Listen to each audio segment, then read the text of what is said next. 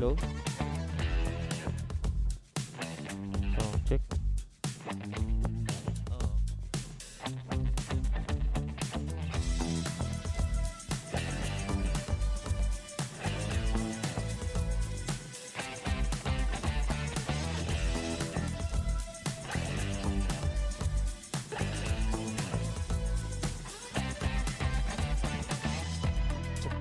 Check.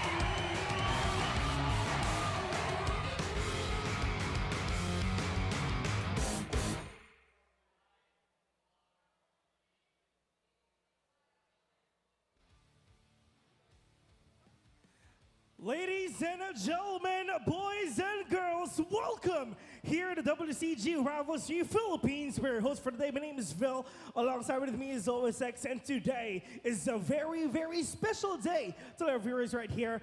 But, OSX, kamusta?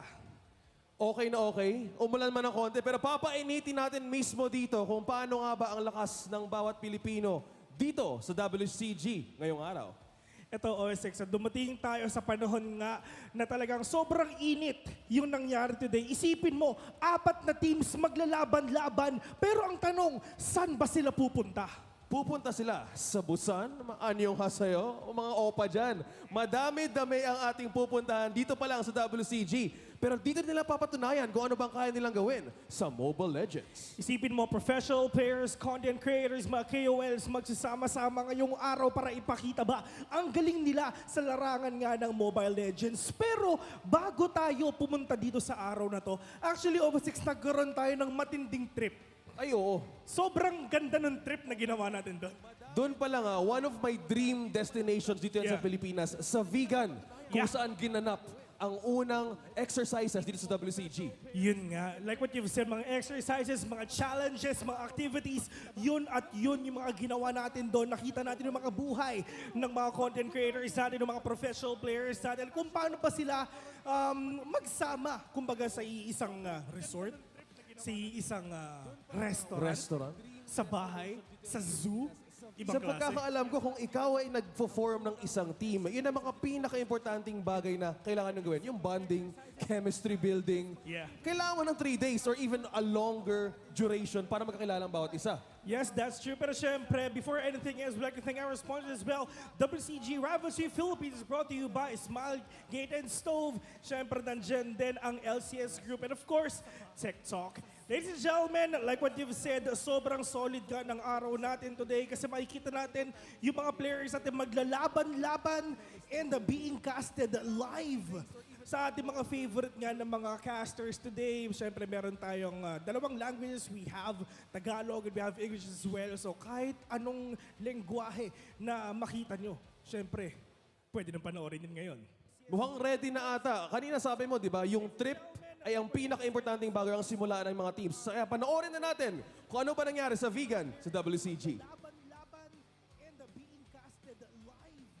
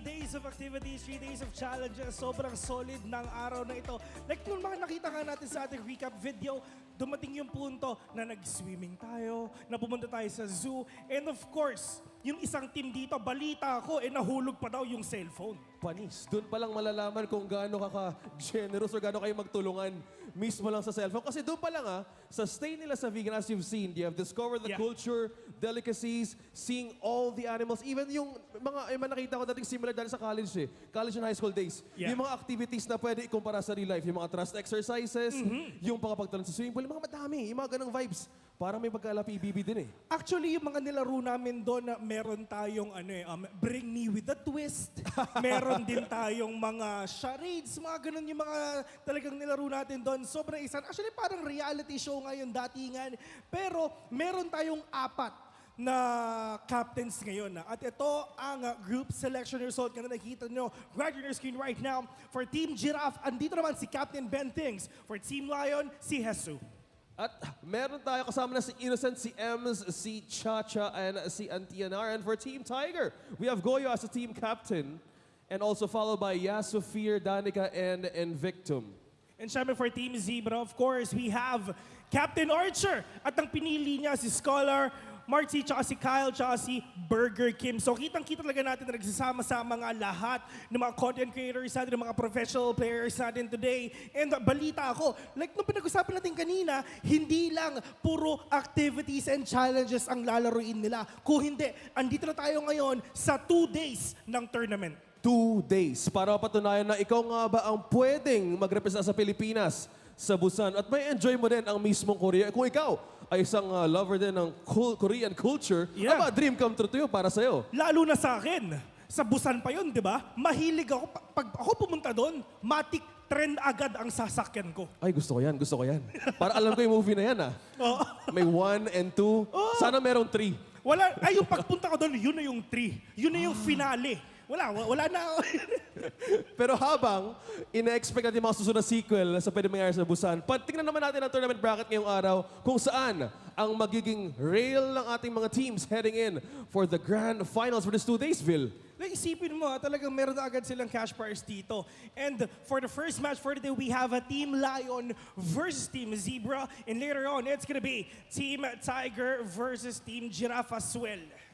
Pero actually, meron pa tayo. 3 ang matches natin, which is yung manalo sa match 1 and match 2, yun ang maglalaban. Yeah, so mas mainit yung ating labanan. No? Since meron tayong losers match, there's always a way to go up, back sa finals. Yeah. Abi kung ikaw mismo ay nandito na sa mismong pagkakataon, kung sisimulan mo na yung momentum, simulan mo na sa unang araw. Kumbaga, ang ating brackets ngayon, hindi siya single elimination, double elimination siya. So kahit matalo ka, meron ka pang 1 last chance para makabawi. Siyempre, para makalipad nga sa Busan, South Korea. And it's gonna be a really good Cinderella story. If I love ever, game number 1 natalo ka, tapos biglang dire-diretso ka papuntang losers finals up to the grand finals at ikaw ang nanalo doon. Ang gandang storyline no, kung titingnan mo. No? Pero kung ikaw mismo, kung gano'n na simulan mo mismo sa vegan, ay be, dito pa lang. Day 1 and day 2, kung kaya mo nang unahan ng mga kalaban mo dito, why not go ahead and strike while the iron is hot? Kasi syempre, pili ka, Cinderella story, or gusto mo tuloy-tuloy na pagkapanalo? Actually, mas mabuti nga if ever tuloy-tuloy talaga on the top talaga na sobrang lakas ng team niyo. Actually, ang pinaka-owning dyan, yung Team Hesu. Kasi itong Team Hesu na to, doon nung nasa vegan kami, doon sa Safari Hotel and Villas, is talagang sila yung owning First and second challenge, sila ang nanalo doon. Kumbaga, sila ang nakakubra ng lahat ng mga prizes na binibigay natin doon. Pero OSX, I think it's time para makita natin ang first team for the day. Hakot Award per tawagin na on stage ang Team Lion for their entrance.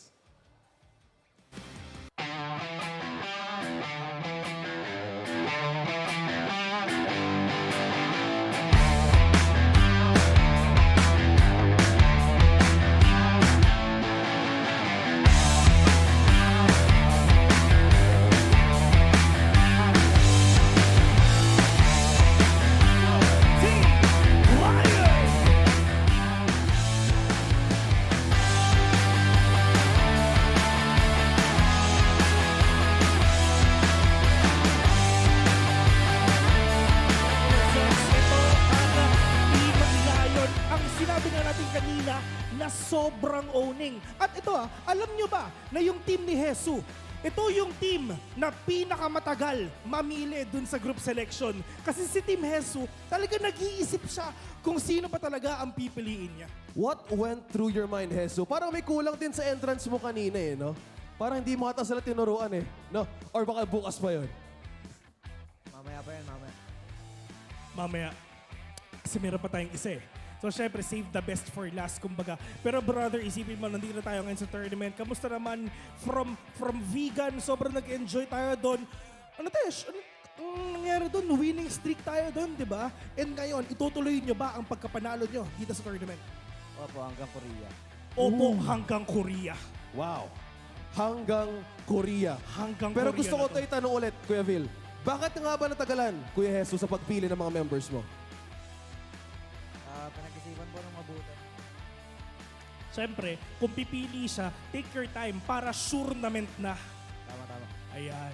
Sure naman talaga, basta Kuya Jesus. May iba't ibang members dito na talaga nakasama mo na dati.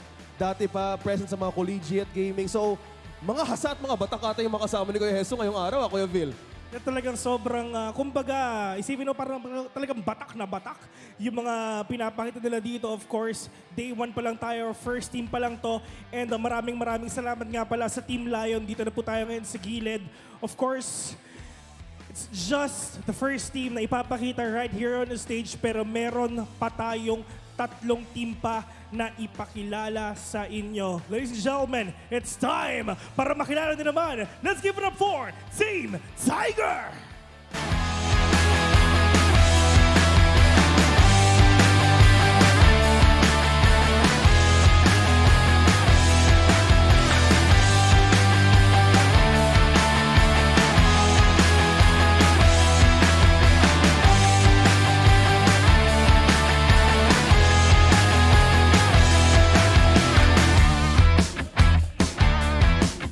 Team Tiger, here on stage right now.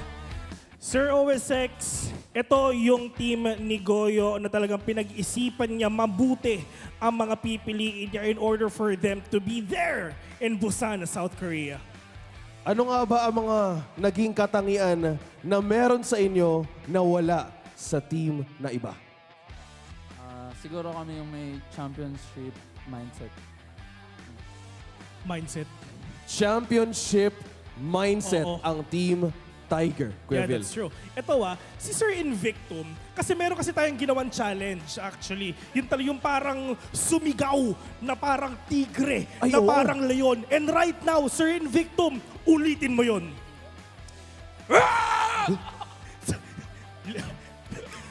Pasensya ka na at tumama yung ngipin mo sa mic, hindi ko sinasadya yun. Pero yun nga, galit Yun na ang galit na energy. Sir Invictum. Huwag kang magalala, kasi if ever kunyari masakit, men, maganda ang bigayan dito. Pwede mong ipagawa agad-agad. A lot of prizes are at stake. Pero ikaw, Kuya, kanina ka pa nakita medyo seryoso eh. Sa lahat ng days na nandun kayo sa vegan, ano pinaka na-enjoy mo doon? Yung ano po. Animals po. Ano daw? Yung museum o yung mga buhay? Yung mga buhay po. Ayun. Di ba? Iba't ibang klase na kids sa vegan eh. Yung feeling kasi na pagkagising mo sa umaga, marami ng mga deers sa labas ng bahay mo. Yun talaga yung sobrang solid nga na memory. Maraming salamat nga pala dito sa Team Tiger, mga kaibigan. Pero meron pa tayong 2 team. Alright, dito po tayo. Here we go. We have our second team here on stage right now. OSX, sino ba ang susunod? Our last 2 teams, pasimulan na natin sa Team Zebra. Pasok!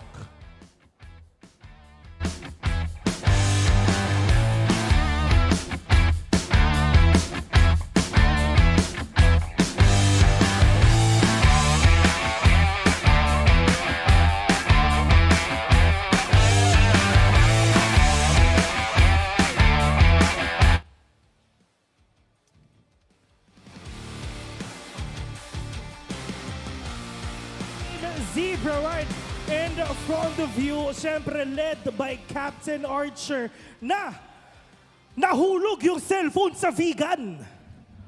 Nahulog ang cellphone pero ready naman sa tripod. Oo. Hindi nawawala kahit sa entrance. Balita ko nung nahulog din yung cellphone niya sa vegan. Actually, dapat panalo na siya dun sa first challenge eh. Pero na-delay siya. Kailangan niyang kunin yung cellphone niya, tapos bumalik siya. Biglang nauna si Jesus na biglang tinapik ako na ganun. Kaya Naku. siya yung nanalo. So, paano mo nga nabawi yung ganong momentum? Actually, kung ako, nahulog yung cellphone ko, pwede na ako mabad trip dun. Pero ano ba nagpatuloy sa'yo? Kasi yung iba, may championship mindset. Sa inyo, ano?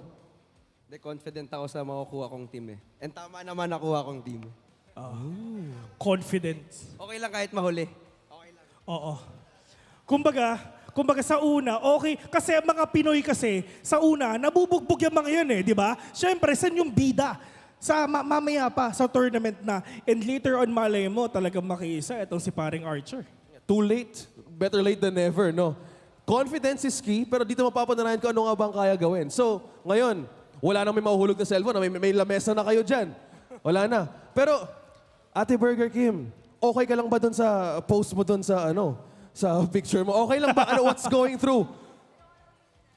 Mukhang Team Monkey yata ako eh. Magdadagdag tayo ng animal na team bukas. Meron na. Direct ko na bala. Ang fifth team for today. May Alright. wildcard. Maraming salamat nga pala dito sa Team Zebra, ladies and gentlemen. Dito po tayo ngayon sa inyong left side ng stage. And it's time! Last but not the least, we have Team Giraffe!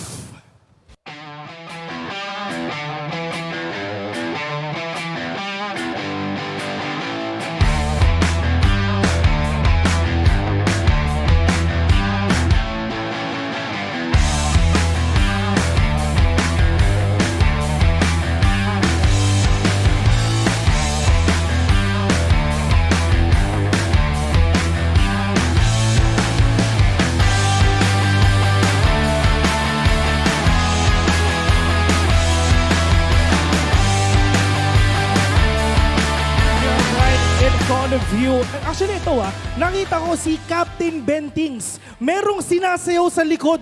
Bentings, paano ulit yon? Wala naman eh. Ayun! Umpisa pa lang! Heso, ito yung Umaari ba kulang na? kanina. Kumaldag siya, pre. Si Bentings kumaldag na. Eh mamaya, parang sige, it's fine. Mamaya ako. Yan ang nasa isip na dito for sure. Bata ko lang yan, si Eso. Ayan pala. Mainit na. Isipin mo, OSX umpisa pa lang, may banter na. Dito pala nagsisimula yung init. Dati kasi, si Kuya Bentings, ito mismo, sa mismong venue na to, dito rin nagsimula yung kung paano kayo nag-rise, right? And dati, yung pangalang Bentings S, ngayon Z. Nakita ko din yung mga yung mga pagbabago. Kumakaldag ka na pala ngayon. Kamusta naman yung character development natin? Baka mawala tayo sa TNC eh. Pero ito may tanong lang ako kay Miss LJ kasi this is the first time that she's gonna compete right here on stage being watched by thousands of viewers live on stream, being casted live as well. Ano yung feeling na nandito ka na at maglalaro ka? Actually po, feel ko, I'm nervous talaga and then excited kasi feeling ko sobrang dami kong matututunan sa mga pro players today. Ano gusto mong sabihin sa mga kalaban mo? Yung tipong pag narinig nila, kakabahan sila. Basta po kami, tahimik lang. Tahimik lang. Okay yun. Okay yun. Silent but deadly. Oo. Pero may follow-up ako. Dahil may nakita kong dalawang players dito from the professional league. May gusto kong tanong kay Kuya King Kong. Sino dito ang threat para sa inyo? Sinong team ang threat para sa inyo sa WCG? Siguro kami lang po. Threat ang sarili nila. Kung baga wala silang kinakatakutan. Pag tumingin sila sa salamin, nakakatakot pala ako. Para nakatingin ka lang dun kay Kuya sa camera. Ganun pala. Tama. Tama Oo, Kuya diba? Phil. Wala silang kinakatakutan mga sarili. Kumbaga, kalaban nila ang mga sarili nila, pero kakampi rin nila ang sarili nila. Ibang klase. I love it. Mga kaibigan, of course, we have Team Giraffe right on the screen right now. Dito lang po tayo sa gilid. Thank you po. Maraming salamat. OBSX, sobrang solid nung mga nakita nating mga players dito. We have 4 teams maglalaban-laban para makita nga natin kung sino ba talaga ang pupunta sa Busan, South Korea. But right now, we're just gonna have a very, very short break. And after the break, game time na. Game 1 na. Ladies and gentlemen, WCG Rivalry Philippines will be right back.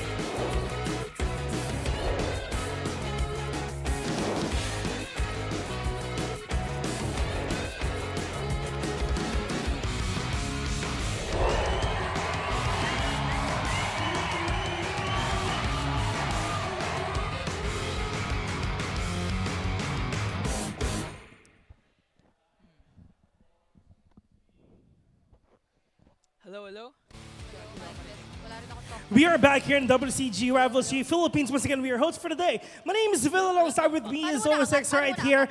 OSX, nakita na natin yung mga players natin, yung apat na team captains natin, and I really can't wait na magsimula na tayo sa ating game number 1. I loved how we went through the interview. Ang iba kalaban ng sarili, iba kalaban ng ibang bagay. Pero ang focus ng ating teams and mga players dito ay para makapunta sa WCG sa Busan.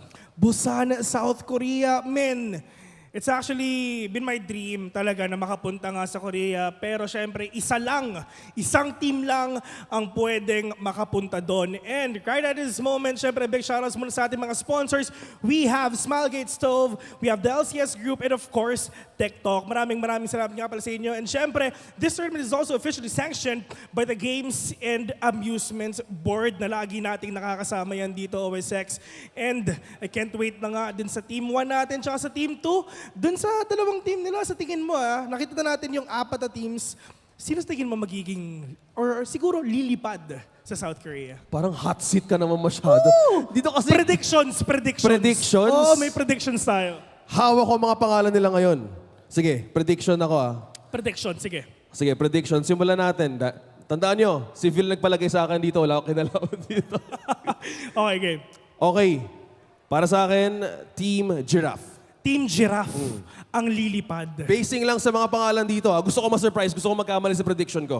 Team Giraffe. Oo, kasi syempre medyo mahirap din kung sino sa akin. So, nakadepende na lang sa kanila kung sino ba talaga yung lilipad. Pero syempre, doon sa Busan, South Korea, kalaban natin doon ang Team Indonesia, which is sobrang exciting nga nung laban na yun, if ever.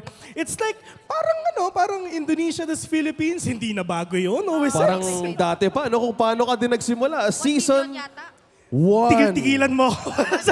Sa di nakakalam, si Kuya Phil, isa rin sa mga OG na nagkakasa Mobile Legends. Yeah, that's true. Alam Sige. niya yung history ng Philippines versus Indonesia. Ibang klase yun. Ayun, so tapos na yun, men. Tapos na yun. Yung past na yun, itabi na natin yung past na yun. Siyempre, andito tayo sa present. And in terms nga ng future, makikita na natin ang first team. Ladies and gentlemen, let's give it up for Team Zebra!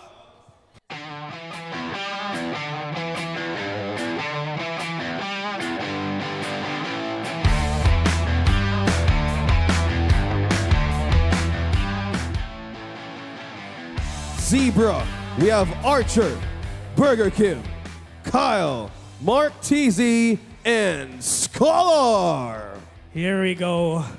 Nalagay na kay Burger King ang Corona. At I really can't wait nga dito sa mga matches nga na makikita natin today. Alright, later on, i-interview natin sila for some quick banter, sika nga. Pero for Team Zebra, dito muna kayo sa gilid. Alright. We have our first team right now. Ladies and gentlemen, they're going to be up against. Can't wait na ipakita to OSX. We have Team Lion!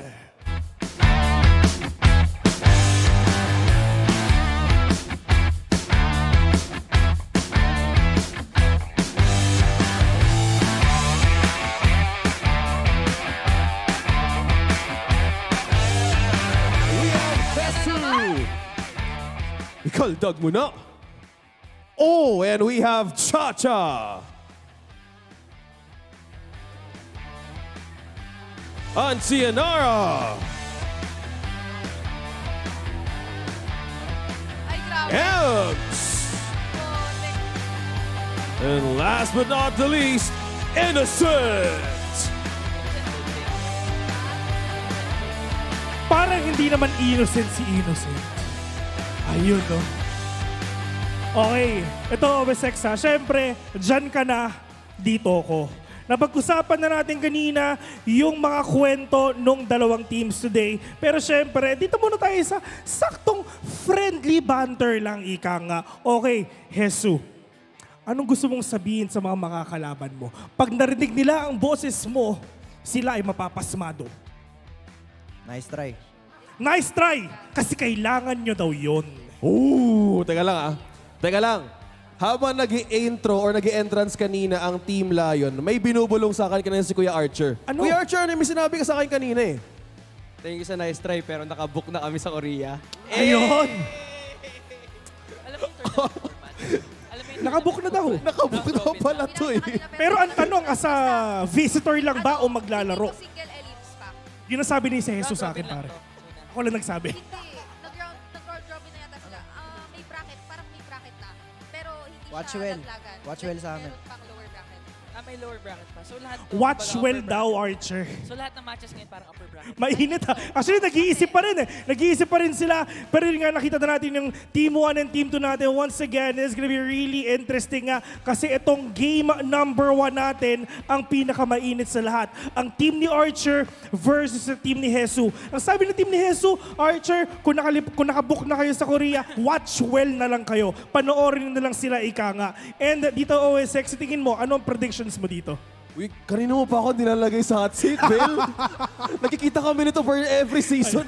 Hindi, wala lang. Natanong ko lang kasi baka may Hirap to. predictions ka, di ba? O sige, dahil si Archer, siyempre, anong nga role mo dati nung season 11? Gold lane. Tama, naging gold lane siya.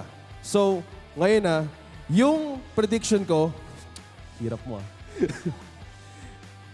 Kay Archer ako. Okay, Pati mo kay Archer. Dito Kay Archer, si OSX, Kay Archer ako. dito ako kila Team Hesu. At nakita na ka natin yung mga teams natin na maglaban-laban na. And syempre, design of sportsmanship, you will now shake each other's hands. Here we go.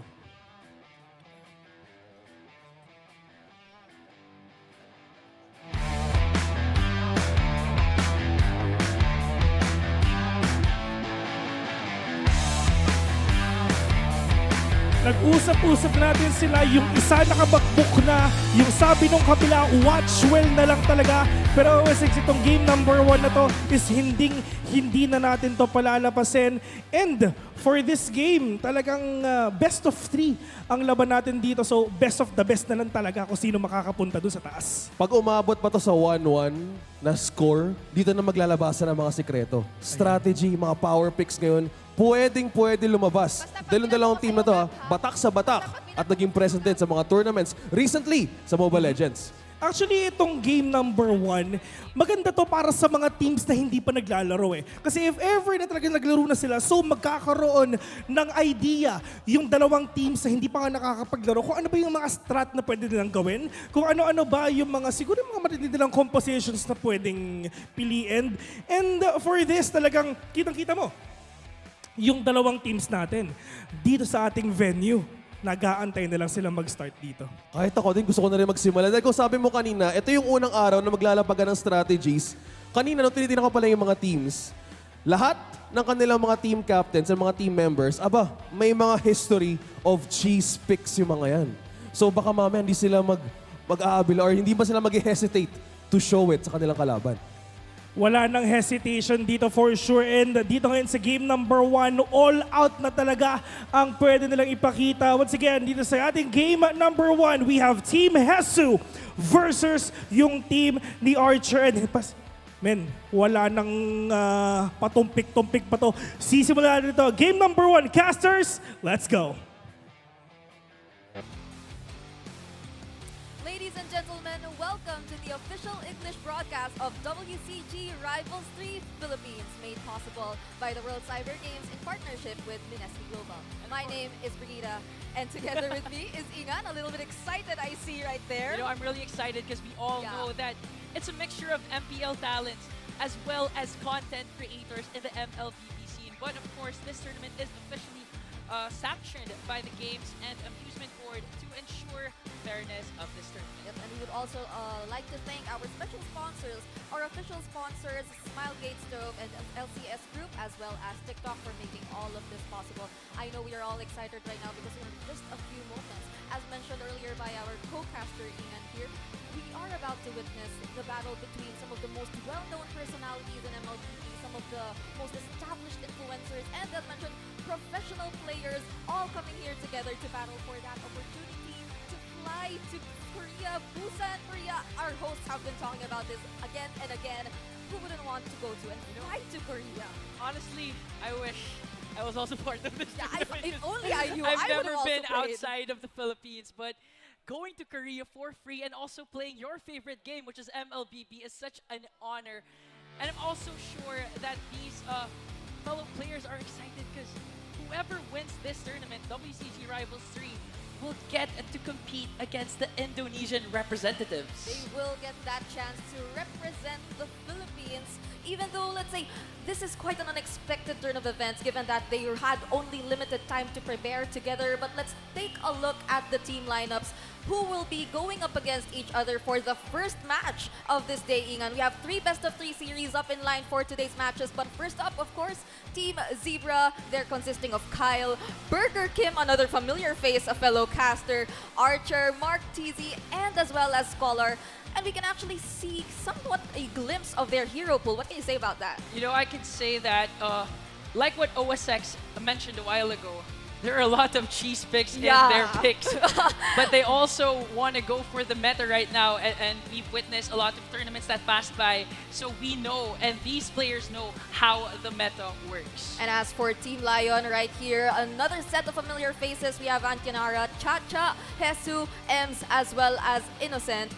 I guess it's in this team where we are seeing 2 professional players, familiar professional players, if I'm not mistaken. They're from TNC Pro Team. TNC Pro Team, you know, TNC Pro Team known for their aggressive playstyles and of course for their TikTok content creation. Yes. We all know who Heso is. In the Philippines, we call him the Kaldag King. Yeah, we all saw how he entered the stage earlier. He was really prepared to show us those dance moves. And I'm sure that they did not just prepare those dance moves because they really want to prepare also in-game to get that chance to fly to Busan and represent the Philippines. I think even the prize pool is something that we would want to talk about, take into consideration. I think it's a really huge amount that they wouldn't want to let go of. But before we get things started, going back to the format or the matches to expect today, we have 3 best-of-3 series up in line. So this is going to be the first one. Whatever happens, if it makes it to a game number 3, if it makes a sweep, I guess it would impact a lot or set the tempo for the succeeding matches. But beyond that also, they don't have to worry that much because I think that they are not limited to having this do or die match yet. They're not yet put in that position. They still have a chance of redemption even if they lose this match because we aren't in that spot where we have to face that single eliminations yet. So in a way, there's still second chance even if they lose this series. But on the other hand, the pressure is still high because you keep on mentioning the prize pool, a trip to Busan to represent the Philippines, and of course, a whopping prize pool for the tournament champion, Brigida. You know, I also was watching earlier the experience of our players as they went to vegan because prior to this main event that we're seeing right now here in WCG, they all had the opportunity to bond together to actually visit another place here in the Philippines. So it's not just to Busan that they might get to go, but this entire WCG already allowed for these players to actually experience going out there and bonding together with their teammates right now, even though let's say they had to choose among themselves, especially the captains who they want to be paired up with. When they went to vegan, did you see how fun it seemed like? Yeah, a lot of animals. I mean, the villa was such... I like how you mentioned the animals first. The animals, the statues, the villa was so amazing. I mean, the temperature, the weather was just so perfect for these content creators. But we also know that they had a lot of challenges when they stayed in vegan. And if this series will mirror what happened in the challenges, we all know who won the first challenge, which was Jesus team. Jesus team, who's going to play right now in the first match. So I feel like they had, the opposing team, they really had to prepare for this matchup considering that one. And if I may say, I actually heard some insider information. My friend was actually one of the players who scrimmed against Burger Kim's team last night. Ooh. So there really were preparations that were in work for this special day, and we just know it. So who wouldn't want to? I think with your information, I believe these content creators, these players, I think they haven't slept tonight. Oh. Last night, I mean. I think you haven't slept as well. Me also. I only slept for 2 hours, and it was raining in the Philippines. I rode a motorcycle on the way here. But, you know, this is the WCG Rivalry. I don't want to miss it. And that's why we're here. My name is Ingan, and she's Brigida, and we are so excited for today's first series. I really like how he reintroduced Yeah. our names.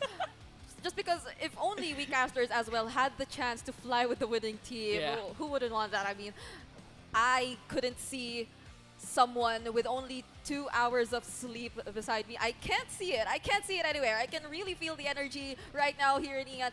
And what more, later on, as we are about to witness the first game of the first series, our teams are just preparing right now, and we've seen the picks that they might likely show up. Would you want to talk about like some specific players? If I had the chance, I would really want to talk about Antianara. Yeah, you know, I know Antianara was also part of a collegiate MLBB team, Yep. if I'm not mistaken. Yep. And upon stalking his MLBB account, I saw that he had like 1,000 points this season alone. Oh, This yeah, season, 1,000 this this season season alone. So, but if you check his main profile, it's actually double that if we talk about his maximum points, his maximum stars. Oh. He already made it to 2,000 points last season, and right now that we're seeing the stars set up, it's actually 200 stars. Yeah. That's what? That's Speaking of Antianara. Speaking of Antianara. Antianara right now, and together with Chacha and the rest of Team Hesu. So earlier, our hosts also mentioned how they really, how or what did they take into consideration as they were choosing their teammates, their players, because again, we have specific leaders, team leaders for each of our teams. And it seemed to me like they really wanted to balance everything, and that Yeah. they were really very critical of who to pick, because really, they wanted to secure the championship here in WCG. Not a lot of people get the opportunity to play the game they're passionate about and have that much at stake, the chance to fly internationally Yeah. to South Korea. And speaking of forming this team, for the viewers who haven't watched what happened previously, these players have team captains that drafted their teammates prior to this tournament. And I was going to ask you, Brigida, because whenever I would play custom with our fellow casters, we would also have a draft pick, you know, me being the team captain. My strategy would be to select the best available players, not necessarily best going for their available. specific roles. Is that a good idea? Actually, given that you know them to be the best possible players, then it might just be part of them to be flexible enough to play other roles, because they're Yeah. already mechanically skilled enough to play that specific role which you know them for. But right now we're looking at the drafts of both teams, halfway there, only waiting for the last two picks for both of our teams. Team Lion right now, though, looking really aggressive with the picks that they have so far, both the Fredrin and the Arlot. I just can't imagine the amount of space that they could possibly create, especially for their Claude, which is innocent. Really, really nice. But look at Team Lion's pattern when it comes to banning. 5 roam heroes, Whoa. respecting the roam capabilities of Team Zebra, which we still don't know who's going to play the roam for Team Zebra. But right now, Team Lion came prepared, researched each and every single member of the opposing team. But Team Zebra, they also came prepared. Oh my goodness! I see. This is very interesting to me, because you mentioned that they already took out almost all of the possible roamers that we could expect. And that's something that we wouldn't consider to be as beneficial for Team Lion, considering that these are the kinds of roamers which Antianara specializes in. But we forgot to think or to notice that Novaria wasn't banned in the entire drafting phase after all, and we've seen in recent professional tournaments how this Novaria roam or mid may be utilized, since Team Lion also has that Angela, so which may possibly or likely will go into that roaming role. You still don't know. You still don't know who's going to be the roamer. Is it going to be the Angela, like you said, or the Novaria? But the recent patterns and recent tournaments, it's highly possible or highly likely that the Novaria is gonna be post 5 or the roamer for Team Lion. Yep, that can be a possibility, considering how the amount of vision that it can provide for his team. Whereas for Team Zebra, given the limitations posed by the numerous bans on the roaming picks of both sides, they're left with the Faramis to complete their lineup. A not so bad pick. especially if we would jump back a few patches ago. But then right now, we don't see this in action as much compared to the rest of the roamers, which we see right now in the bans, such as the Franco, the Kaja, or even the Kadita. No options left. I think for this entire series, we will be seeing this limitation in terms of the roamers. So we might see the priority on these heroes more often later on. But right now, I don't think that they will face much of a problem because Team Zebra, they might have also just waited for this opportunity. What mattered to them was that they were able to limit the options here of Team Lion. Yes, indeed. And in a matter of minutes, Brigida, we will be having our very first game in the very first series. And looking at the lineups and the bans, you wouldn't guess that these players, most of these players, are composed of merely content creators. It's like they're pro players prepared to go to war in the land of Dawn. Exactly, and now that you mentioned it, it seems like they're very aggressive in the early game. They really want to set the tempo for their side, trying to set Smart Beauty as he just simply tries to take his farm. And look at that, the early aggression coming in from Team Lion. 3-man rotations for both teams, but right now, Hesu up against Velcros in the XP lane. And we all know Arlott is one of the main heroes that dominates.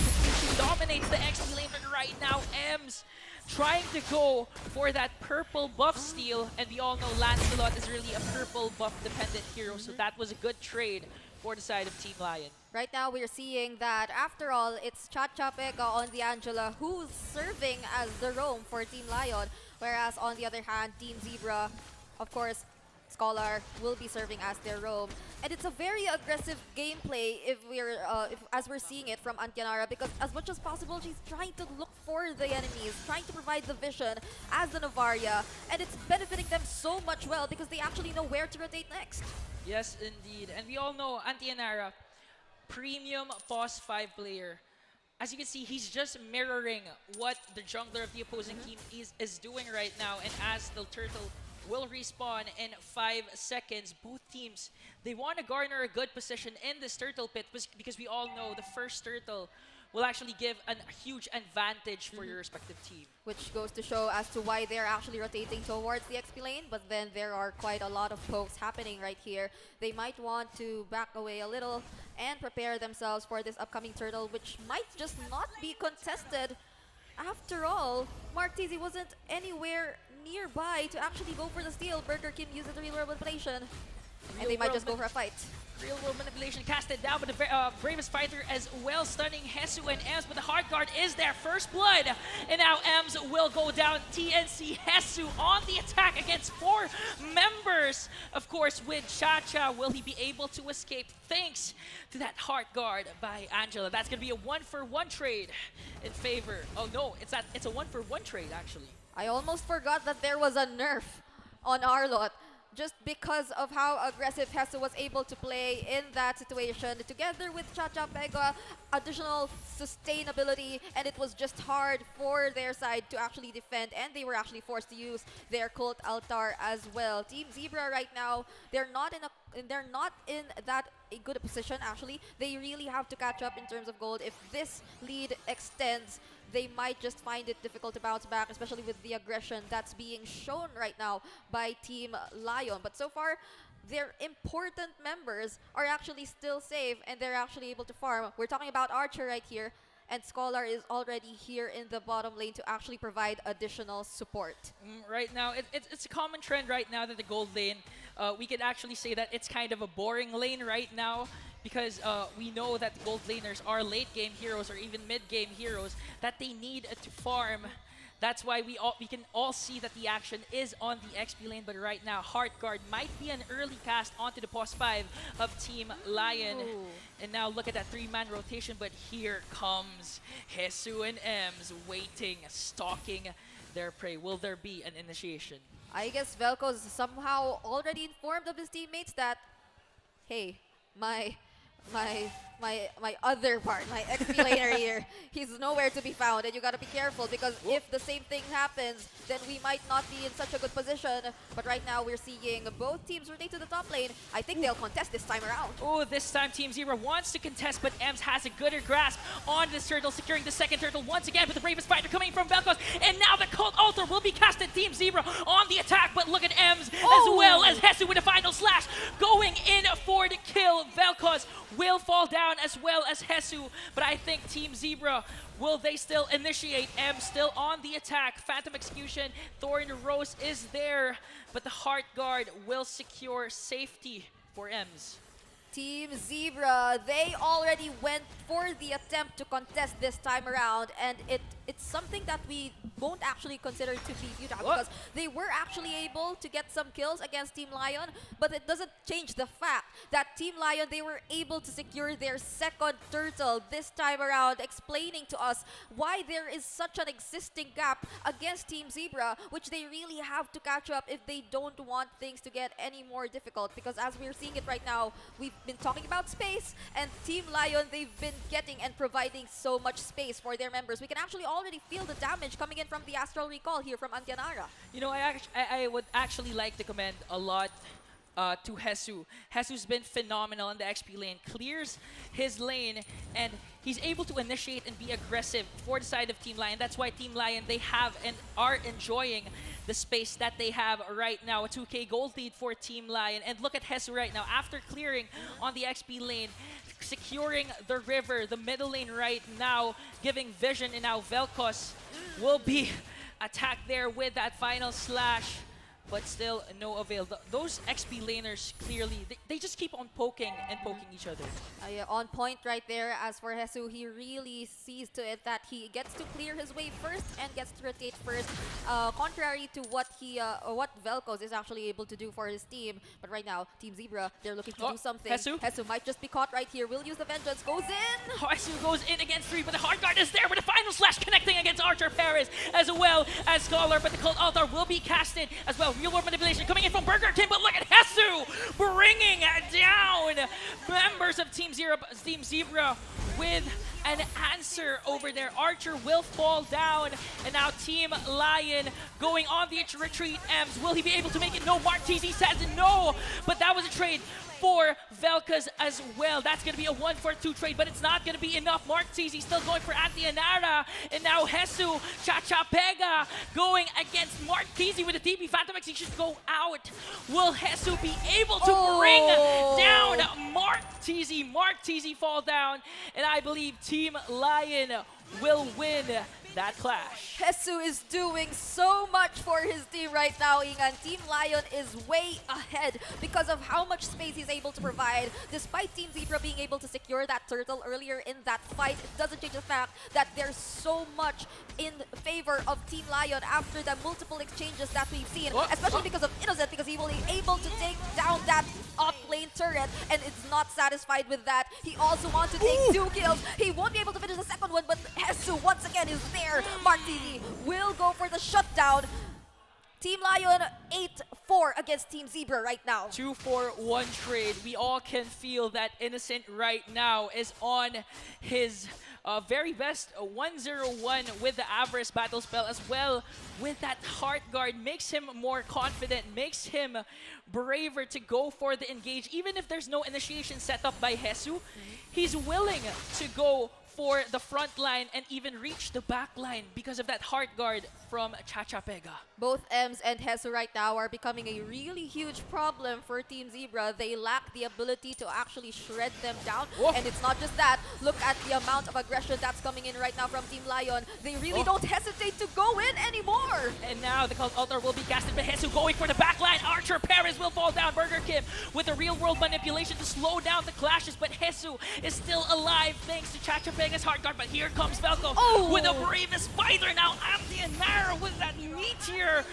right in Scholar's face, and now M still going right after Vel'Koz. The clash is still not over. 3 members defending their middle lane turret. They really don't want to give this turret up.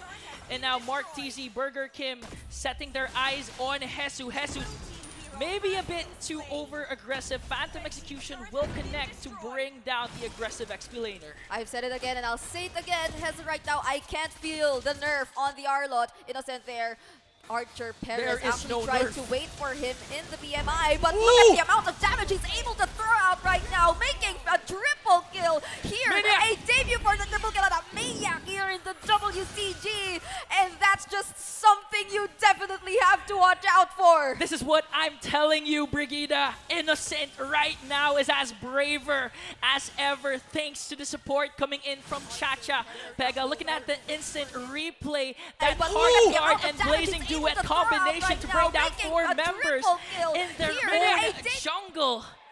That was such a high risk, high reward for Team Lion, and I could hear the players right now. They're screaming, trash talking at each other. The competitiveness of this tournament is just on the roof right now, Brigida. I could also hear their screams. And as you've mentioned, it's actually on point because Team Zebra, they've anticipated the BMI from Innocent, but that didn't stop him from actually taking the triple kill or eventually the Maniac, because he's so well farmed right now on the Claude.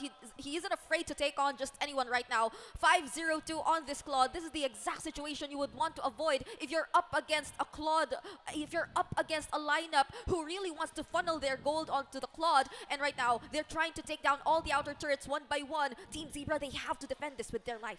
3 remaining turrets for Team Zebra, and they have to think about this level 1 lore. But look at Antianara, almost all his Astral Echo, Astral Meteors connecting against the right members as Team Zebra easily brings down this Lord. But Team Lion, they really want to take down an inhibitor turret. Mark Teasy going right after the backline, but look at Hesu once again with the final slash with the Innocent going in with that Blazing Duet hard guard combination. 2 members of Team Zebra will fall down in exchange for M's, and now they still have 1 minion creep on the mid lane. Going right after the bottom lane right now. Scholar on the retreat, but Innocent says no. Velka's desperate attempt with that bravest fighter to slow down the push, but right now there is a middle lane minions, and Innocent going for the tower lock, and Team Lion roars as they take game number 1. That has been a spectacular performance coming in from Team Lion. They just literally showed us how they've established their run in the past week that they've been together. I have no words. I think they should no longer give Hesu that Arlot. You know, Brigida, nature took its course. We all know the lion, one of the predators that are on top of the food chain. Indeed. And Zebra being merely a prey, and they showed why Team Lion should never be discounted. They're an aggressive team led by, of course, their team captain Hesu with a phenomenal performance despite, as you mentioned, the nerf on Arlot. We didn't feel the nerf. Did you feel the nerf? I already couldn't feel it in the beginning. What more when we've seen that even his dauntless strike was already enough to finish off the lives of those he actually went in for the engage. The vengeance, the multiple dashes, the amount of damage, the sustain accompanied by the tenacity emblem was too much to handle. I think that they, Team Zebra, they were also a little too late in picking up the Dominance Eyes or the anti-heal, the counter to that specific hero in that instance.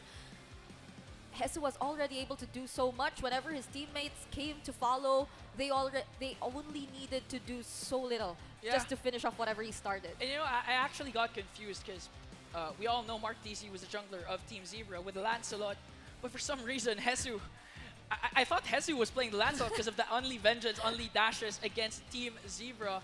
So really Hesu displaying professionalism, displaying why he deserves to be team captain and might be able to go to Busan to represent the Philippines. What do you think? Now we are actually seeing that there might just be some truth to what we were talking about earlier, that it's not just the dance that they've been preparing for, it's not just the entrance that they've actually prepared for. I don't know why I also did the dance, but then what matters is that they've shown us that if we've heard Team Zebra prepare, they're no different.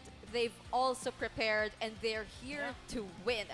Team Zebra, they really have to do something in the next game. Actually, you can also see the preparation of Team Lion, not just in the gameplay, but in the draft. We've seen Team Lion banning 5 roamers against Team Zebra, so they really prepared. They were okay with getting a roamer that's not a setup tank like the Kufa, the Atlas, the Kaja, or even the Franco. They wanted to go for that Novaria pick, and we all know Antianara, one of the best POS 4, POS 5 players here right now in this tournament. So it's not going to be hard if they just continue to rock that Novaria. And I think that deserves a ban. Yep, on the basis of non-professional players and the amount of points that they've reached, Antianara definitely a player to watch out for. We've seen it from their earlier performance. Now, in just a few moments, we are about to witness the second game, but we will be looking at the post-game stats before anything else. Together with their faces right now, we should be a lot more familiar by this time. But then, looking at the gold, it already explains so much. You've seen something. Look at Innocent and Chacha. They've done numerous initiations for the side of Team Lion, but they didn't die even once. Not once. Not once. Not once did they die. It's just the amount of support that Chacha was able to provide using the Angela. On point always in terms of her usage of the ultimate heart guard, and even in the most surprising moments that you wouldn't really expect her to use it, she will, just to save or just to ensure that her teammates will be safe. If we would recall that one time where Antianara was actually in the middle of 4 players of Team Zebra, she was able to flicker out, but then it didn't matter as long as she was able to use her ultimate. And our MVP of the game, Innocent. who else could it be? Who else? I mean, match KDA of 703. Look at that average KDA of 55.56%. Look, lock item, not even late game with that Claude. And he's the type of gold laner that doesn't even have to wait for initiations from the XP lane or even the roamer. They know that they have limited capabilities when it comes to crowd control because of that Novaria and that Angela POS 4, POS 5 roles. But look at the aggression and the mastery of Innocent with this Claude. Nope, I think for this particular game, I think individually, Team Lion, they really were able to shine. There were some players who were actually a little more explosive than the rest in terms of the things that they were able to show in the battlefield, especially when talking about that instance where Hesu was able to take on almost 4 or 5 players alone, or even that instance where there were already players from Team Zebra anticipating the VMI coming in from Innocent, but he was still able to go for the Maniac nonetheless. There were so many highlights in this particular game. I'm looking forward to see what else they could show us coming into game number 2. Yeah, and I actually like what Hesu's been doing, you know. He's embraced that role of the XP laner. And despite sacrificing his own life, he really knows his job, which is to disrupt the back line or even set up the front line. But we've seen him going up against 4 members, 1-on-4, but he still secures a kill on the POS 1 or POS 2. So that's the dedication and commitment of Hesu when it comes to his role as an XP laner. I like what you mentioned because it just goes to show that despite him taking on multiple members at once, he doesn't lose sight of what he's actually after. In that messy team fight he engages in, he always looks for that particular player or member he wants to take down, and he does not fail in doing so, which serves as a huge problem right now for Team Zebra. They have to really get the adjustments. They have to somewhat change things up a bit because, as mentioned in the earlier draft, which was very much targeted onto the roamer of Team Zebra, they might want to open the opportunity for them to actually secure a comfort pick for their roamer, because I think that it might just change things a lot for their side, given that they might just be more comfortable playing a kind of roamer that their roamer is more familiar with. We've mentioned it again and again. We no longer see the Faramis roam as much, and especially after the recent nerf also done to Faramis. You know, I actually like your point. And it also adds up to the point that the game, 50% of the game is the draft. The draft. You know, as soon as the draft starts and ends, that's 50% of the game. So the adjustments, it's not just in-game mechanics, micro mechanics, or even macro mechanics. It's also how you approach the draft. We've seen how Team Lion approach the draft, banning out 5 roamers against Team Zebra. But will Team Lion actually stick to this plan, or will Team Zebra be able to adjust and actually, predict what Team Lion will be doing? Let's see about that. But first, let's hear from the players themselves. We're throwing it to a quick interview. Let's give it to our hosts.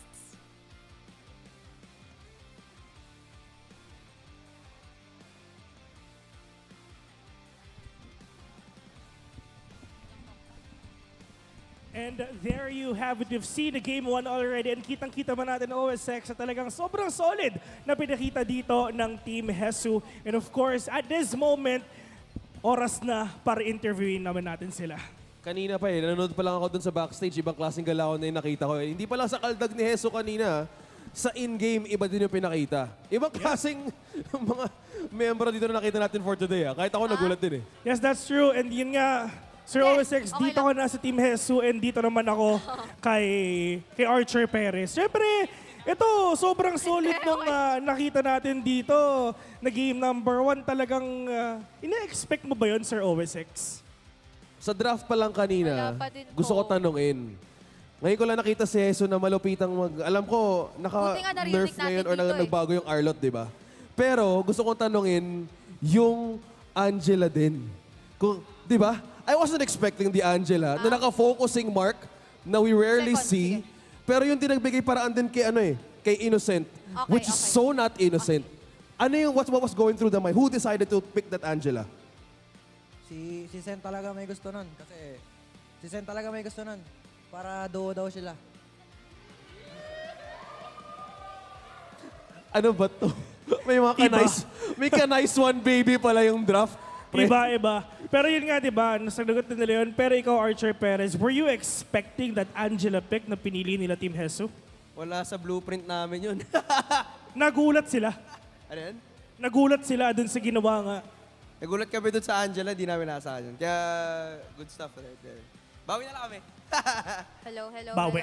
Hello. Gulat sila dun sa Angela pick Mukhang dito natin makikita sa team ng Zebra na magkakaroon ng a bit of adjustment. Pero for Team Lion naman, On it anything na to daw. change? Or mukhang okay naman yung formula no first day pa lang.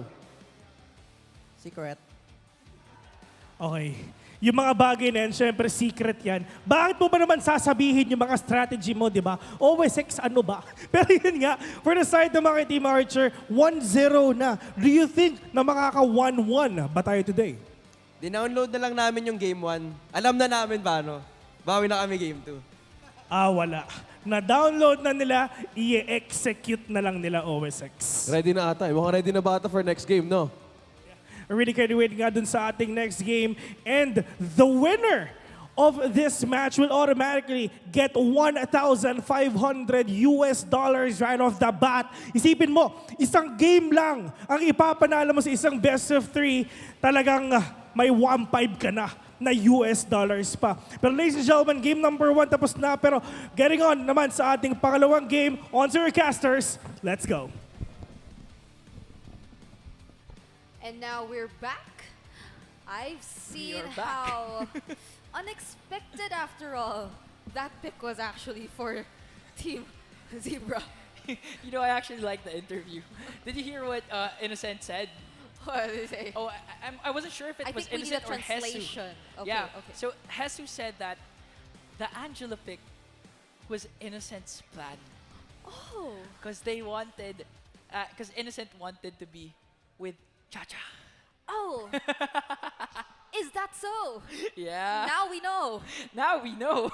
Now we know what Team Lion or Team Zebra has to ban so that they won't be together. Take If away that they don't- Angela. If Yes. they don't want to be together, you should take away the Angela. But the question is, would they be sacrificing such a slot for the bans to Yeah. take out that hero, which I think is relatively easier to counter as compared to other roamers that might be potentially a greater threat against their team. I agree, and I actually think that that's a waste of a slot, as you mentioned, because these teams, Team Lion, they're prepared for those kinds of bans. Like, they're assuming and they're prepared na they can only use one specific hero maybe one time Yep.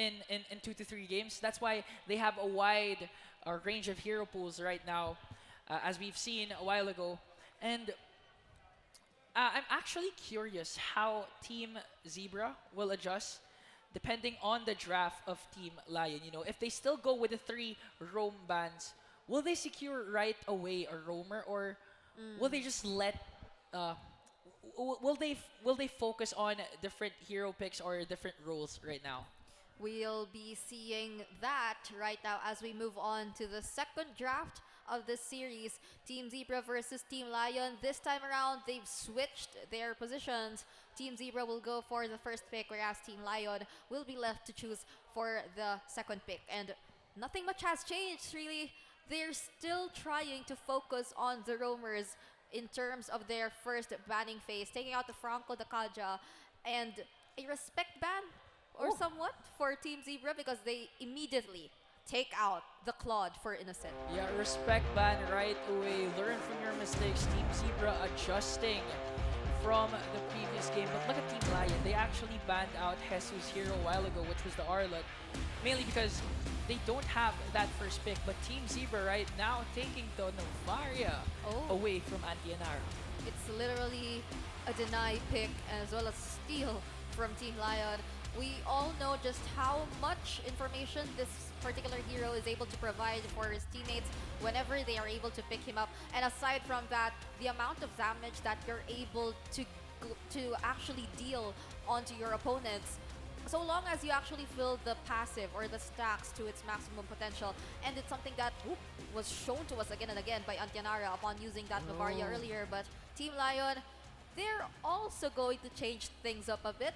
Ems earlier on the Fredrin now will hold the Lancelot, which was used by Mark Teasy. Yeah, they didn't just swap positions in the Land of Dawn, they also swapped heroes. Ems, as you mentioned, rocking this Lancelot right now from a utility tank. Let's see how Team Zebra will adjust.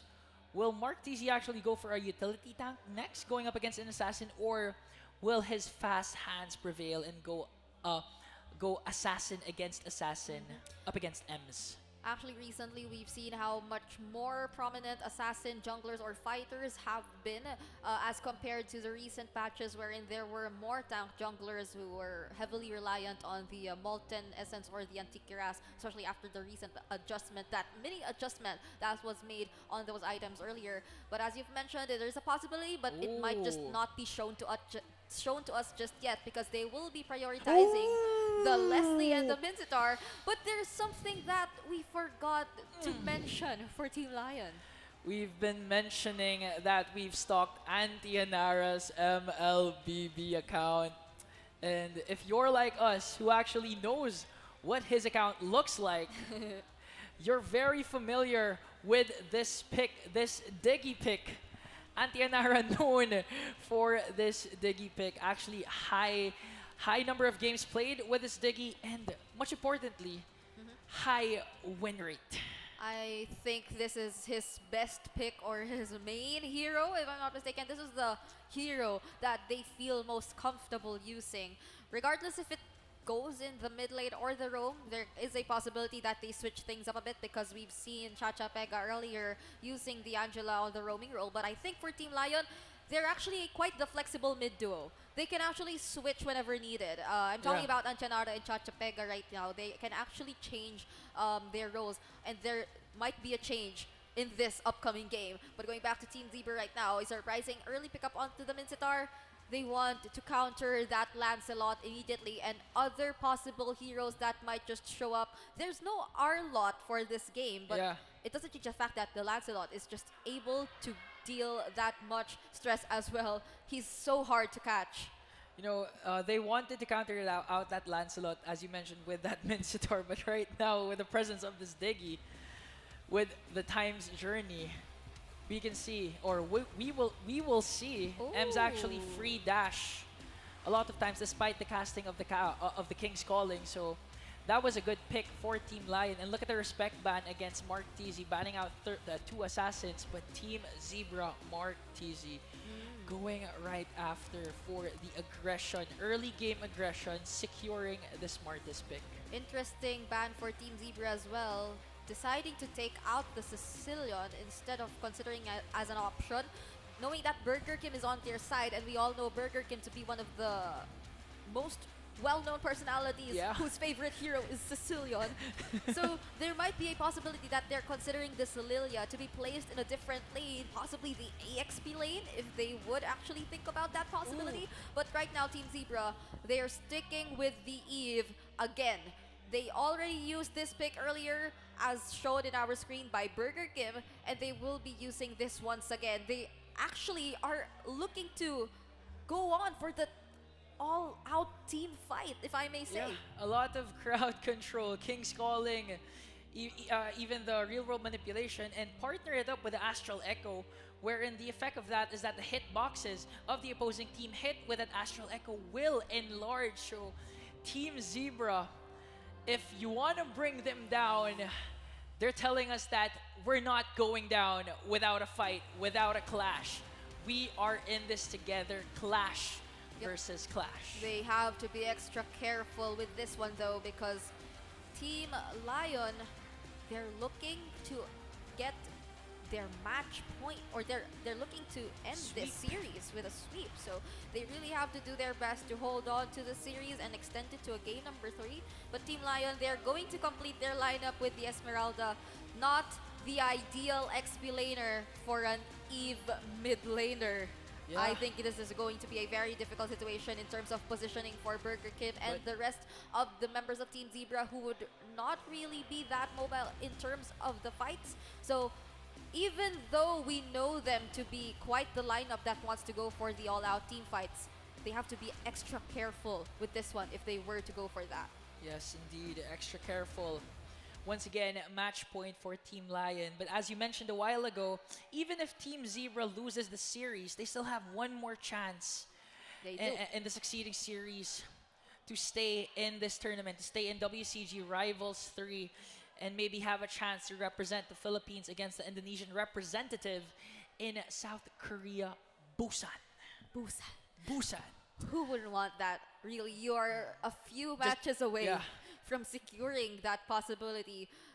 To get there, just play the game you're passionate about and represent your country. So now we're about to see who might just be the first team to advance, or will the first series extend to a game number 3. As we go on in here, Team Zebra versus Team Lion, currently at a 0-1. I like Anti-Anara. Rotation of Anti-Renara mirroring what Mark TZ is doing, providing vision for Ems for a faster control on this jungle lane. And right now, Archer not in a good position later on, because we all know the Diggy strat. It's just gonna stay in the gold lane and protect their biggest win condition, which is right now Innocence Beatrix. They want to prevent the same situation that happened earlier. It was when Innocent got too much space and became unstoppable eventually. But Martini, can you see this aggression from Team Zebra? Oh, I hear the venue right now. They like what Mark TZ is doing despite losing game number 1. The aggression of this Martis. And now Belta's going right after Ems as well, sending Team Lion on the retreat with the TNC sticker against Ems. They couldn't risk that. They could not risk that. Mark TZ was already level 4, so the Decimate was ready at any time. They could not risk giving him an early kill that would just result to a snowball, and that is something that's very much not ideal for the side of Team Lion. They really want to prevent that. And looking at the turtle right now, Team Zebra, they definitely have the upper hand. Yeah, Team Lion's not going to contest because we all know Mark TZ actually stole that orange buff away from Ems. That's why there's a significant level delay, level gap between Mark TZ and Ems. But Team Lion answers right back with a takedown on Archer. Perez in the bottom lane.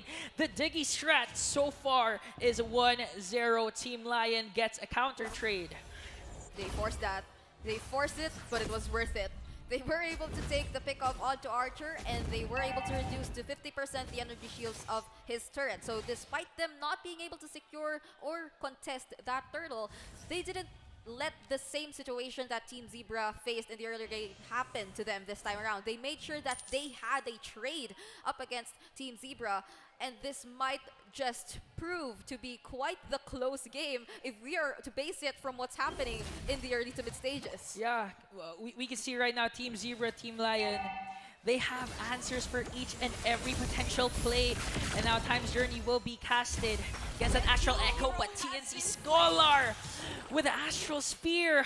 And the egg will crack. Mark TZ going right after Chacha Pega with 4 members of Team Zebra. But look at Innocent with that sniper play. Archer Perez not in a good position right now. 0-2-1, and as a Leslie, we all know your power spike will be in the late game, but if you keep on dying like this, you have to make sure that this game will reach that late game.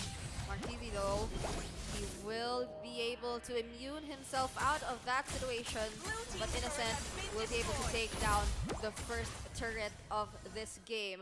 A pretty good start here for both teams. Look at Velcos. There's not much to look at in terms of the goal difference. And if I may say, this might just be the battle of the snipers after all, because we have a sniper here for Team Zebra in the form of Scholar and a sniper for Team Lion in the form of Innocent. We just have to see who will get the better accuracy rate. And right now, we have to watch out for what might just happen here in the second turtle fight. Second turtle up for grabs. Astral Echo will be casted as well, but Velcos going in with the King's Calling. But Atianara clutch times Journey. It's going to be a retry battle, but it looks like Archer will steal that second turtle away from Team Lion. And now Team Lion desperate to make a play to try and save that turtle dance.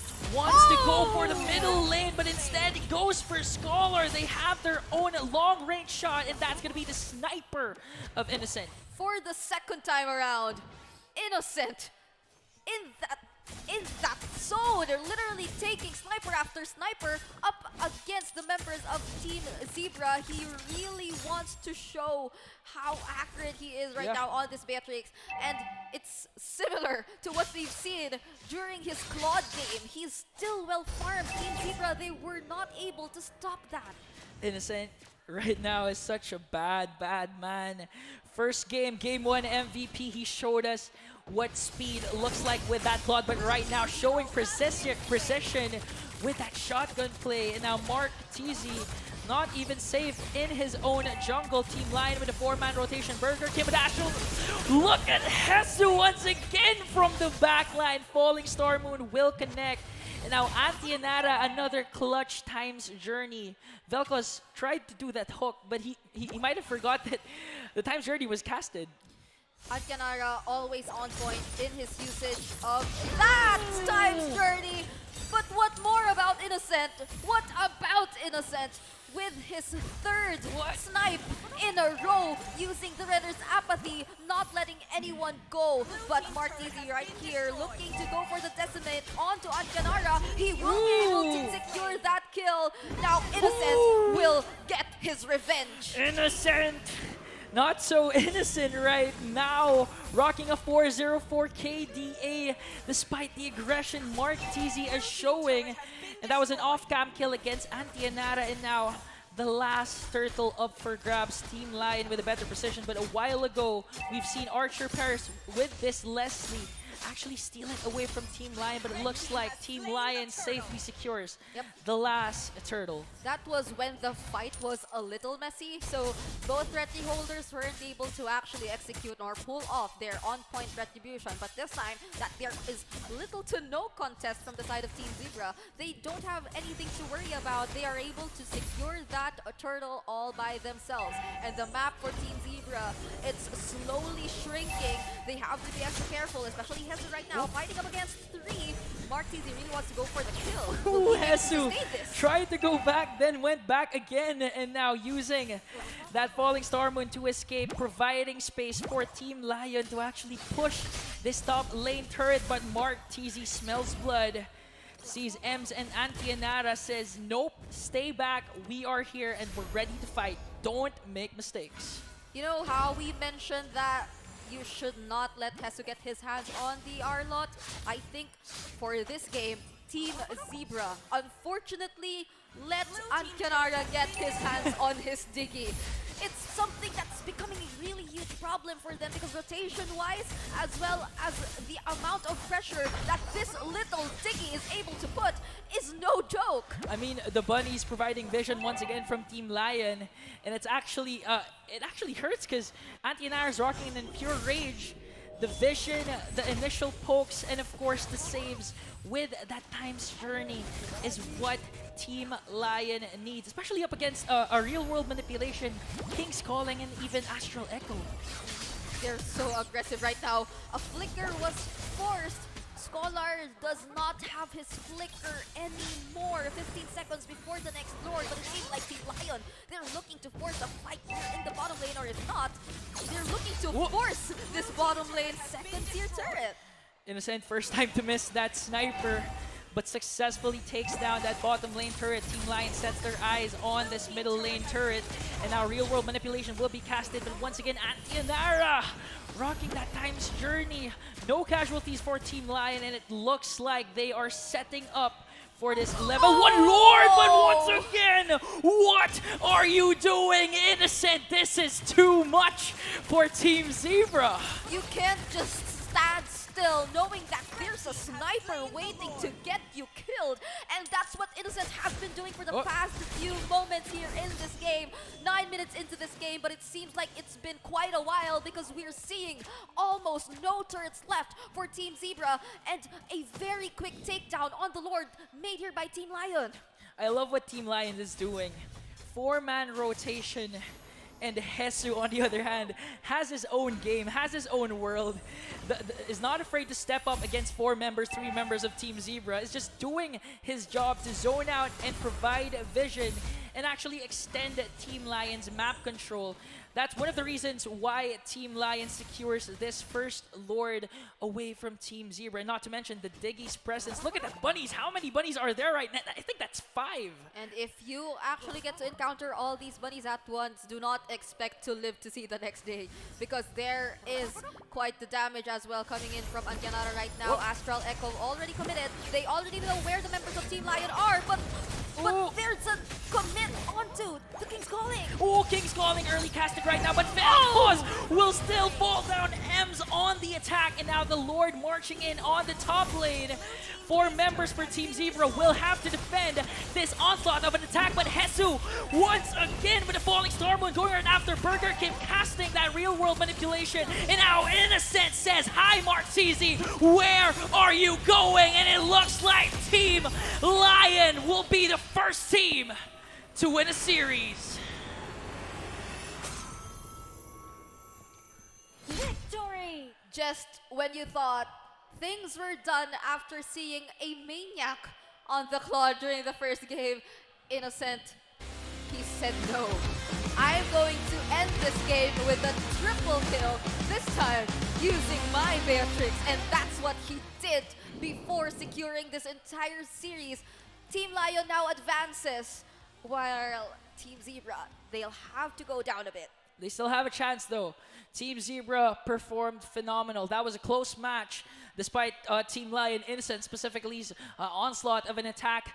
But if you're Team Tiger, Team Giraffe, you have to be scared. You have to worry a little bit because the performance of Innocent, Hesu, Chacha, Antianara, every member of Team Lion was just on point. It was perfect, perfectly orchestrated, and it sends a message to the remaining teams that watch out, we're going in big. Their coordination is a little too scary for a team that was considerably built or made a few weeks ago. Yeah. It doesn't seem to me like they just met each other weeks ago and that they just practiced playing together for, let's say, how many days since their last time together, which was in Vegan, I think earlier this June. It was just this June. So much growth already took place in a short amount of time. What more if they were to represent our team or our country? But that is something we might just have to watch out for, because considering their performance right now, I'm sure other teams are looking to prepare well for them as well. I mean, they should.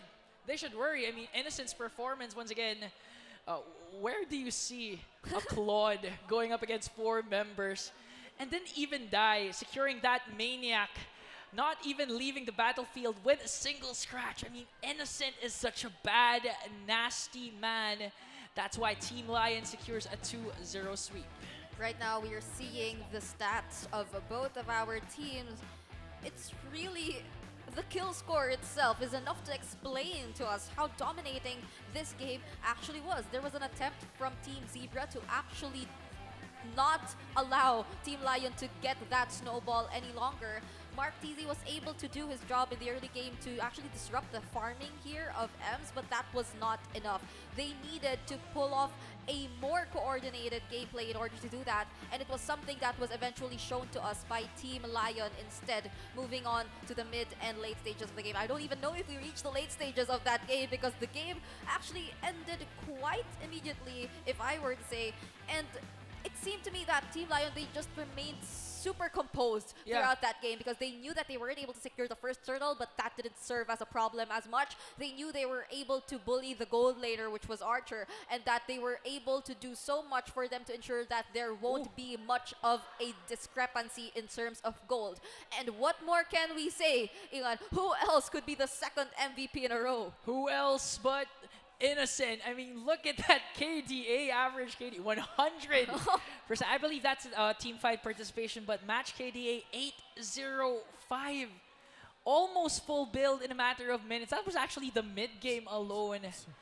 But of course, there wouldn't be an MVP without his teammates, the unsung heroes, Antianara with a spectacular Diggy play. And of course, Hesu. We can't forget about Hesu, who has his own world. I mean, going up against 4 members of Team Zebra, not minding anything, just really doing his job as the XP laner, providing vision and tanking each and every damage Team Zebra is giving them. It was a very difficult situation here for Team Zebra. There were multiple attempts to actually counter out the fights. Vel'Koz with his late engages, on-point usage of the King's Calling as well, but immediately negated by the Time's Journey of Antianara. They really reserved that ultimate whenever they only need it. And it's actually surprising to see how aggressive Antianara could be with this Diggy, recalling this particular moment in time where he actually flickered in to use the reverse time onto Archer Paris. And that was something you wouldn't really expect for a Diggy user because you would expect a more or a safer playstyle. Yeah, a more reserved Diggy. But literally, Antianara on the Diggy flickers in to capture the target. I remember that. Where do you see a Diggy flickering in against a marksman? I don't know, only I mean, here. Leslie, true damage mid-game. That's going to take one hit to bring down that egg, but Antianara, hero mastery on full display. I mean, his trust in his own team, Team Lion, really exemplified. That's why they had the very first 2-0 sweep in a WCG Rivalry tournament right now. It was a very dominating performance indeed. Right now, I think all of the teams have to watch out for Team Lion and what else they are able to bring us to the table. I know that they will be preparing a lot more, that they won't be contented with what they were able to show. And considering that we only have 2 days to decide who will be the winning team, who will be the flying team here in this tournament, they have to maximize their time together. They have to make sure that each and every moment from this point onwards will be towards their growth, their improvement, especially for those teams who unfortunately have to go down to the lower bracket. Yeah, and you know, I actually think Team Lions still reserved when it comes to their draft year picks. Of course, you don't want to show all your might, all your strength in the very first series going up against 3 other teams that are actually good. I think we can't say that there's Team Lion right now. I think they're still Cubs. There are. They're being reserved. They have something later on when they feel that their opponent can actually bring them down. They're going to bring out the big guns. They're going to roar like the lion that they are. Now that's something that we have to watch out for once again, because if that performance itself wasn't really that much of a roar, and it's just that the was Cubs. a meow. Bring it the What- meow. Oh yeah, that was still some meow. What more if they could actually roar using their actual identity as the Lions? But right now, we're going to hear from them and what they could say about that game. So let's give it up to our hosts.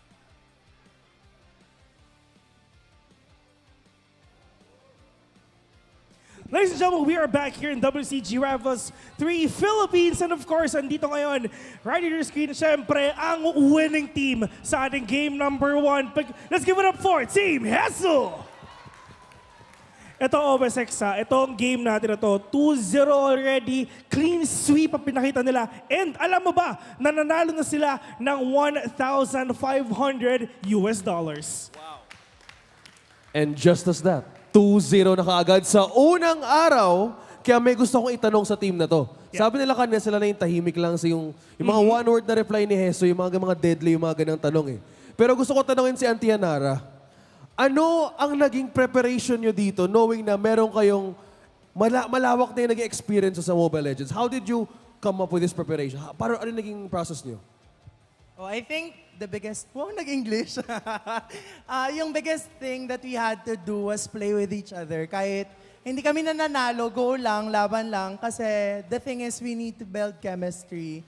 And kailangan yung communications namin are on point. So, what happened was, everyday kami nag-RG. Ang OA ng everyday, 2 days lang. Pero yon nag-RG kami. And then, ayun, fun naman. So, here we are today. Ganahin! I felt that, dude. Di ba? I felt that. So hindi natigil yung bonding after ng vegan. Wow, so tuloy-tuloy. Ito tulad na pag-usapan natin kanina dito, Heso nung first and second challenge natin, nung vegan, kayo ang nakakuha doon. And right now, mukhang yung winning streak nyo is yung momentum nyo papunta rin dito sa ating tournament. Are you expecting this to happen? Apa. Short and sweet. He is expecting na manalo sila sa first game nila. Pero right now, later on, meron pa kayong match, di ba? Ano yung gusto mong sabihin sa mga next makakalaban mo? Good luck sa inyo. Kasi kailangan nyo yan. Ayan. Ako na rin magpapatagdag, pare. Oo nga eh. Short and sweet lang, di ba? Ako na rin tatagdag. Good luck kasi kailangan yan. Gawin nyo ng hashtag yan para sure mamaya, no? Para sure. Kasi yung mga man of few words, yan yung mga dapat yung abangan eh. Sino ba yung next nilang kalaban dito, Kuya Vil? Later on, makikita natin yan kung sino ba talaga ang makakalaban nila. Well, actually, yung mananalo sa next game, yun yung next na makakalaban nga nila dito sa ating tournament right now. Pero once again, isipin mo talagang nanalo sila $1,500, nag-advance sila sa ating mga bracket, and later on, makikita natin ang ating next game. Pero we're just gonna have a very, very short break. And after the break, it's gonna be game number 2. Kami nga pala yung mga hosts for the day. My name is Phil. That is OSX. Ito nga pala team ni Hesa. Congratulations. See you later.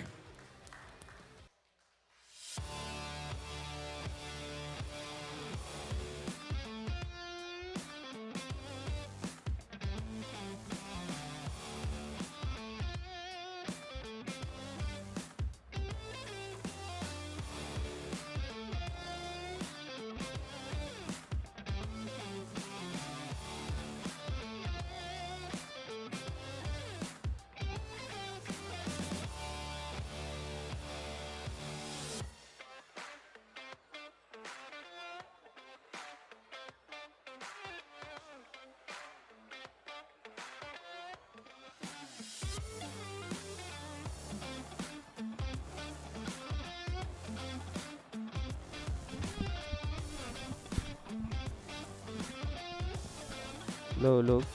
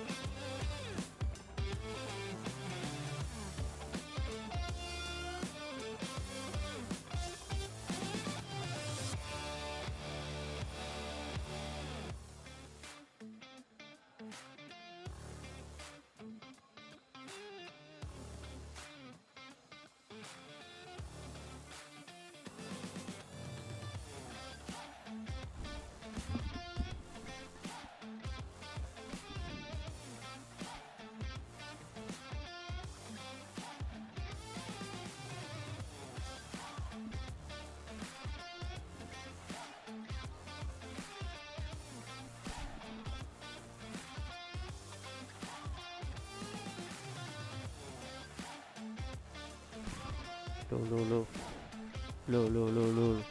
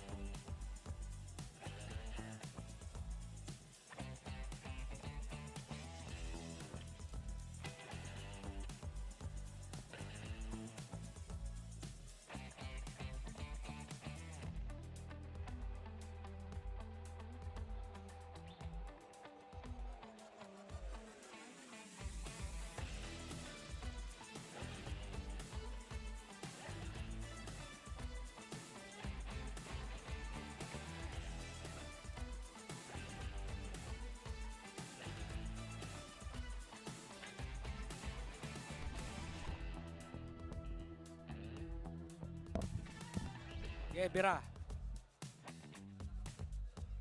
Humihina par. Teka lang.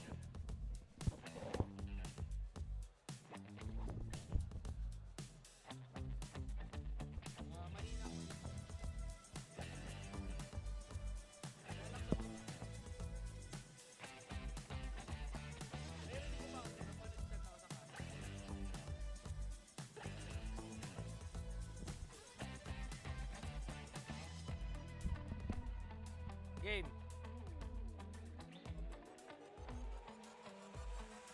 Hindi lumalakas tan. Same lang ano to. Hindi pa rin siya lumalakas. Mahina pa din.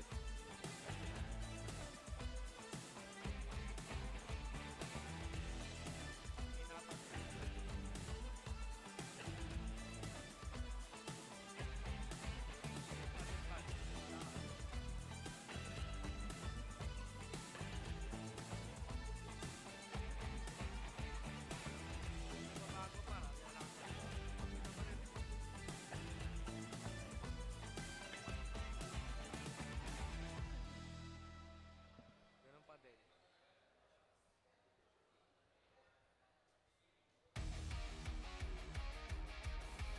Ganun pa din.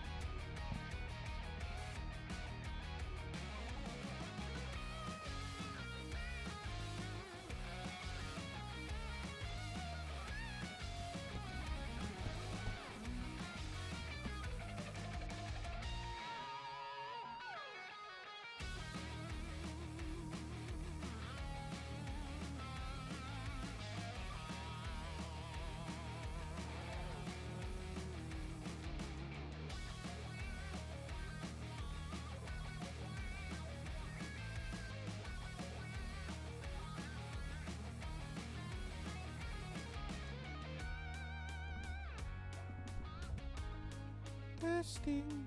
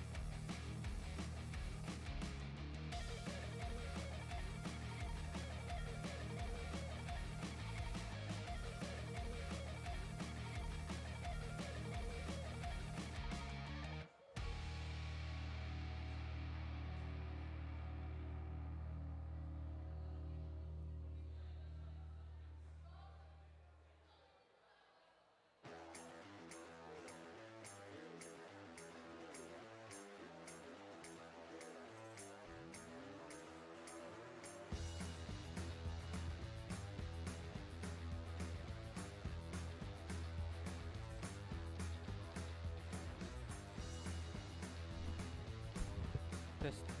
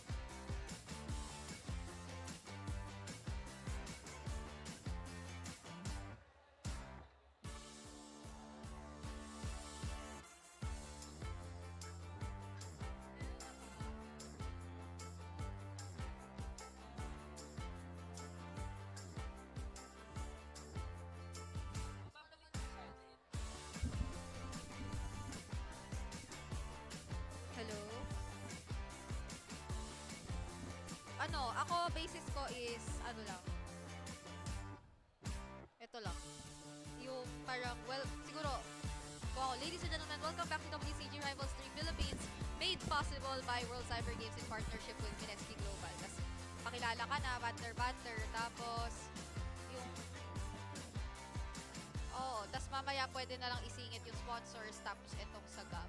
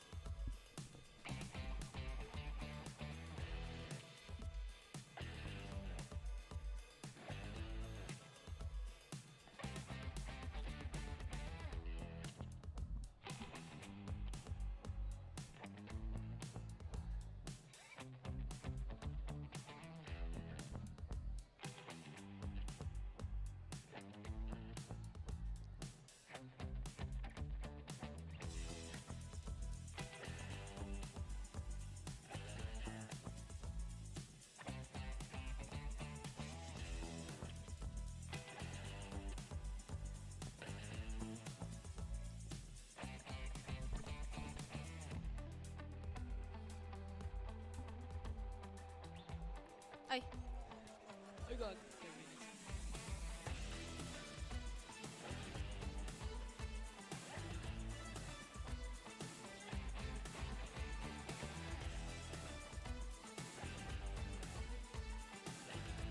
Ikaw nga mag-picture, gawin mong background yun. Selfie. Hindi tayong dalawa. Yan. Timer lang to eh. Ha? Timer lang.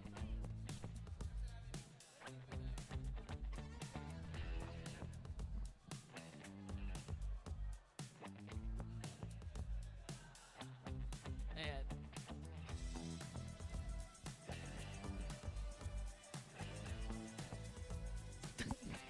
Ayan na, may nagano.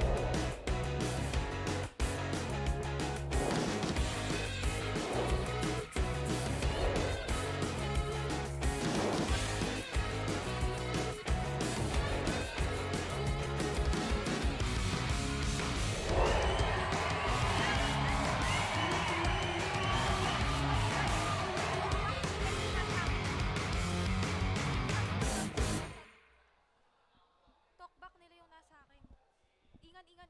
Wait lang, baka tayo pala yung lalabas.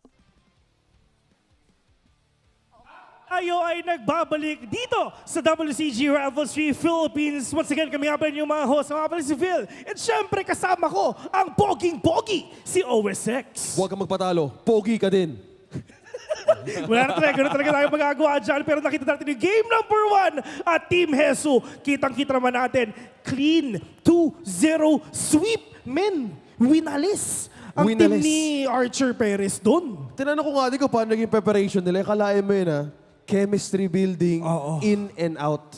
Yo, tama. Actually, Ganda nakita ko nasa vegan, di ba? Enjoy nga nila lahat yon. Talaga sobrang sarap na mga kinain nila, ang sarap na mga tulog nila. And of course, dito sa game natin, talagang, #Road to Busan, Korea. Ulit-ulitin man namin pero ang sarap talaga pakinggan na yun mismo yung magiging destination mo once you win the tournament in 2 days time. Yeah.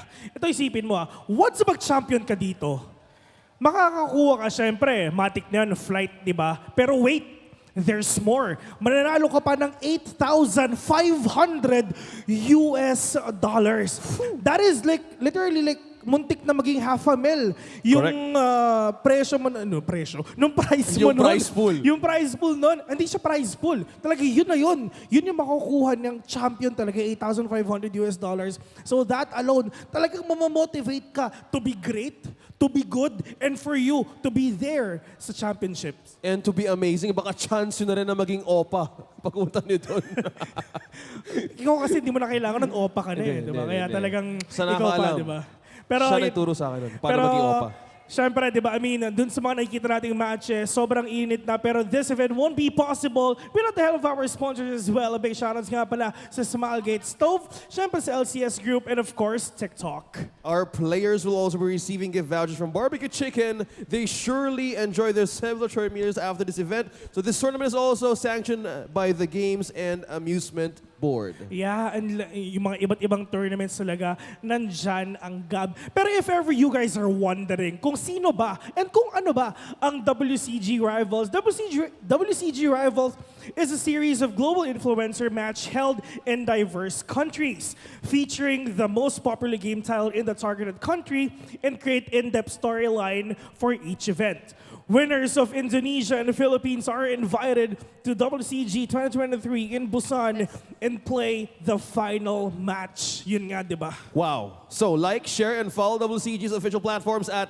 World Cyber Games Official for YouTube and WCG Official SEA and WCG Official channel for TikTok, where you'll be able to watch our players' journey from the staycation in Vegan until the tournament from today and tomorrow. Sobrang solid nung Safari Hotel and Villas talaga na nakita namin doon. Sobrang solid ng mga villas nga nila.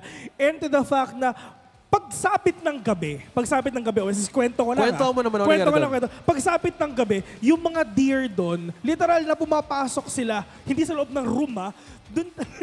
Delikado yun. Ang delikado yan. Delikado Hindi mo yan. pagising mo, katabi mo na siya, di ba? Pero hindi. Pagising mo, pagbukas mo ng pinto, literal na nandun, like 5 to 6 na deer nagsasama-sama, na nakahiga lang sila. I have a picture, I have a video, and we're gonna post there on TikTok in the near future. Pero ang sarap ng feeling na you're literally na parang with the nature. With the nature na parang Disney Prince. Yeah. Wow, yung dear, marirelieve mo yung childhood mo sa vegan. So tawagin na natin yung mga teams. Simula din sa Team Giraffe. Hello.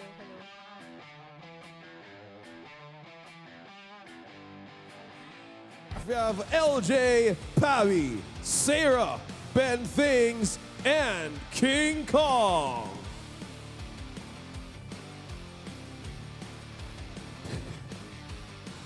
Hand to armor.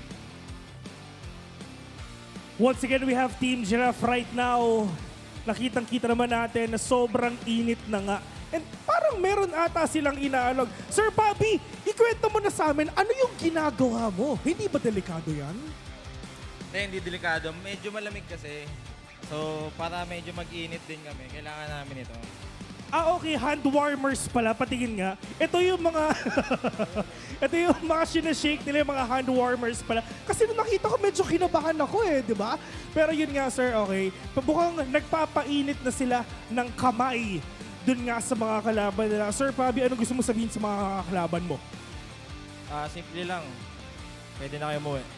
Oh, pwede na kayo mo. Ito yung pinto. Ayun Ito na yung pala. pinto. Yun ba yung exit? Oh, Sa hindi mga yung nakalaw. exit. Yun. So yun nga, once again, we have Team Giraffe dito ngayon on your screen. Dito na po tayo ngayon. Team Giraffe, here. There we go. Alright. Bentings, mamaya meron tayong interview. Kakausapin ka namin. Kasi sabi niya kanina, sabi ni Sir Bentings kanina, sige ngayon na, sabi ni Sir Bentings kanina, Bentings, Sir Bentings, dito ka muna. Sige na. Ba't Ngayon ka ba na. umaalis? Sabi ni Bentings kanina, parang handang-handa na kita-kits na lang daw sa Korea. Naka-impake na. May nakabook, may naka-empake. Formality na lang to yung ginagawa ngayon. Tapusin na natin to. Na isusulat na to, men. Nakasulat na to, di ba? Gagawin na lang. Okay, maraming salamat nga pala sa Team Giraffe Bentings. At grabe sila, no? Talagang mainit na yung mga kamay nila dahil ang susunod na team, we have Team Tiger!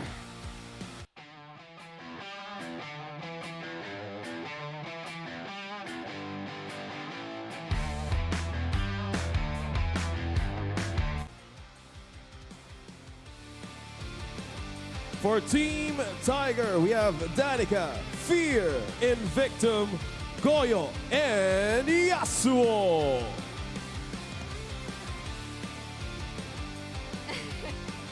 Ayan. Ready na talaga pang Korea. May finger heart na, may talagang kaldagan pa. Pero syempre, Invictum, nakita mo yung game kanina, Game 1, Team Hesong panalo ngayon. Pero if I'm gonna ask you, anong gusto mong sabihin sa kalaban mo? Yung pag narinig nila yung boses mo, manlalamig yung mga kamay nila. Saan ba, Team Jesus? Hindi, sa kanila. Yung kalaban mo, boss. Grabe! Grabe, men! Hindi, dinisregard na nila ang Team Giraffe, mga kaibigan. Wala na siyang pakialam dito Team Heso na agad din tinira, ibang klase. Yun yung mindset. Oo, di ba? Ahead. Walang pakialam sa present, future na agad tayo. Pero Gabe, ano gusto mo sabihin sa kalaban mo? Hindi, kaya ako nasabi yung kasi automatic upper bracket na kami. Iba. Dinisregard sila, men. Confidence, preparation. Nakalimutan na may nag-iinit din dun sa gilid. Oo. Ano masasabi mo doon, Bentings? Good luck. Good luck, kasi kailangan niyo yun. Mainit, maraming salamat nga pala, okay, sa Team Tiger. Over 6? Tindi, no? Oo nga Yung preparations Empake, disregard na may kalaban. Kalaban yung sarili. Dinisregard yung Dinisregard na kabila. pala. Oy, nandito tayo sa WCG Pero yun nga mga kaibigan, syempre, as a sign of sportsmanship, you may now shake each other's hands. Here we go. Okay. Pero po tayo mag-shake hands. Ayan. Yung isa, sabi ni Bentings, formality. Naka-empake na ako. Naka-impake na. Ay, may kalaban pa pala. Aalis na lang sila. Pero ang problema, meron ba silang visa? Ay! Kailangan ng visa doon, di ba? I-shoutout mo natin ang ating... Shoutout nga pala sa Bureau of Immigration. Kayo na pa bahala sa amin. May ire-represent po namin ang buong bansa. Ito yung, kumbaga, championship, pero meron pa tayong isang laban pa sa embassy. Yun yung pangalawang laban natin Pero yun nga, on to these players, sino ang ipipredict mong mananalo? Ako na naman Sige. Ngayon napupunta ako dito kina Bentings. Bentings ako. Kailangan Bentings mag-predict. Ikaw din. Dito ako sa kabila. So, mainit yung laban natin ngayon. Andito ang team ni Goyo. Laban ang team ni Bentings at hindi na natin ito patatagalin pa. So, on to our casters, let's go. Ladies and gentlemen, welcome back once again to WCG Rivals 3 Philippines, made possible by the World Cyber Games in partnership with Mineski Global. Once again, I am Brigida, and together with Ingan, we will be bringing you the action for today's second series against Team Giraffe versus Team Z. First series, Brigida, was such a display of excellence for the side of Team Lion. Innocent banging 2 MVPs straight with that sweep. That's why I'm actually excited for the next series. Will we see a best of 3? a series extended to game number 3, or will this be another sweep? That is something that's highly possible, given that both teams, based from the interview, they've prepared a lot for Yeah. this moment, and it seems like they know each other really well. It's something that you would expect, given that we have professional players from the same team against each other here in the WCG. Again, going back to the previous days, earlier this June, they had to choose their respective teammates, and they also had the chance to bond together in Vegan a few weeks ago. But looking at the lineup right now, Ingan, would you care to tell us the members of Team Giraffe? Look at Team Giraffe right now, where their 3 most picked heroes. It's actually very diverse. I mean, you wouldn't figure out who's who has the who's XP, who's mid lane, who's roam. But on the other hand, Team Tiger right now represented by their team captain Goyo, Danica, Fear, and Victim, and Yasuo. And I'm actually surprised, you know, Fear, top 3 heroes. There's one missing, which he's actually known for.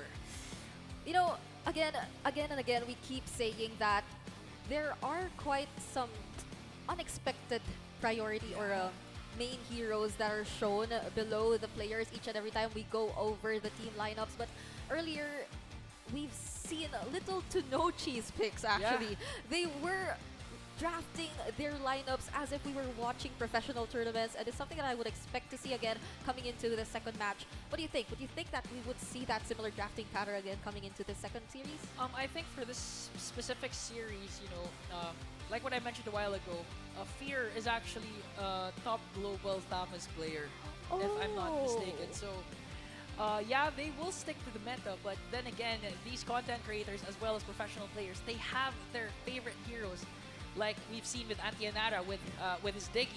Yep. I mean, so I'm sure that meta picks will be prioritized, but when push comes to shove, I'm not going to be surprised if we see that Thamas in the XP lane or even in the jungle lane for Fear. And it's something that we might just see in the bans if the opposing team were to consider that they know this is one of the main, or this is the main hero of Fear, so they would want to take it out to respect force ban. him to use a hero he may not be as comfortable using as compared to the Thoms. But that is something we will be learning later on, because right now we're waiting for the teams to prepare. Again, in the earlier series, we've seen a clean 2-0 sweep, a very dominating performance given to us by Team Lion.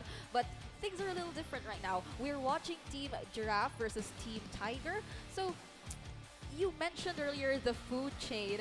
Who do you think is above the food chain this time around? Is it the Giraffe or is it the Tiger? You know, common sense, you have to go with Team Tiger when it comes to the food chain. That's the natural course right now, but Team Giraffe, will they be able to stand tall with their necks? I mean, that's Ben things. That is Like Ben a lot Things. of Filipinos know Ben things and admire and actually replicate their playstyle with, you can actually say, King of the Rome. But right now, I'm actually not sure. Will Ben things stick with his Rome role, or is it gonna be an adjustment for the benefit of Team Giraffe? That is something we might see, given that you've mentioned earlier, they might have not prioritized the roles when choosing their teammates. They might have thought more of who they think is more flexible or fitting to complete their team instead of picking a player per role to complete their team. Again, before we move on to our first draft of the first game of our second series, we'd like to thank our official sponsors, Smilegate Stove, the LCS Group, and TikTok, and inform everyone that this tournament is also officially sanctioned by the Games and Amusement Board. So we will be moving on to the draft. You know, Team Giraffe, they're really sticking with this hand warmer thing.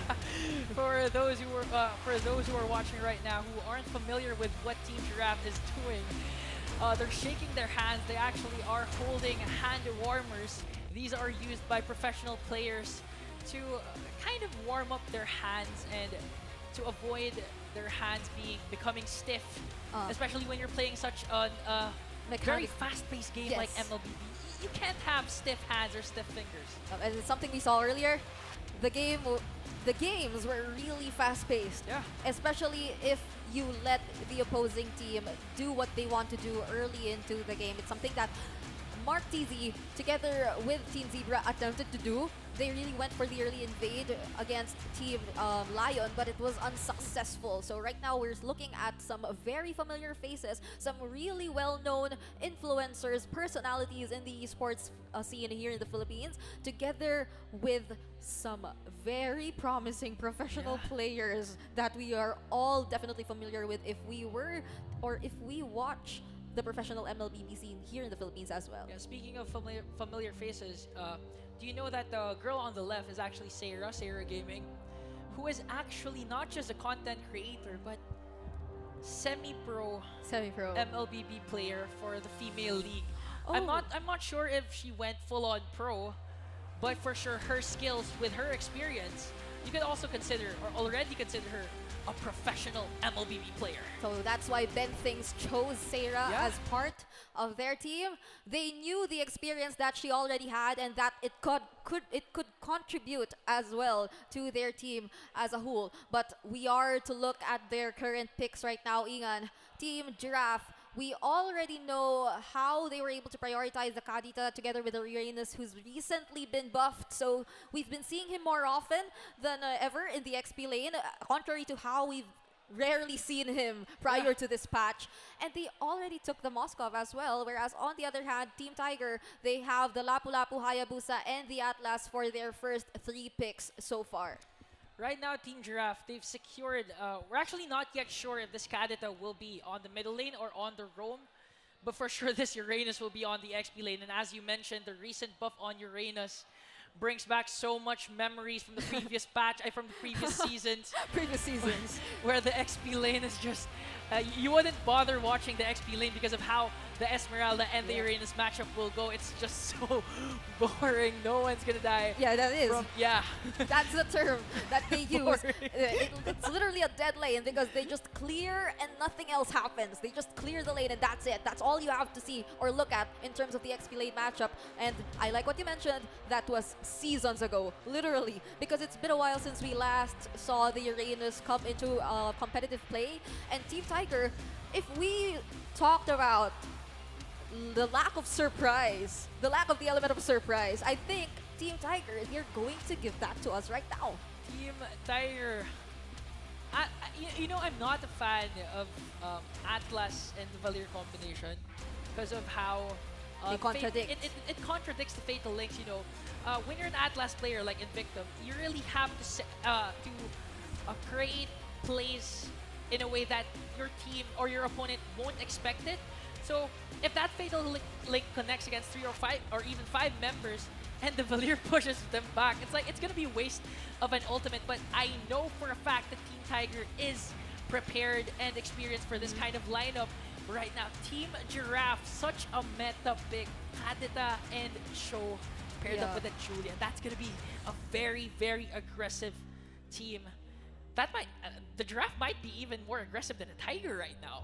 We're seeing a number of surprising picks coming into play for the second series right now. So I think this might just be the series to look out for because who knows what else are they going to show us, especially as we go into the first game of this series. Take it from Ingan, he himself is an Atlas user in MLBB, so he knows or he is very much familiar with the playstyle that might be shown to us right now by both teams.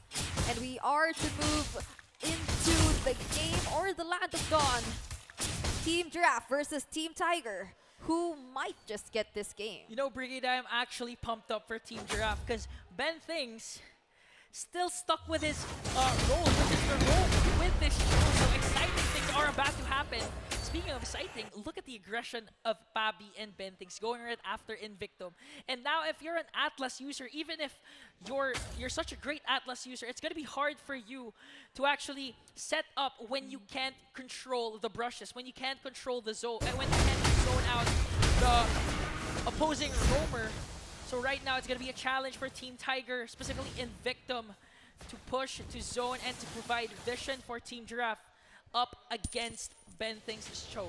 We have to watch out for the rotations that might be done here by both sides, but again, more so by Team Giraffe, as mentioned here, because of the familiarity. We know that Ben Things has with this hero. King Kong nearly surprised King Fear right there, but he was able to dodge it nonetheless. It's Sarah on the XP lane after all. Oh, and now Sarah and King Kong going right after King Fear. And going back to the draft, did you see Team Giraffe's first ban? It was actually the Thamus. Because Fear.tv, King Fear, is actually a top Thamus global player. But speaking of First Blood, goes for Team Tiger.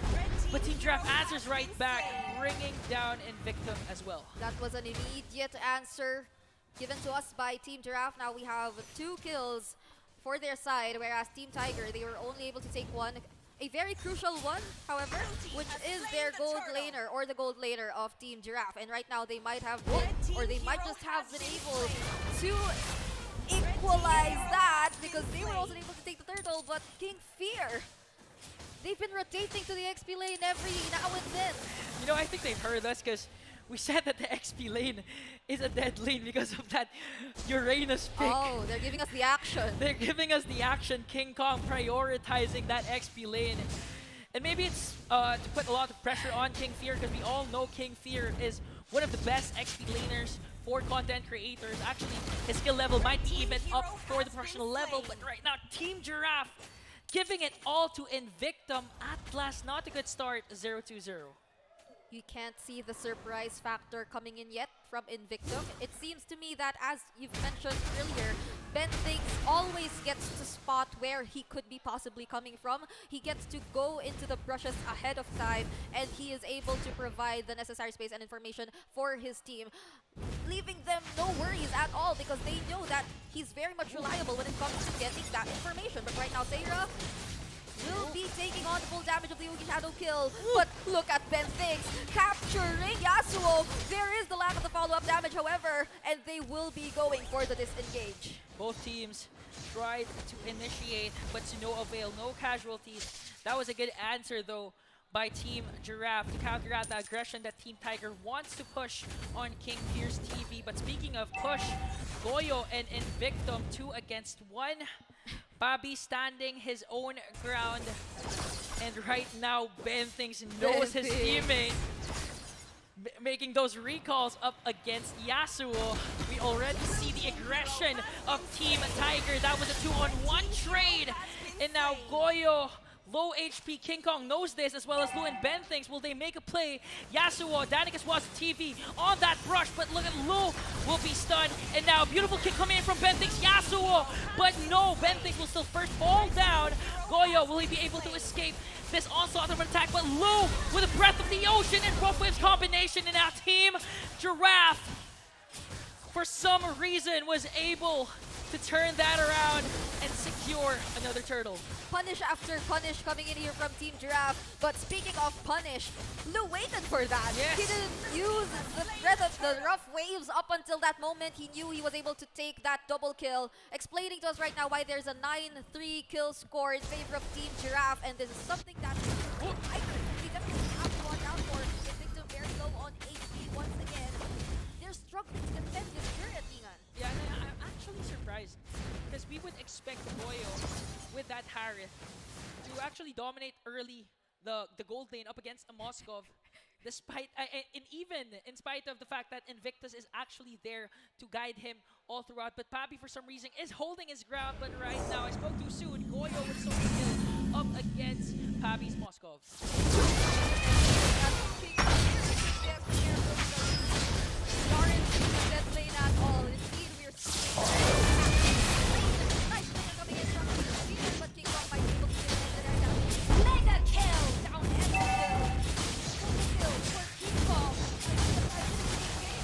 That was a huge Red team turret has been destroyed. Really targeting King Fear. They really want to shut down the possible playmaker of Team Tiger if ever Invictum's Atlas fails.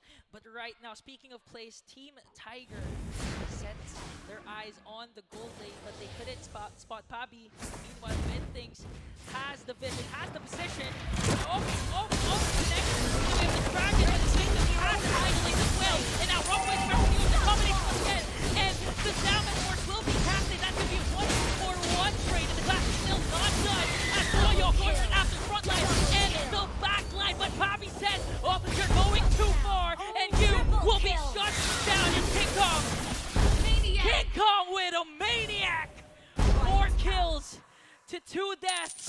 Team Giraffe on a rampage right now.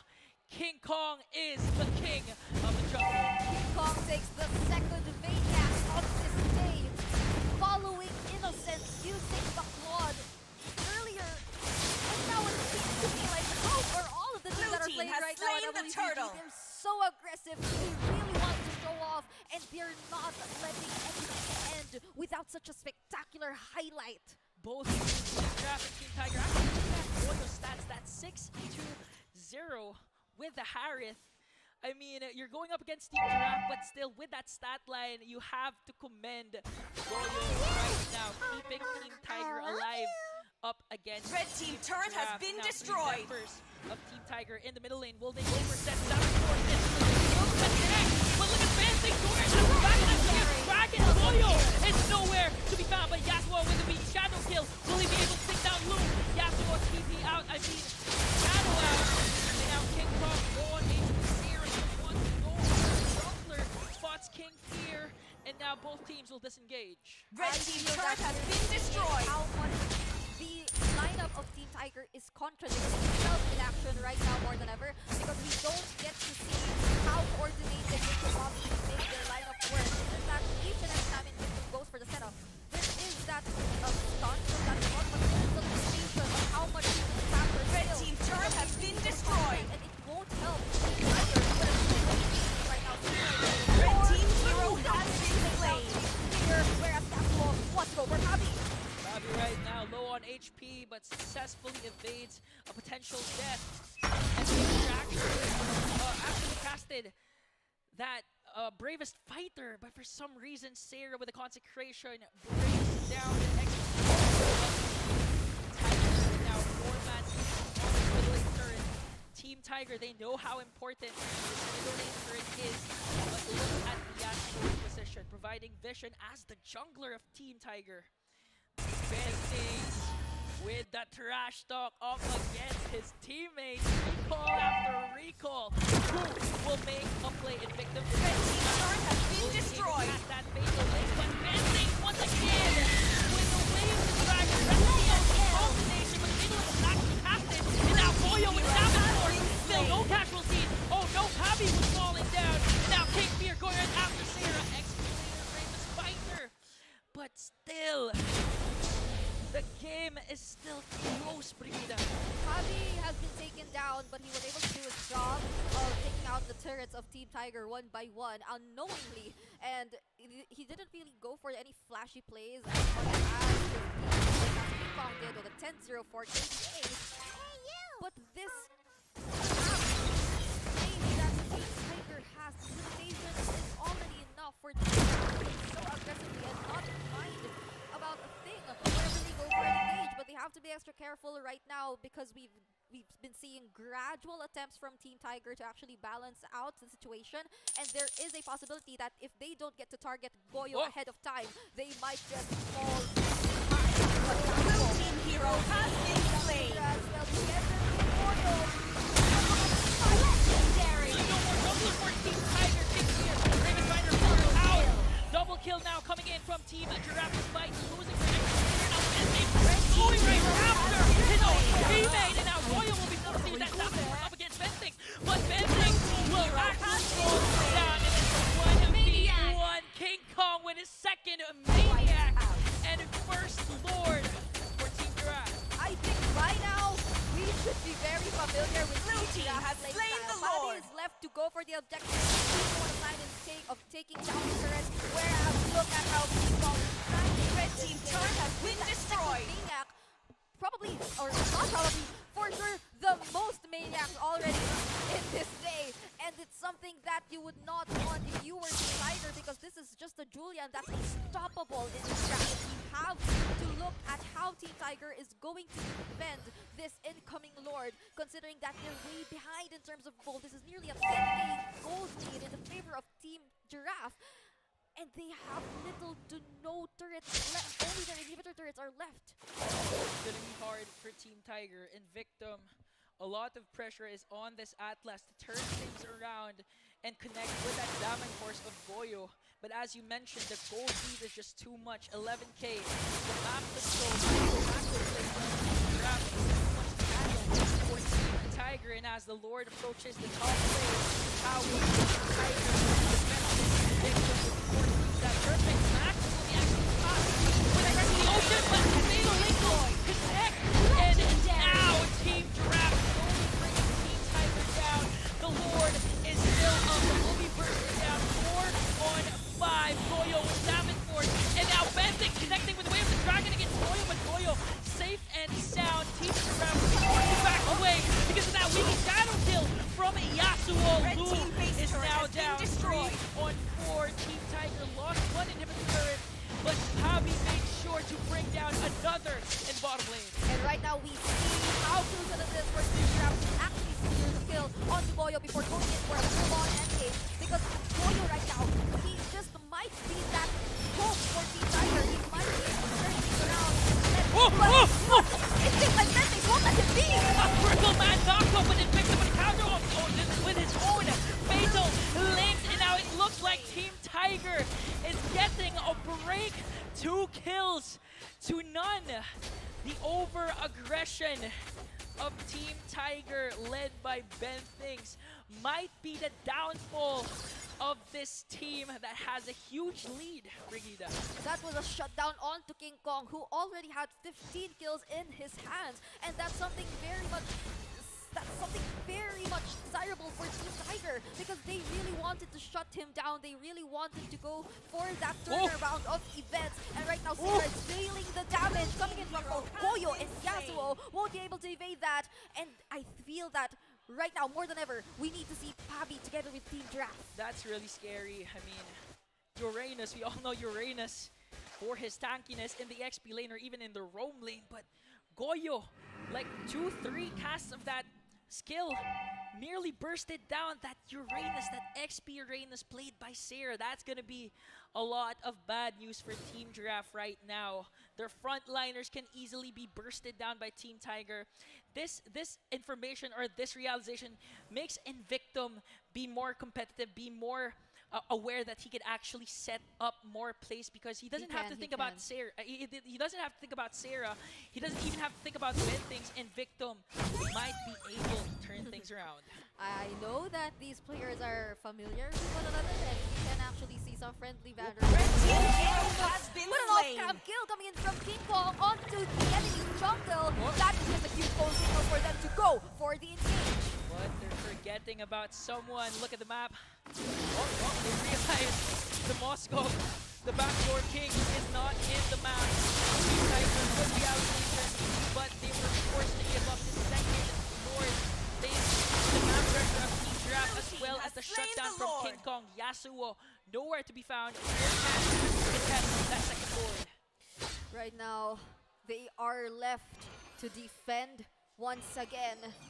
There is a possibility that they can turn things around, but it should be very calculated. Whatever engage they will be forcing in this upcoming Lord push should be very well calculated. They have to be mindful of Goyo's positioning, and they have to be mindful of when they are to cast the crucial skills or ultimates here for Team Tiger, especially the Fatal Links by Invictum, because if Team Giraffe finds an opening for them to commit and go in without any fear of actually being turned around, it might just spell the end for this game and Team Tiger.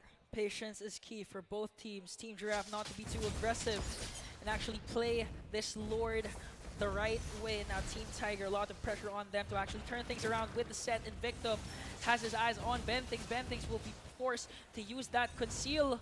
Lu low on HP right now, and now the Lord is still up. Yasuo going right after the backline. Lu will be able to evade that weak shadow kill, as well as Papi will be forced to use that Wind of Nature, and now Team Tiger, successful defense.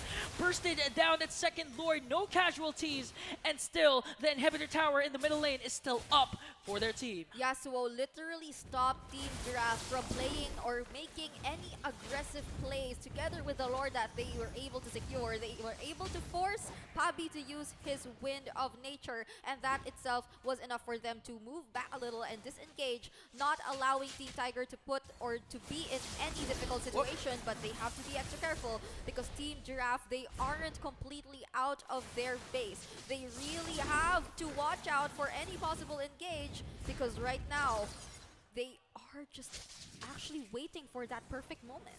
It's like a predator stalking its prey. With the way Team Giraffe is actually waiting for the right moment to strike when Team Tiger is vulnerable at the most, when they've expended their skills, or where they least expect the clash will happen. Ben Thing's really trying to find that opening, and Team Tiger still standing tall with their inhibitor turret in the middle lane. They're able to manage the push that Team Giraffe is giving them. They're trying to hold on to this one inhibitor turret that's left for them to actually get an easy or have an easier lore defense.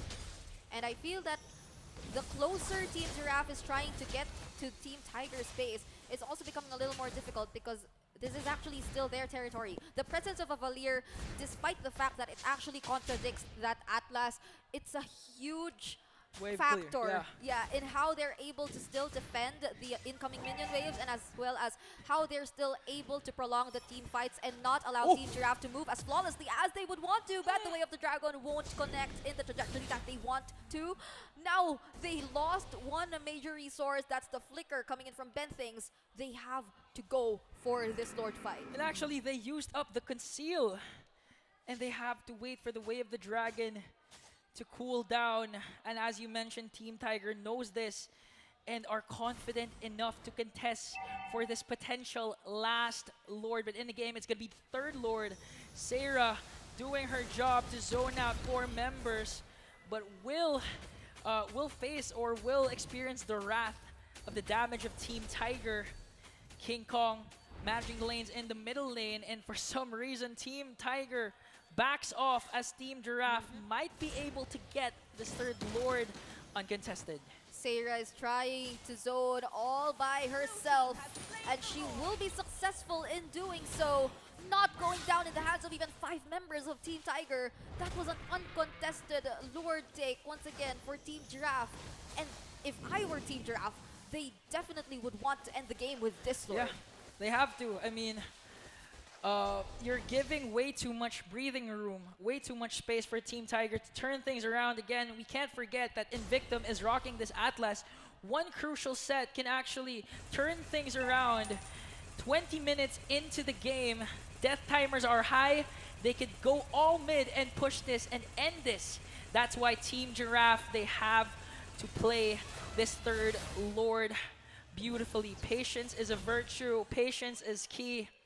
They have to be not too aggressive, but aggressive enough to catch Team Tiger off guard. Right now, they're trying to make the waves come in simultaneously into the base of Team Tiger. Ben Things looking for a target, but Invictum might just go for the engage ahead of time. There goes the Breath of the Ocean and the engage! 3-man Fatal Links for Invictum. Lord will be bursted down. Flicker out for Danicus watch the TV, but look at Papi. Goyo almost got hit there, and now Ben Things with a flicker in to secure the win. Team Giraffe wins game number 1. Victory! They were able to hold on for quite some time, but it does not change the fact that Team Giraffe had their eyes set on this victory, and they were just looking for that timing. They remained patient nonetheless. Yes. I mean, they had an instance where they were too over-aggressive, specifically Captain Ben Things. But again, you will see his experience, his veterancy. He commanded his team to wait. Let's wait for the perfect moment to strike, that even if Invictum manages to set this up, 3-man set will still be able to take them down and eventually win the game. We haven't seen nature run its course this time around because Team Tiger is on the losing end. They have to get game number 2 if they want to prolong the series and actually extend their chances of proceeding in the upper bracket. Because if not, if this becomes yet another 2-0 sweep, then they'll have to say goodbye to their 2 lives here in this tournament, and they'll be moving down to the lower bracket. Nobody wants that.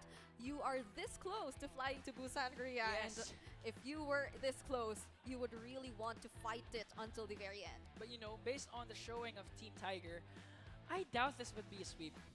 I mean, they were down by so much gold early in the game, but for some reason they were able to extend it down to the 20-minute mark. So that shows experience, that shows dedication, and that shows team chemistry. And I believe we're going to experience the very first Game 3 for today. We actually saw some glimpses of how their experience were actually at play in that particular game.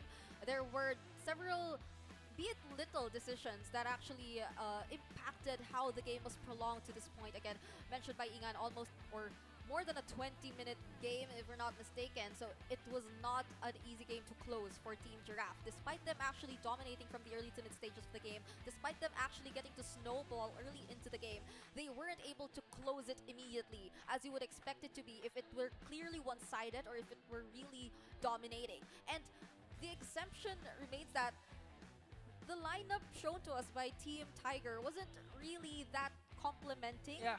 It didn't really complement one another, but then they were still able to pull off a great fight up against Team Giraffe. So if there were some adjustments made in the upcoming game and they were to maintain this kind of playstyle, who knows? Yeah. How long could Game 2 or possibly Game 3 become? I'm pretty sure despite such a huge kill score lead by Team Giraffe, it took them 20 minutes once again to bring down Team Tiger. But looking at the stats right now, for Team Giraffe, Lou with 419 KDA as the mid laner. But look at this guy. I mean, I'd like to highlight the jungler of Team Giraffe. 16 kills. We've experienced two maniacs in one game. And that's no other than the king of the jungle in this tournament, King Kong. I myself was extremely surprised to see two consecutive maniacs happen in just one game.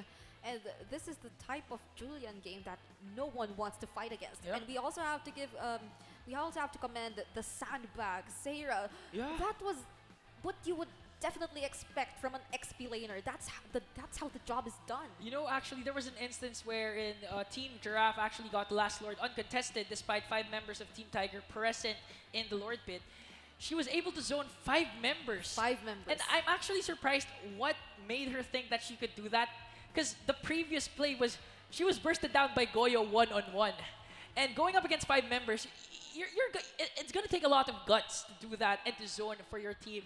But once again, the MVP is none other than the team captain, the Rome God, Ben Things. You know it. We saw it coming. Yeah. From the very moment that they already chose to rotate to the top lane and establish the early dominance against the opponent's goal laner and even the roamer, it wasn't easy for the Atlas to actually set up in the early game or to actually go aggressively. Invictum definitely had a hard time going up against Ben Things. It just goes to show just how much mastery Ben Things already has in this role, and that you might want to pay extra attention to the heroes you would want to give this guy, because if he gets his hands on yet another comfort pick, he definitely knows how to dictate the tempo, to control the game, and to actually establish the momentum for his team. Team Giraffe actually, going back to their lineup, they can afford to be aggressive as early as the early game. I mean, look at that show. Kadita paired up with that Julian. You're not gonna wonder anymore why King Kong was able to have or achieve 2 maniacs in one game, despite a bit of a tanky side for Team Tiger. I mean, King Fear is the only tanky player. I wouldn't consider Invictum the Atlas as tanky because, you know, it's just a center tank. Yep.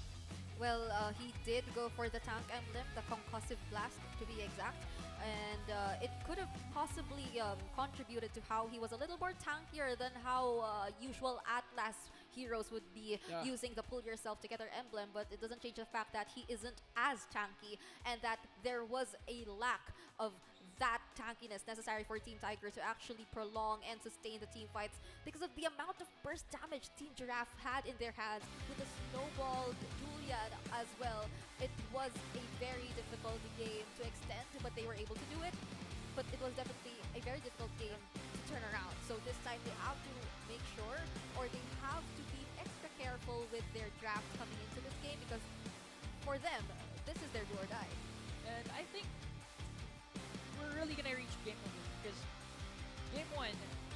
had the first pick, had the luxury of the first pick, and now it's gonna be Team Giraffe. I mean, it's gonna be Team Tiger. And with the way they showed how to defend, how to extend the game, if they get their comfort picks, I really honestly believe we're gonna see game number 3. But if your team Giraffe, I mean the momentum, the confidence, and just your veterancy in the form of team captain Bentings, you really want to sweep your opponents right now because reverse sweeps are real and are inevitable. So right now we will see how these two teams will adjust. Will they be able to get their comforts, or will Fear even get his own top global Thanos hero pick? Will Right? they allow him to get it this time around? And we are just moments away from witnessing what is about to happen in the second game of this series. But before anything, we would like to thank once again our official sponsors, Smilegate Stove, the LCS Group, as well as TikTok. WCG Rivals 3 Philippines is made possible by the World Cyber Games in partnership with Mineski Global, and this tournament is also officially sanctioned by the Games and Amusement Board. So for all those who just came into our live stream, we are in the second series of the day and about to go into the second game. Earlier we had a 2-0 sweep. Team Lion, in a very dominating fashion, defeated Team Zebra, and right now we are seeing a 1-0 in favor of Team Giraffe up against Team Tiger. I really find the team names interesting. And, Yeah. it's cute. Why are there prey and predator? I think they should all be predators.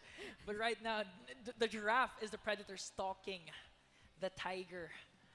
Match point for Team Giraffe, but I really think Team Tiger has what it takes to turn things around. Not saying a reverse sweep is ensured, but I'm just saying that a game 3 is likely, especially since Team Tiger is on the first pick side right now. Banning out that Fanny and that Ling, they're really respecting King Kong's hero pool, especially with those kinds of assassins, because it's hard to lock down Fanny or even Ling if the opposing team will ban out Kaja and Franco. Well, you really have to respect King Kong given his performance in the earlier game. Despite them being behind in terms of gold, and definitely despite his farming being disrupted early into that game, it didn't stop him from actually becoming a threat against Team Tiger, and they knew that there was that possibility that they could turn things around given how King Kong was staying very calm and collected in his use of his hero.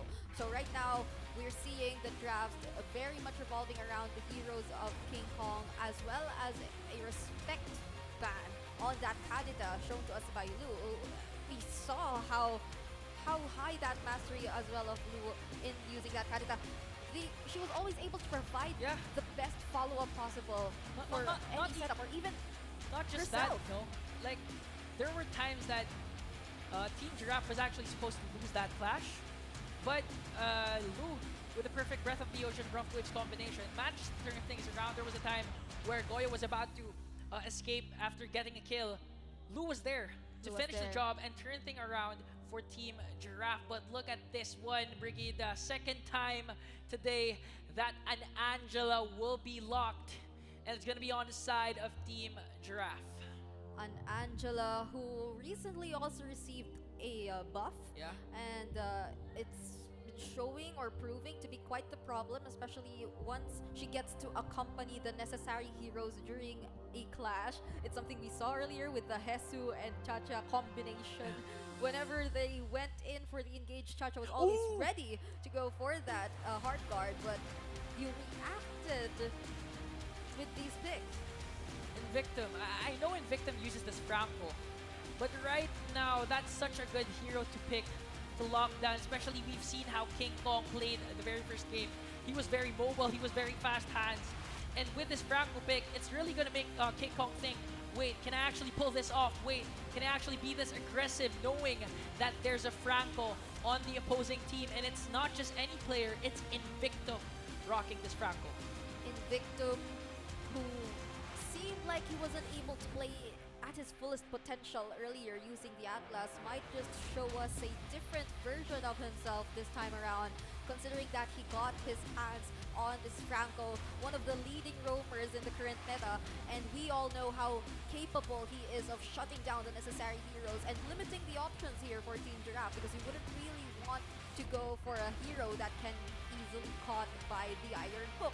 And even if you do go for a hero that is not that easy to catch, he can't just use the Bloody Hunt to stop you in your tracks. Yeah, it's really going to be hard. Mostly it depends if, number one, yeah, the Iron Hook connects, and two, if the availability of the Flicker. You know, as Franco users, we really rely a lot on the Flicker, especially if you're going up against junglers who are assassins, and especially if your assassin opponent is King Kong with a Hayabusa. So once again, a lot of pressure on Invictum to lock down King Kong. Especially he has the skill set, he has the capabilities, he has the suppress to bring down this Hayabusa. Yep.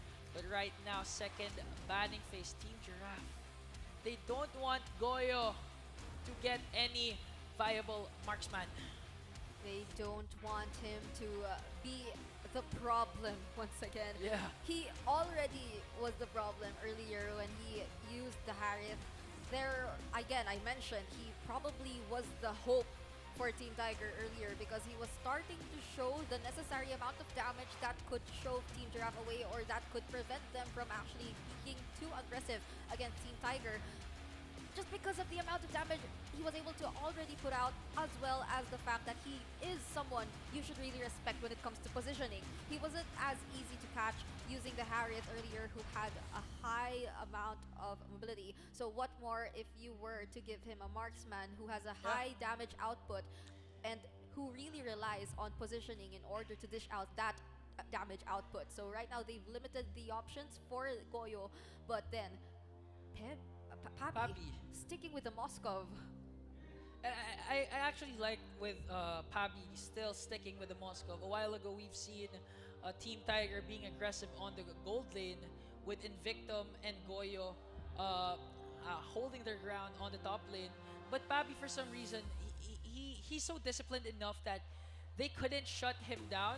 They let him farm. That's why he was able to dish out the damage and reach his early power spike early. But right now, Team Tiger, Beatrix, and Cecilion, I think they're still going, they still believe that they could actually extend this game and let Danica with the Cecilion reach the amount of stacks that she needs to bring down Team Giraffe. But once again, if it ain't broke, don't fix it. Ben thinks with his Cho. This time around, Team Tiger very well recognizes the fact that they do have the capacity to prolong and extend the game. They know and are confident in themselves that if things don't turn out in their favor during the early to mid stages of the game with this kind of composition, so long as they defend, they are able to turn things around more than ever if they get the necessary stacks and the items for both Yasuo and Goyo rather, as well as Danica Suazo. But for Team Giraffe, they should have learned their lesson from the game. They really have to end things immediately for this game if they don't want to have a hard time, because we're looking at an early game centric lineup versus a very late game. Late game insurance secured for Team Tiger. And I was laughing a while ago because I just realized that the XP lane matchup really brings back memories, because it's going to be the Uranus once again on Sarah's side and the Esmeralda. I think we're time traveling. Time traveling without the diggy. It brings me back. It brings me back. It's been seasons or patches ago since we've last seen this kind of matchup in competitive play. But what we are still seeing is Ben Things disrupting the farming for Goyo, just the way he's been doing it for the past game. Ben Things was able to force out that retribution from Goyo. I mean, just standing in front of your teammate. Wow, Ben Things, experienced veterancy displayed through his mind games against Team Tiger. We have to pay extra attention to what the next step is going to be for both Ben Things and Lou, because they're looking to be very aggressive here as the mid lane duo for Team Giraffe and Team Tiger. You would not want this kind of disruption together with King Kong and the Ogi Shadow Kill. King Kong secures the first kill on Goyo. Now Team Giraffe doesn't want to settle for one kill, has their eyes set on Invictum, and now Pabi going after backline, but the Sanguine Claws is there to send Team Giraffe away. And Brigida, I actually want to clarify something. Did Goyo and Yasuo switch roles? I think they did, They because did, right? earlier Goyo was the gold laner, lane, which yeah. is why we assumed that they are still waiting for that particular gold laner pick for him. But it seems to me that right now it's Yasuo on the gold lane using the Beatrix. So indeed, there's been a switch up. If earlier in Team Lion, we've seen Antianara and both Chacha switch their roles, Yeah. this time around we're seeing Goyo and Yasuo switch up their roles. You know, I'm actually amazed. This team was assembled less than a week. Chemistry still not at its full capacity, but they're still able to do a mix and match experiment on their rotations. This is how good these individuals are. Pair them up with anyone, they can perform at their best.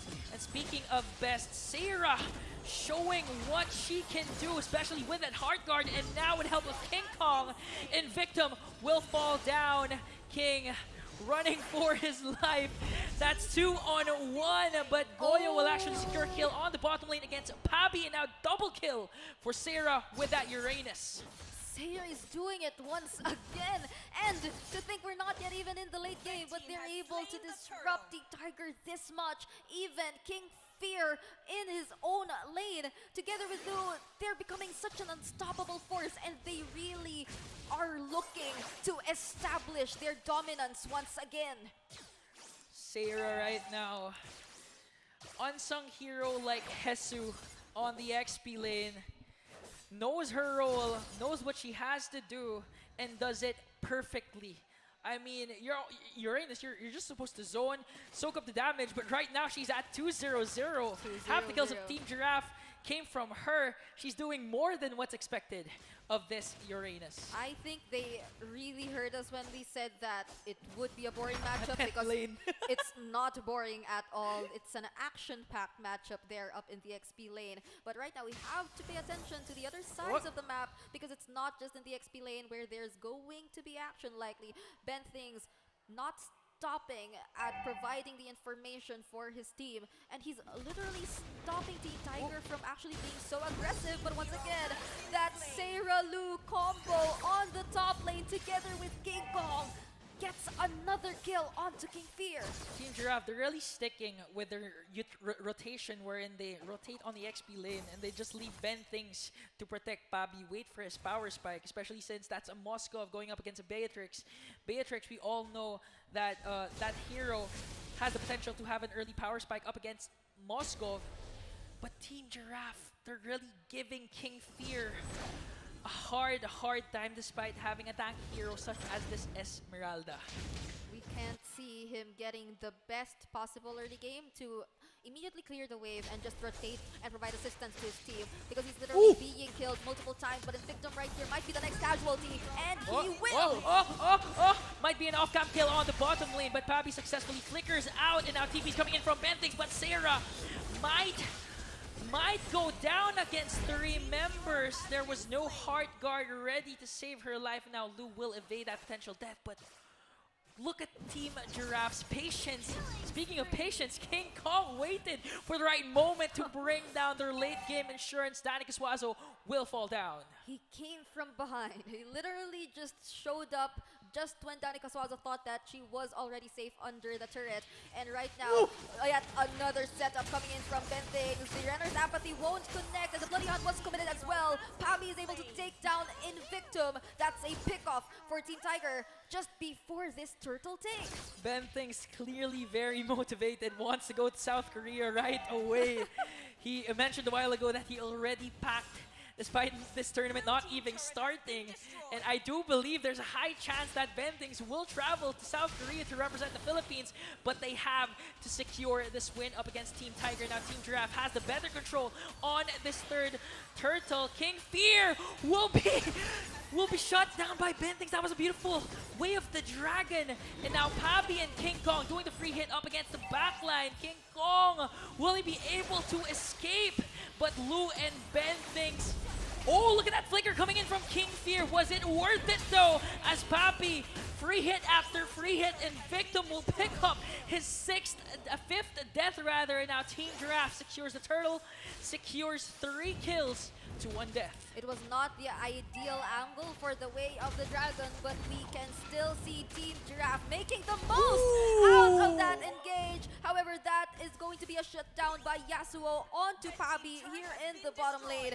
And despite all that has happened in that mid lane, Sarah still doing her job, didn't bother to help, but it wasn't really necessary because Team Giraffe was able to win that clash despite the lack of their XP laner, and they were able to show the top lane thanks to Sarah, and none of the Renner's apathy nor Renner basic attacks connected, but Invictus flickers in. Oh, flicker in, Bloody Hunt combination, but the Heart Guard is there, and that once again is a Uranus soaking up damage, but continuing to regen, but he won't be able to soak up the damage coming in from Yasuo. Will Benthings be able to connect that Way of the Dragon? Yes, it does, and now with the resurgence of King Kong, that's going to be a double kill for Team Giraffe. Once again, a 2-for-1 trade in favor of Team Giraffe, and now Goyo make that 3 triple kill for the King of the Jungle.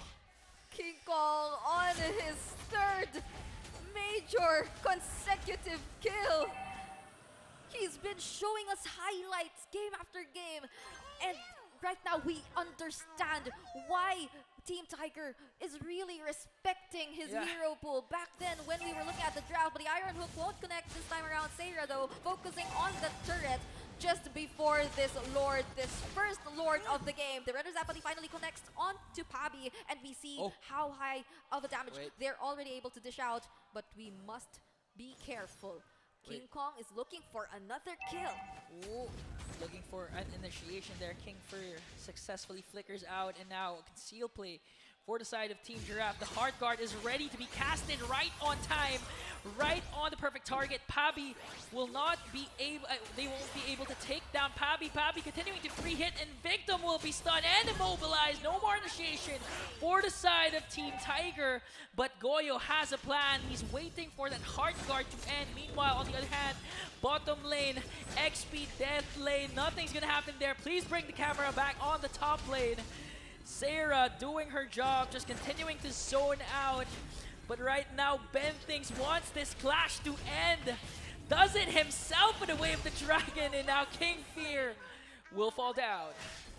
Both junglers were at the top lane during that time. They did not bother to take the 3rd turtle of the game, which explains why we have such an early Lord spawn. And it seems to me that they weren't, or they were supposed to wait for the 12-minute mark. But right now, King Kong is already positioning himself here at the Lord. There has been multiple pickoffs here coming in from Team Giraffe. Another Iron Hook will connect together with the Bloody Hunt. But will that be enough to take a pickoff? Because it seems like Team Giraffe, they're the more aggressive ones this time around. Invictum, first man down. Sarah once again the recipient of the Heart Guard, but Yasuo says, I don't care what you have, I'm still a marksman. And now Benthings with the Way of the Dragon connecting once again, but right on time, Danica Swazo with Sanguine Claws.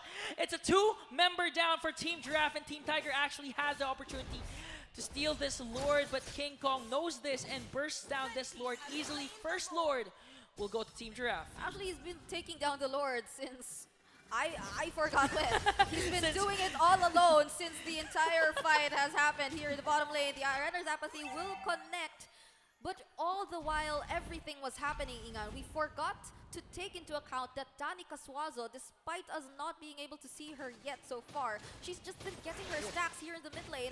And earlier we've seen with the Sanguine Claws, Bats Beast combo, how much damage she's already started to accumulate, which might just be something that Team Giraffe also has to watch out for in this upcoming Lord push that they have. But before anything, they might want to focus on the mid lane turret that's been up for Team Tiger for quite some time now. Team Tiger needs to play this safe. Actually, I'm willing, if I'm Team Tiger, I'm willing to give out the outer turrets to save the inhibitor turrets because I have a lot of clear potential.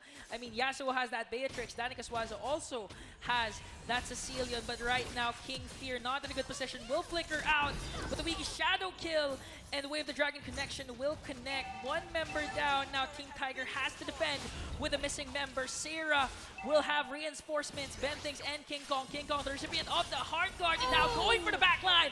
Danica Suazo, no more late game insurance for Team Tiger. Now Pabi was successful to bring down an inhibitor turret in the top lane. They were able to take revenge onto Sarah as well, but that doesn't change the fact that 2 members were taken down by Team Giraffe right before the Lord even approached their base, and they have already exposed the top lane for Team Tiger. Now they're left with only 3 turrets, 1 outer turret and 2 inhibitor turrets. This is not looking good for Team Tiger. They really want or have to hold on to the remaining turrets that they have if they want to ensure that they'll still be getting some space or somehow some space to farm and provide some waves to Danica Suazo, because they would really want to rely on the late game capabilities of their heroes. And Victim though connects and commits his flicker. Won't be able to use his Bloody Hunt however. 2 flickers expended in Victim as well as Bentings. Bobby, the recipient of the Heart Guard, too early. Might have been a miscast, but still, that was still a good assurance to make sure that your win condition, which is this Moskov, won't die.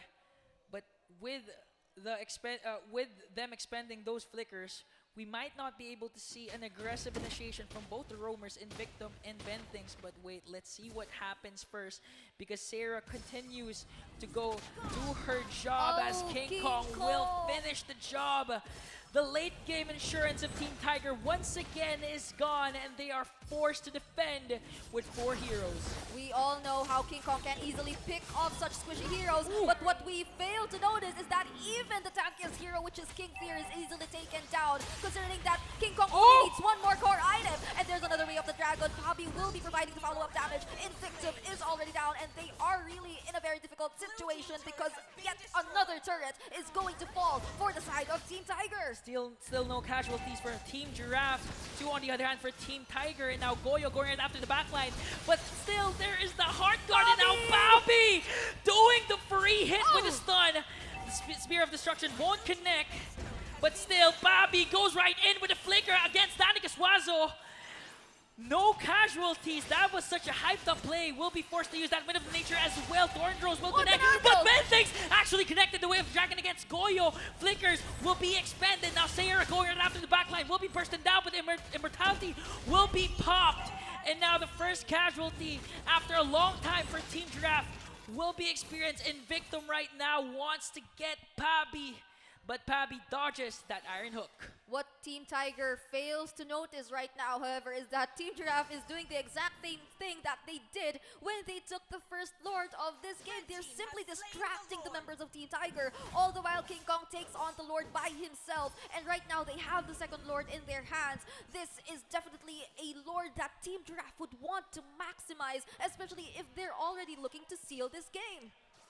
15 minutes in, Brigida. Almost 15 minutes, and we're about to experience the second Lord. And as you mentioned, Team Giraffe, they really need to finish strong. Team Tiger has a late game insurance despite that 143 KDA on Danica Suazo. That still is a Sicilian, and with the right amount of stacks as well as the right amount of gold, they can easily turn things around. Yasuo, Danica Suazo TV. So Team Giraffe, they need to manage these lanes perfectly. No inhibitor turrets for Team Tiger, so all their minions are evolved. Will they be able to initiate a good clash, or will Team Tiger reign supreme once again with their defense? Let's see what happens. They have the wave clear. They are able to defend this if they aren't stopped by Team Giraffe. But the Lord is already marching towards their base, and Victim is trying to look for a target. Won't be able to connect the Iron Hook nonetheless. And right now, Bentings will go ahead. Oh, Bentings once again with a 3-man knockoff. But look at that. Team Tiger 1-for-1 trade. Danica Suazo will fall down, as well as a Bentings, and now killing spree for Lou. Yasuo doing his best to defend, goes right after Yasuo. Bobby! And then now Bobby with the tower lock. Don't forget about the Moskov, because the Moskov can end the series with a sweep. What a performance coming in from Team Giraffe. From the moment they set foot in the Land of Dawn, they had their eyes set on the prize, and they made sure that they will emerge victorious in this meet, or And that was definitely a spectacular performance coming in from Team Giraffe. And all I can say is that they definitely do seem like a team who really prepared as well. Yeah, I mean, they don't want their efforts to go to waste, not just in-game, but actually taking the initiative to pack their things. They're ready to go to South Korea, Busan, to represent the Philippines. But wait, there's still a lot more games. We actually have one more series. But before all that, we have to commend Team Giraffe. They escaped the Predator Team Tiger. A lot of props, though, to Team Tiger. I mean, they showed a lot of strength, a lot of good clashes. I mean, Invictum with Atlas on first game, and now the second game, Yasuo still managing to be able to bring down members of Team Giraffe despite the goal deficit and the map control of Team Giraffe. There were actually moments that there was a possibility for Team Tiger still to turn things around and actually go for the comeback. But it seemed to me like Team Giraffe really made sure that they were able to limit these possibilities. Always going after the late game insurance, which was Danica Suazo, targeting her again and again, and even establishing so much dominance after King Kong showing us that even King Fear can easily fall in his hands. Before the game even reached I think the 10-minute mark or 15-minute mark, he was already full build on this Hayabusa, and it was not the best situation for Team Tiger. He could just maximize his full build, his full damage build, together with his Master Assassin emblem to take down almost anyone in the Land of Dawn. Look at the dominance of Team Giraffe with these stats. I mean, normally the losing team would have the title of Sandbag, but Sarah just done her job wonderfully, perfectly, that she's still the Sandbag despite being on the winning team. And now, for two straight games, the team captain Ben Things with a phenomenal show, phenomenal wave the dragon kicks, is still the MVP. And as we say in the Philippines, Ben Things is looking so much poggy right now. Poggy means handsome. Yes, For our international viewers right now, that simply means that Ben Things is looking so handsome because of his handsome, quote-unquote, Wow. plays. Yeah, he's been doing so much for his team, and that's something we really have to commend and recognize. That is something very deserving of the MVP title. So looking at the game highlights right now, which are mostly filled with Ben Things' Way of the Dragon combinations, you really know how much he was able to set the tempo and how much he was able to establish their presence here, given that he was using his comfort pick and given that he was, I think, for like the most part, he was beside the enemy. He was looking at the enemy. He was showing himself to the enemy because he did not feel the need to hide. It was something very dominating, really, for the side of Team Giraffe. You know, I'm actually curious to know how their comms sounded. Yeah. Because their positioning, their plays, their counter initiations, their And where they go. Yeah, and where they go. It's just it seems so very calculated to the point that it looks like this team was assembled 2 years ago. It seemed to me like each and every step that they take was orchestrated or was planned beforehand, and there was someone calling these decisions.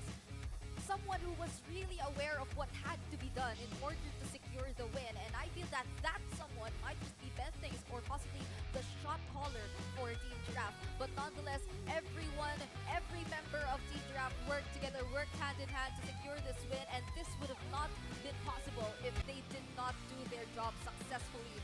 Props to Team Giraffe, to each and every individual who played their hearts out. And right now, they're advancing in the upper bracket.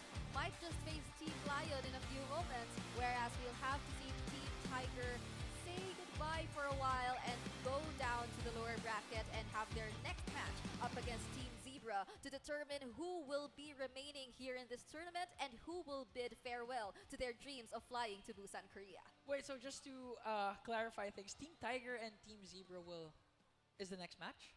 That's possible. That's or possible. That's possible.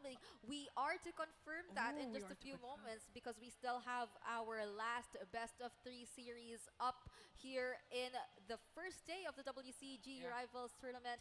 we still have our day number 2, which is tomorrow, and that is when we are to determine who will be the team to fly out to represent the Philippines in Busan, Korea, internationally fighting up against the other countries. Yes, and specifically the Indonesian representatives. Wow, so specific. Yes, specifically one of our, I could say, greatest rival when it comes to MLBB professional Indeed. scene. But yeah, don't forget also about the prize pool. That is $8,500. So yeah, That's a a lot. huge amount. That's definitely a huge amount. And now to hear from the winning team and what they have to say after securing that dominating 2-0 sweep, let's throw it over to our hosts.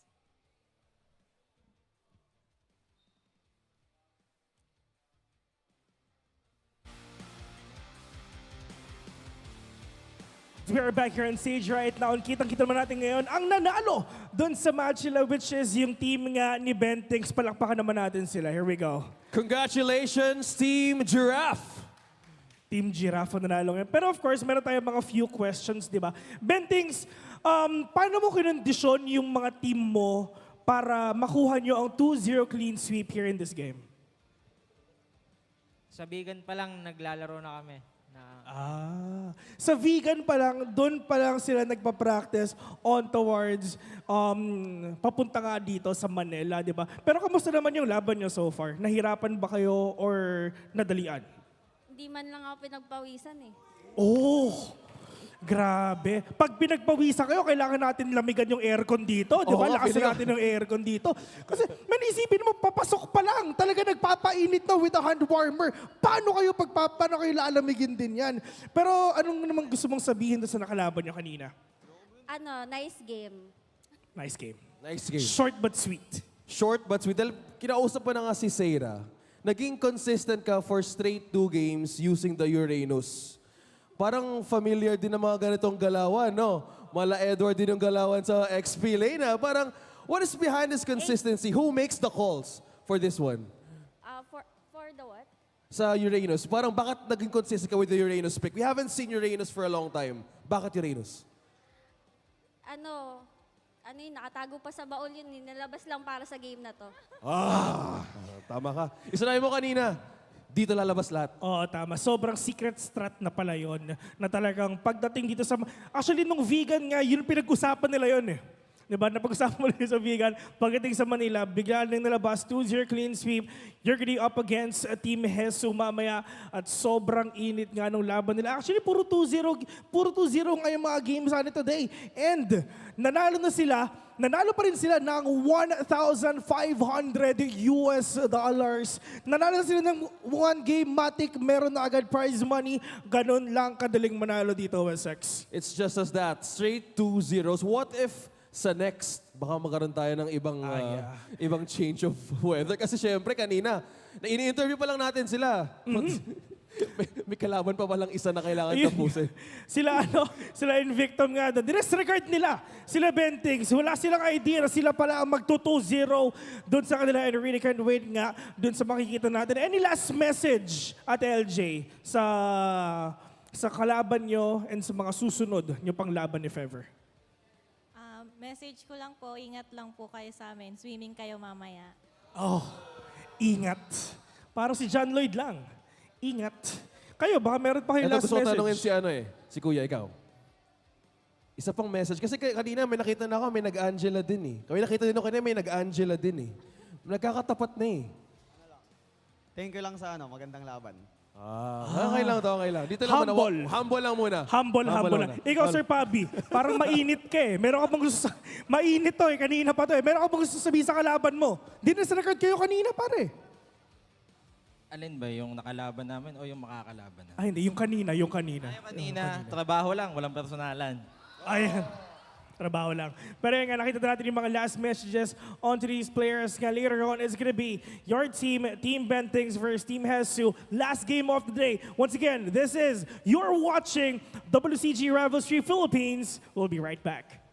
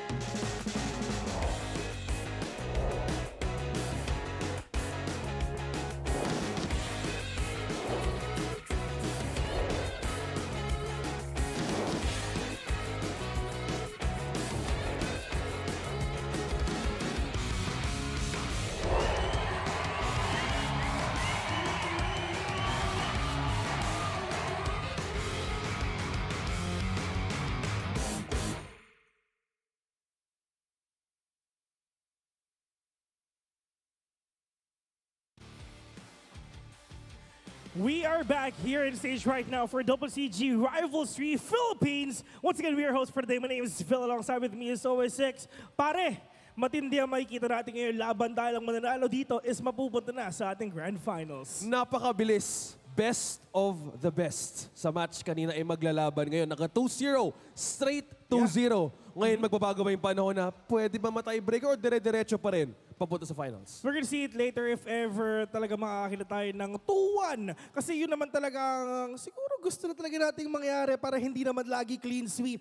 Pero dito sa next game, labanan ng mga nanalo for today. And medyo mahirap nga rin talaga for predictions, lalong-lalo na sinabi ni Pabi kanina, mainit yung laban mamaya. Mainit. So kung sino man ang nakatutok doon sa aircon nila, pwede na palamigan. Ayun.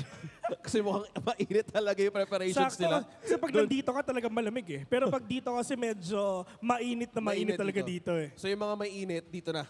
Yeah. Pero I'm gonna ask you, kamusta naman yung mga games so far na nakikita natin lately? Meron pang chances of back and forth sana kanina. Nung Series 2, it has been consistent na yung team ni Goyo kanina. Yeah. Meron lang chance na pwede makomeback. May Atlas kanina. There's a lot of ways na pwede pa sana makomeback. But in terms of in play style, umaangat yung mga teams na yung kanina yung mga nag-2-0. So, there's a thing na parang kung magkita sila in the game now, baka magkaroon na ng kumbaga, konting nakawana sa kanilang comfort picks. Yeah. And later on, kung makikita talaga natin if ever they're gonna do on their comfort zones or probably makakita talaga ng mga tipong unorthodox picks nga, di ba, ng mga out of the meta. Kasi minsan naglalabas yung mga players dyan, ng mga heroes nga nila, di ba? Oh, di ba? Well, kung meta ang pinag-uusapan natin, pwede magkaunahan sa Angela kanina. It's one of the things that we've seen na, kaya nilang i-pull off, but in a specific group only. So, medyo mainit nga kasi. Before anything else, ladies and gentlemen, we'd like to thank our sponsors muna for making this event happen. Special thanks to our special sponsors. We have Smilegate Stove, the LCS Group, and of course, TikTok. Speaking of TikTok, live tayo sa TikTok today. I love it. Love it, There's love a cheer there. Yeah. Ramdam na ramdam ko yung energy, Ramdam diba? kay energy mamaya. Gagawin na natin yung mga moves natin, Vil. Yeah. Para kailangan na. Maraming salamat, Kasi TikTok. balita ko daw, sasayaw ka daw dito mamaya. You're on stage. Pwede. Gusto nyo ba makita na Pwede. sumayaw si OSX dito sa gitna? Yan. Okay, game. This Kasama is the- kita. Kasama kita. Hindi ma, ako yun ang bahala mag-video sa'yo, pare. Ako yung bahala sa phone mo. Hahawakan ko nga yan. Pero yun nga, syempre, maraming salamat ulit sa Games and Amusements Board. Alright, shoutouts nga pala sa inyo. Kay Miss Cynthia. Ayan, shoutout sa'yo, Miss Cynthia. And of course, our players will also be receiving gift vouchers from Barbecue Chicken. They're surely enjoy this celebratory meals after this event, so walang gutom. So ano nga ba yung WCG Rivals ulit, Kuya Vil? Sa mga taong kakanood lang ng ating live stream, syempre nandito ngayon sa ating venue, WCG Rival is a series of global influencer match held in diverse countries, featuring the most popular game title in the targeted country, and create in-depth storyline for each event. Winners of Indonesia and Philippines are invited to WCG 2023 in Busan and play the final match. Once again, the champion na tatanghalin tomorrow will fly papuntang Busan, South Korea at magte-trend sila. Parang kinakabahan ako dun sa, Kinabahan ka ba? sa trend na part, Men, Tama ka naman, Busan. So Busan. trend. Oo, So anything. solid yung mga train sa Busan. Solid, madami kang pwedeng marating doon. Yeah, exactly. Basta mararating mo lang. Balita ko daw, yung mga tao doon nagsisigawan at nagtatakbuhan kasi nga andun yung mga idol nila. Tapos yung mga nagumaganon gano'n, no? Paano? Yung mga gumaganon sa train. Ey! Mag-ingat tayo sa mga ganun. Grabe naman talaga. I love that movie, Men, by the way. Jabberwockies is That shaking movie is the na. best. Pero yun Tawagin nga, na natin. introduce muna natin our first team for today. Once again, the winner will head on to the grand finals. We have Team Giraffe!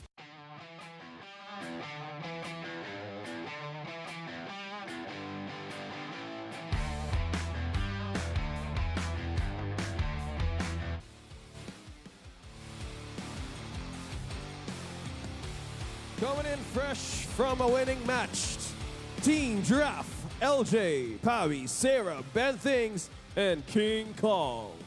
Ayan na. Team Giraffe nagbabalik here on stage. Pag-usapan na natin kanina kung gaano sila confident they're gonna win this. Pero I'm gonna ask you, Ate LJ, sa tingin mo ba, yung pagkapanalo nyo kanina is matatransfer nyo yung momentum towards this next game? Siyempre naman po. Short and sweet. Siyempre naman po. Maganda yung mga bigayan dito ng mga ng mga banters no? Starting from this team. Pero gusto ko talaga tanungin, sino yung binabantayan sa kabilang team? Nag-2-0 din sila nung first match nila King. Call a friend. Ayan. Lahat po binabantayan namin kasi lahat naman po sila malakas. Safe. Safe answer, safe answer. Yeah. Galing. Maraming salamat sa Team Giraffe. Siyempre, ayun na nga napag-usapan na natin. Dito po tayo sa gilid. Alright, dito po sa gilid. Ayan. Sa side po ni Mr. OSX. Sobrang safe answer na pinakita nga ng Team Giraffe dito, di ba? Sabi ni Miss LJ, I mean, transfer nila yung momentum nga na pagkapanalo nila kanina towards this next game. Nakalaban nga nila yung Yes. Team Hesu. This is the best of the best so far. Andito ang top 2 natin, pero hindi pa naman tapos to kasi meron pa. Introducing Team Lion!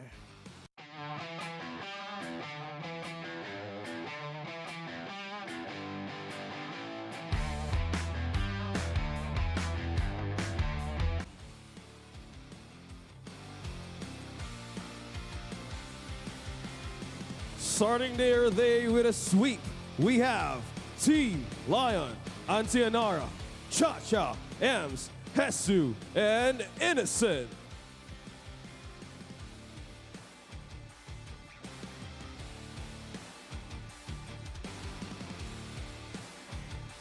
Here we go, Team Lion here on stage. Ang nanalo nung Game 1 natin dito. Well, alam mo ba, Auntie Anara, may mga tanong sa'yo si Mr. OSX ngayon. Antianara, kamusta ka na? Okay, Okay naman. okay naman. Yes. May nag-Angela din doon kanina. Pinapanood niyo ba ang laban nila? Minutes ago. Ano na? Pinanood niyo ba ang laban nila? Yesterday. Kamusta naman for you? Okay naman. Magaling. Magaling. Magiging Yes. mahirap pa sila sa laban na to. Parang hindi, mas malakas daw yung gold laner namin eh. Ooh. Papayag ba kayo nun? Spicy. Ito gusto ko eh. Mainit. Mamaya, mali mo talaga mag-face off nga sila dito. Pero on to this game, I really hope this is gonna be a really amazing one. Knowing na 2-0 yung mga games nyo kanina, are you gonna think na pupunta tayo sa game number 3? Hindi po. Sweep namin yung mga yan. Kinakabahan na yan, o tingnan mo, nakangiti na lang. Teka nga, gusto ko pakinggan yung panig na to eh. Ito yung mga banter na gusto ko eh. Dito na po tayo Ikaw. sa gilid. Simulan natin kay Sarah. Sweep daw eh. Sa panaginip nyo lang yun. Okay, Miss Chacha, halika rito. Miss Chacha, alright. Excuse me po. Dito po tayo, okay. Ano yung sabi? Ano sabi? Panaginip. Ano gusto mo sabihin sa kalaban? Panaginip nyo lang. Tutuparin namin to tapos gigising kami sa panaginip para talunin kayo. Parang pinaghandaan, OS6. Ang haba nung sinabi. Inception. Okay, any last words? Any last banter? Baka meron pa kayo gusto sabihin. Huling banat para sa team na to. Napanood ko na to. Una yung salita, bago laro. Ayan. Yan yung hinahanap ko. Boss, tahimik ka lang eh. Tahimik ka lang. Ano gusto mo sabihin sa kalaban mo? Kanina kasi nasa likod siya. Ibig sabihin, nasa loob yung kulo niya. Ayan, game. Ano gusto mo sabihin sa kalaban mo? Tignan natin.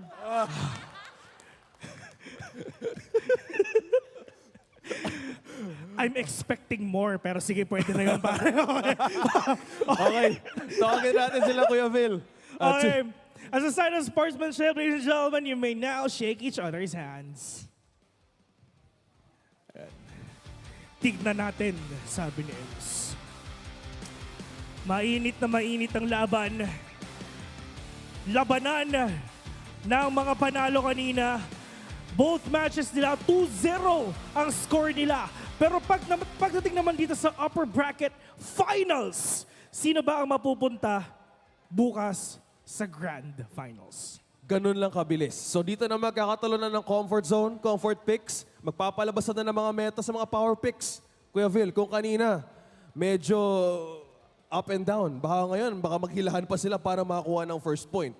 Yeah. Actually, ito ngayon, like what you've said, di ba? Yung mga games kanina, medyo sobrang dikit talaga. May, of course, may minsan lamang yung kabila, then kabila naman. Nakadepende na rin talaga sa execution kung paano nila gagawin yon. Pero without further ado, ladies and gentlemen, this is the upper bracket finals, mga kaibigan. I really can't wait to ibigay sa inyo ito. So casters, take it away.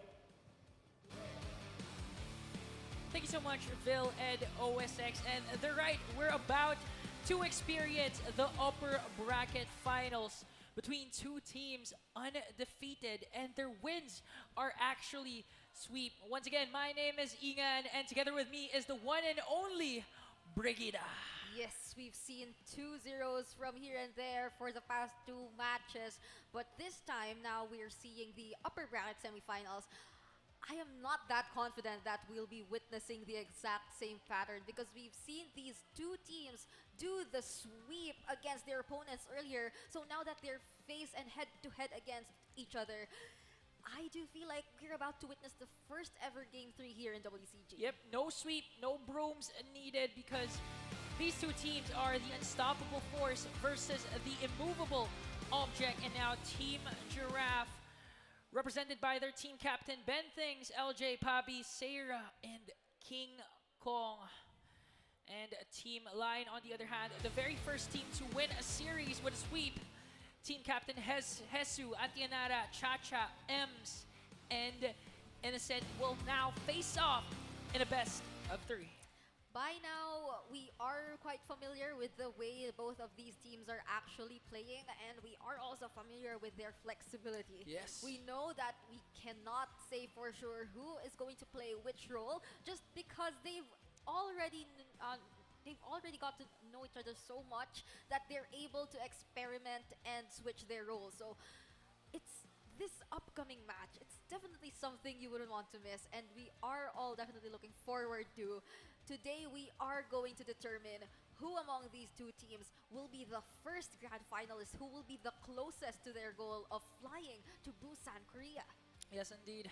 There are 4 remaining teams right now, and 2 teams are on top in the upper bracket finals. And in a matter of minutes, we will be witnessing Team Lion and Team Giraffe head-to-head. But let's not forget that the WCG Rivals 3 Philippines is made possible by the World Cyber Games in partnership with Mineski Global. And of course, a huge shout out to our sponsors, Smilegate Stowe, the LCS Group, and TikTok. This tournament is also officially sanctioned by the Games and Amusement Board. Now we are all set, and we kind of already familiarized ourselves with how this tournament actually flows. So this upcoming match is something you definitely just have to sit back, relax, and enjoy together with us as we bring you the action as your casters for this last and third match of the day. It's been quite a ride, if I may say. I mean, Yeah. we've expected some, we didn't expect some, and for the most part, I'd say that I'm mostly surprised by the performance of both of these teams, or all of the teams that played earlier today. We've been mentioning again and again the idea of how we rarely or barely recognize that these teams were just teams that were formed earlier this month. Like, not even 1 or 2. I believe it's under 1 week. But right now, 2 teams, very similar play style. I mean, they're unsung heroes, the XP laners. For Team Lion, there's Hesu doing his job all throughout the game. And for Team Giraffe, Sarah, I mean, that Uranus pick twice, doing her job, zoning out, and even shutting down the respective opponent. And of course, we can't forget the upcoming matchup between Innocent and King Kong, the only 2 players to have Maniacs for today's tournament. I like what you mentioned because now that you think of it, we are about to see quite the interesting laning matchups between the players of both Team Giraffe and Team Lion. We're about to see Seira up against Tesu, both XP laners who performed really well during the first two series. And it's not just that, we're about to witness Innocent again, after all, up against Team Tiger. Yes, indeed. And of course, Giraffe, rather. King Kong, Innocent.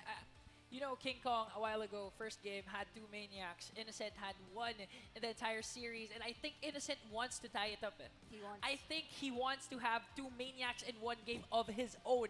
That's why I'm hyped up for this matchup. Not to mention the roamer roles are actually lit because this is Antianara.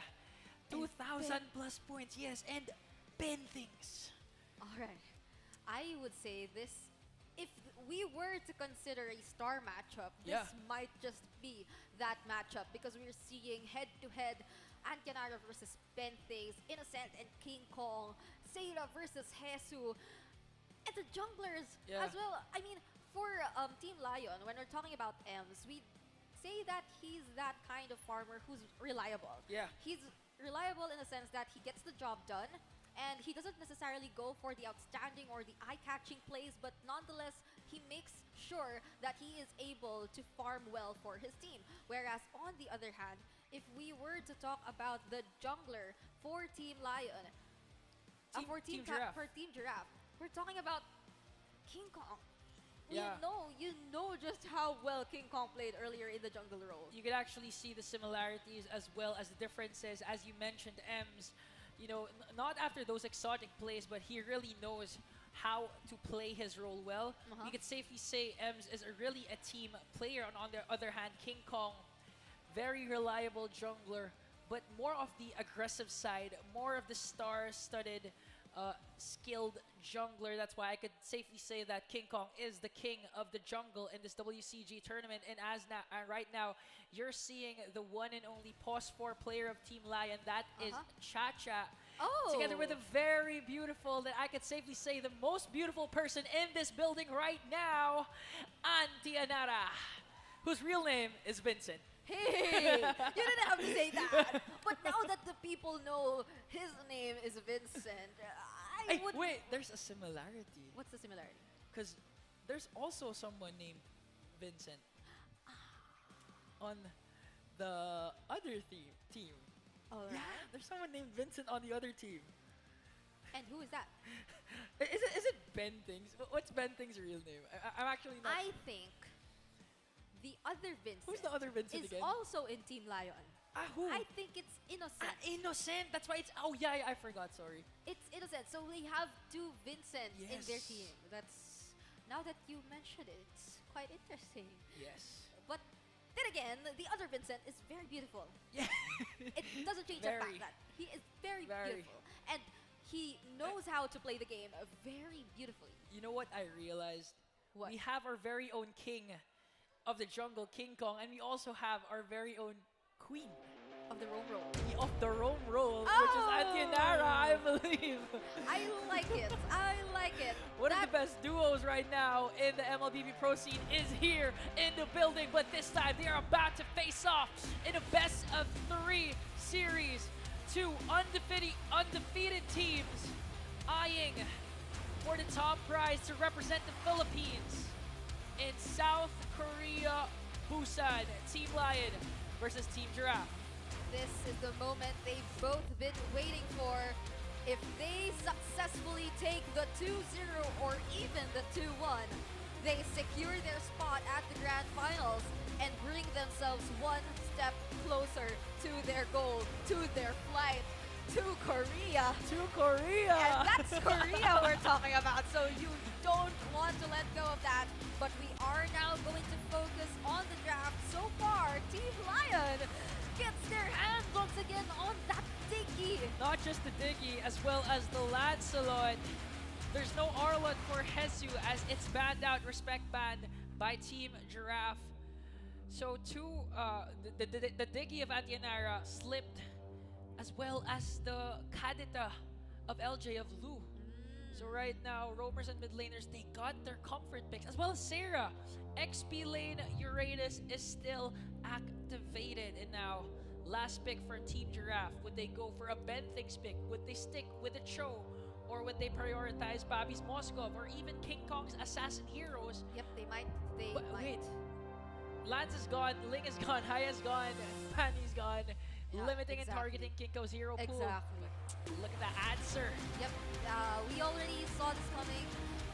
The target ban onto King Kong just means that they might have to go for the early secure on his pick, because if not, they might just lose or run out of options by the time that King Kong would have to take his hero.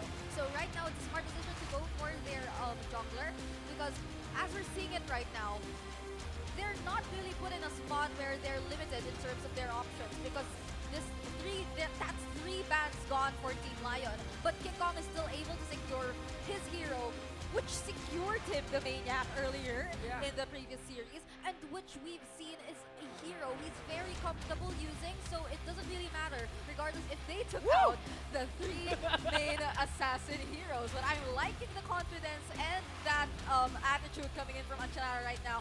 He doesn't seem the least bit nervous about this match. He's not nervous, composed, patient. I'm running out of adjectives, I'm running out. All we can say is Atienara, the prettiest person in this building, and going back to the drafting phase. As you mentioned, Innocence Claude is gone, as well as Team Giraffe. Team Lion answered right back with a very own Moskov ban. So clearly, these two teams have watched each other's series a while ago and are ready to go head to head as we enter the last phase of the draft. But look at this, what an unconventional pick, Brigida. It's a Mia that's going to be used by Pabi. So maybe Team Lion also know that Pabi's main comfort hero is the Moskov. I mean, it's the hero that they've been consecutively using in the past few games, and now that they've taken it out, he's left to choose another marksman, and it's probably the Mia that he's most comfortable using next to the Moskov. It's not the ideal marksman you'd want to complete your lineup, but at this point, you'd want to secure the comfort over anything else. Yeah, and it's actually the same concept as with Moskov. Marksman relying on attack speed, and clearly Mia, as soon as she reaches her power spike, even in the mid-late game, it's going to be a hard time for Team Lion to contain this Mia. But Team Lion going with the Matrix and a debut pick for Terizla, Hesu. Once again, they're saving the best for last. They want to go with the setups. This time, Hesu wants to go with the setups. They banned out the Arlot, but they forgot about Terizla. You know, one penalty zone can actually secure or turn things around for Team Lion. This Terizla will be a huge problem in the succeeding team fights we're about to witness later on, especially considering that the composition of Team Lion right now is very much team fight centric, so they'll definitely want to go for the team fights. And Team Giraffe, they might want to do the exact same strategy they've been doing previously, which is Pabi actually going for the split pushes and actually trying to disrupt or actually force Team Lion to recall because of the pressure on the lanes. But a surprising pickup by Ben Things will show up in the last pick here for our draft. It's going to be the Ben Things Natalia to complete Team Giraffe's lineup. This is actually... we could consider this a cheese pick, but this cheese pick is actually good because you have four squishy heroes, four heroes that you can easily burst down with this Natalia. I mean, Ems, Atienara, Chachapega, Innocent can all be taken down by this Natalia. It actually pressures Atienara to stick with Innocent all throughout the game. And you don't want also Pabi to have free farm, to have space and reach its power spike, because as we've seen a while ago with his Moskov, it's like they forgot about the attack speed Moskov. They forgot about the split push, the back doors, and that's how All troops deployed. But right now, Brigida, this is the upper bracket finals between two undefeated teams, two teams that have sweeps for today. Team Giraffe going up against Team Lion, and now usual rotations here. But look at Ben Things, Brigida. They really want to put pressure this time on Ems, the jungler of Team Lion. So if they know Ems to be that reliable jungler that gets the job done so long as they do not disrupt his farming, they might want want to pay attention to his farming this time and disrupt exactly that in order for them to establish their dominance and for them to get the upper hand. But what I like what Benzanes is doing actually. He's taking some jungle games away from Ems. Yeah. Look at Ben Things, the experience, the veterans. He knows his own teammates. He knows how the jungler usually and normally rotates, and he wants to limit the space given to Ems right now. But they're still holding on to her position. They know that they're gonna go right after the XP lane, but clearly there is action here in a gold lane. 4 members up against 2. They have to be extra careful. Benthings will be spotting Antyanara right here as they execute and will be able to take him down as the first blood of this game. This is the Natalia pick.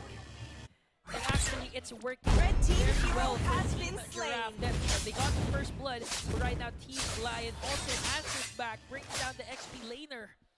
Now it's going to be a 1-1, and we'll see who gets the very first turtle. It seems like Ems is already ready to take this turtle. Together with Hesu, they're doing the zoning. Know that Benthings is around, but they have to be extra careful. Blue team slain the turtle. Secure it nonetheless. Hero has been slain. All the capture here by Lu, but won't be able to pick off anyone. They have already got what they wanted, and King Kong came a little late to the party. Team Lion secured the very first turtle, but Team Giraffe actually went for a counter trade. No purple buff for Ems, and as we know, Lancelot is a very purple buff dependent hero. He couldn't do those dashes, those Thorn Throws and Phantom Execution combination. It's gonna be hard for him to execute that without his purple buff. So still kind of a good trade for Team Giraffe, but Team Lion also was able to secure a kill against Benthings. It seems like Benthings and Team Giraffe actually have quite the idea of how to play around this Diggy lineup of Team Lion because they're trying to spread out Antyanara from the combo, but it's not like Antyanara that's getting shut down. Sarah will fall as well on the other side of the map, but Hero also falls. Because then tries to sustain and fight against Benthings alone, but King Kong will surprise him. Hero will finish off the kills and will just engage immediately. This is what I was mentioning a while ago. This team seems like they were established or assembled 2 years ago because they always seem to know where to go. Specifically King Kong. This jungler always know where to rotate, always know how to trade. A while ago, Team Lion was able to secure the first turtle, but instead, the response of King Kong was to get the purple buff away from Lancelot, away from Ents, which is why they couldn't initiate. They couldn't be as aggressive as they planned to be. And now 2-on-2 on the top lane, but with the help of Benthings, will they be able to execute another perfect play? I see the pressure that's being placed here by Benthings together with the rest of the members of Team Giraffe on the gold lane. It seems like Antyanara and Innocent are not able to pull off the exact same strategy that they did earlier. Around. I like how Team Lion is trying to still answer the pressure by also putting together Ems and Hesu all the time. Right now though, Hesu might just not come in time to save or help the team for this turtle fight. Benthings tries or will actually try the victim. Will get Red team turret has been destroyed. Uses the black shoes to regain her HP. Will come down to the battle on her and for the win this though. Breath of the Ocean won't be able to knock up the enemies because the time's journey saved them just in time. Right on time once again, and Antyanara sneaky flicker. Again, let's not forget who's rocking this Natalia. This is none other than Benthings.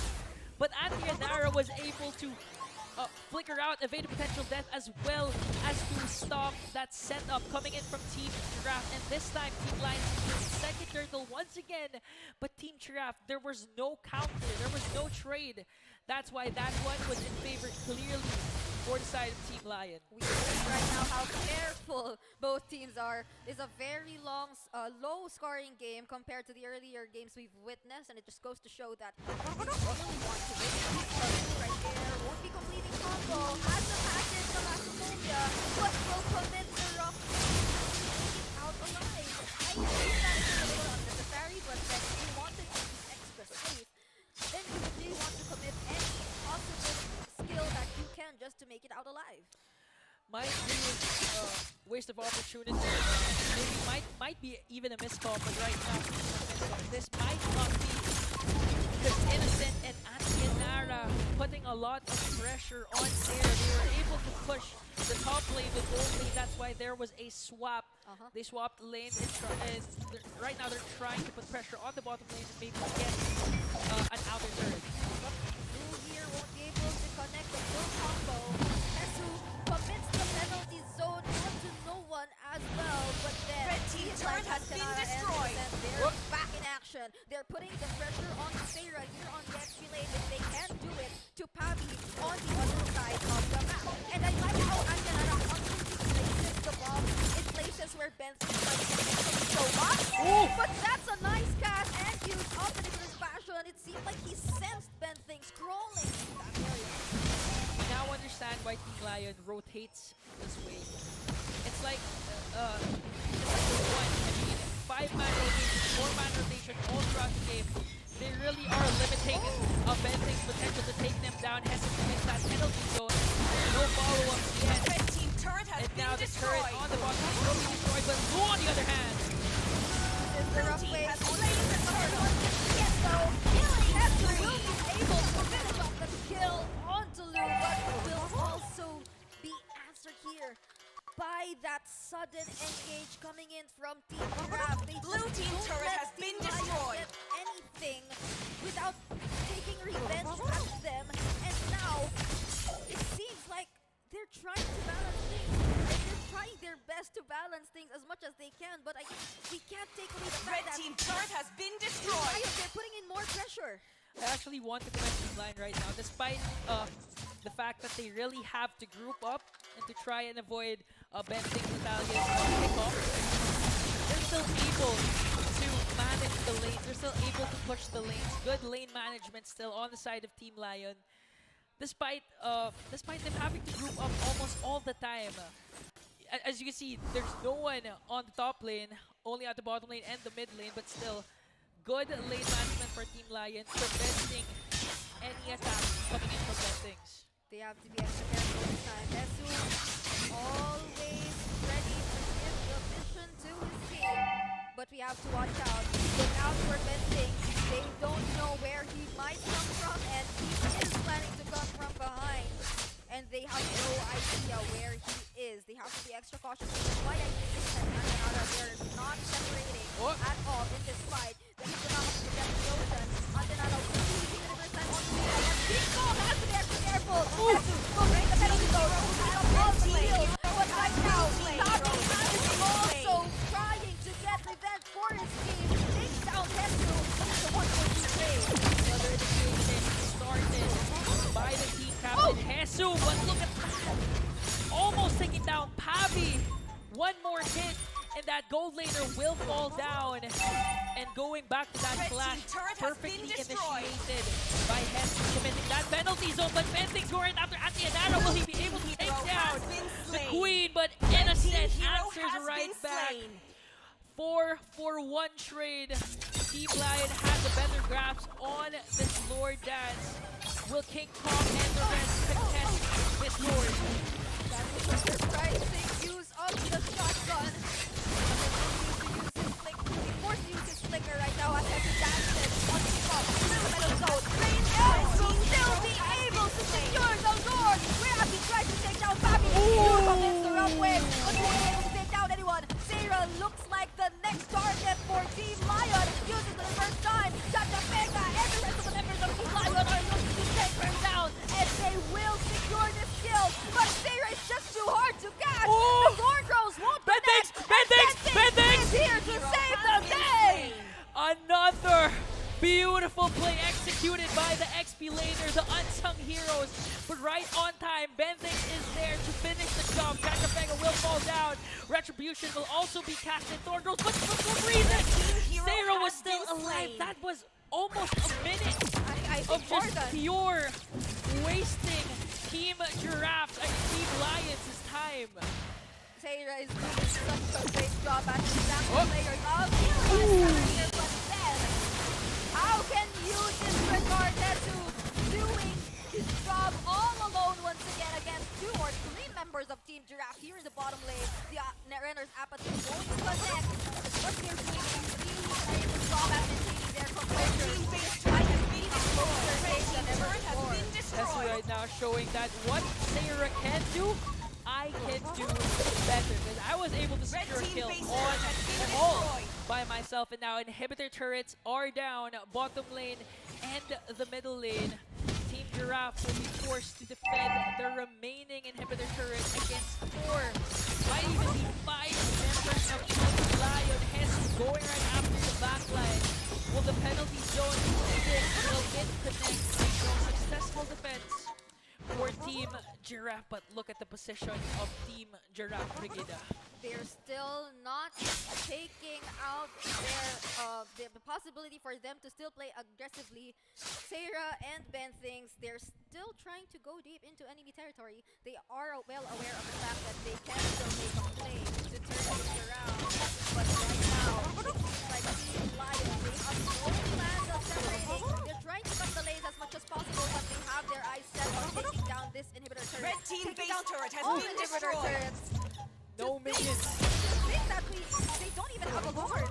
No lord, no minions needed, but Hesu in the penalty zone. That was done by here in Seattle penalty zone. Blue goes in, you now play the one area has anyone to yes. But right now, Benny provides some starters from behind, but Zero won't get into the stage just yet. And Blue will also follow as Team Lion secures game number 1. Team Lion once again on top of the food chain, devouring Team Giraffe. Team Captain Hesu Brigida with an unexpected penalty zone connecting against 2 to do the job. They did not need a Lord. They only need 1 minion wave and enough trust to Hesu to connect that penalty zone. And Team Giraffe did not expect that. Yes, I didn't expect it. I didn't expect that as well. I passed it to you right before it then happened. I passed it Then to I you passed it because Hesu did that to them. Yes. Yeah, it was so surprising, and it was definitely that game-ending play by Hesu. It seems like Hesu is literally the playmaker here for Team Lion. We know that for a fact that Antianara mostly revolves around the mage support type of roamers, or either more on the support side of the roamers, but then they still don't lack that setup potential thanks to Hesu, Yes. which always, each and every time, goes in confidently. And it's not all confidence because he literally gets to set up for his team. That's actually a good sign. I mean, that's actually good for Team Lion. I mean, Team Lion, because it gives more flexibility and adaptability for the roamer and even the pos 4 to, as you mentioned, get these kinds of mages as the roamers, either the Novaria, the Digi, because they can, your teams are sure that you'll still have crowd control in the form of Jesus Terizla. I mean, one crowd control hero for Team Lion, but a lot of setups connecting 2, 3, 4. We didn't see a 5-man penalty zone, but at least we saw a 4-man penalty zone to finish game number 1. And Team Lion right now dominating this game 16-7. Look at that gold deficit. Already large, and I do like to point out the fact that Antianara's Digi once again is key to winning this game, because Ben thinks, we all know Ben thinks he could rock this Natalia, and with the current composition of Team Lion, it's really easy for him to burst down. That's 4 squishy heroes that he could burst down, but with some sort of Ube strategy, Team Lion, headed by Antianara's defense, was able to win this game. And it's not just that. I recall Team Lion, I think almost all members who were actually easy targets for Ben Things picking up the steel leg plates early into the game. One is Antianara. So that early game potential of Ben Things to go and for the continuous pickoffs was not entirely possible because they took an immediate counter and it did not really compromise their farming, because they were still able to take the lead nonetheless. And huge props once again to taking his third consecutive MVP of the game. Innocent yet again showing us how to use the Beatrix. I mean, look at that. Even Innocent took on the Steel leg plates, the steel leg plates early into the game. So apart from the fact that they barely separated, like Antianara and Innocent, they were barely away from each other. They were already able to counter the threat of Bentings by picking up these steel leg plates, so they weren't as afraid of going or showing themselves on the map. Yeah, that was actually a good investment for the side of Team Lion. Let's get the steel leg plates, and later we'll eventually have enough gold to dish out the damage brought by our core item. But right now, we have to commend Innocent for his wonderful performance. This is a gold laner that's brave enough to go right after the front line, right after the back line. But we also have to commend Ems doing his job, the jungler, very reliable jungler. Almost all the neutral objectives, almost all the turtles, as well as the lords, was secured by Team Lion thanks to Ems. But we cannot forget how this game ended. A two-man penalty zone flicker play from Hesu, and Innocent was there. Innocent was just doing his job, dishing out the damage, tower lock to secure game number 1. One more game closer to representing the Philippines in Busan. I also like how the Natalia came in at the last moment. It was the last pick, so no one knew that it was going to be Benting's hero. But Chachapega with the Lilia, it actually somewhat saved them Yeah. the worry of having to take care of yet another hero, because Akinara could focus all his resources on Innocent. Yeah. The black shoes that could be used by Chachapega was already enough to save herself from any undesirable situation, Yeah. which didn't really happen much since Bentings was also fixated on actually shutting down Innocent, which Yeah. didn't really happen. Antinar didn't let it happen, and it was a very safe pickup for the side of Team Lion. This time around, I wonder what adjustments are they going to make, especially for Team Giraffe coming into game number 2, because we've seen a trend of 2-0s. I know they don't want the same to happen for this series. We'll actually have a clue if this will go to a sweep or go to a very first game number 3 based on the adjustments on the draft. But if I were Team Giraffe, I would stick to my strengths.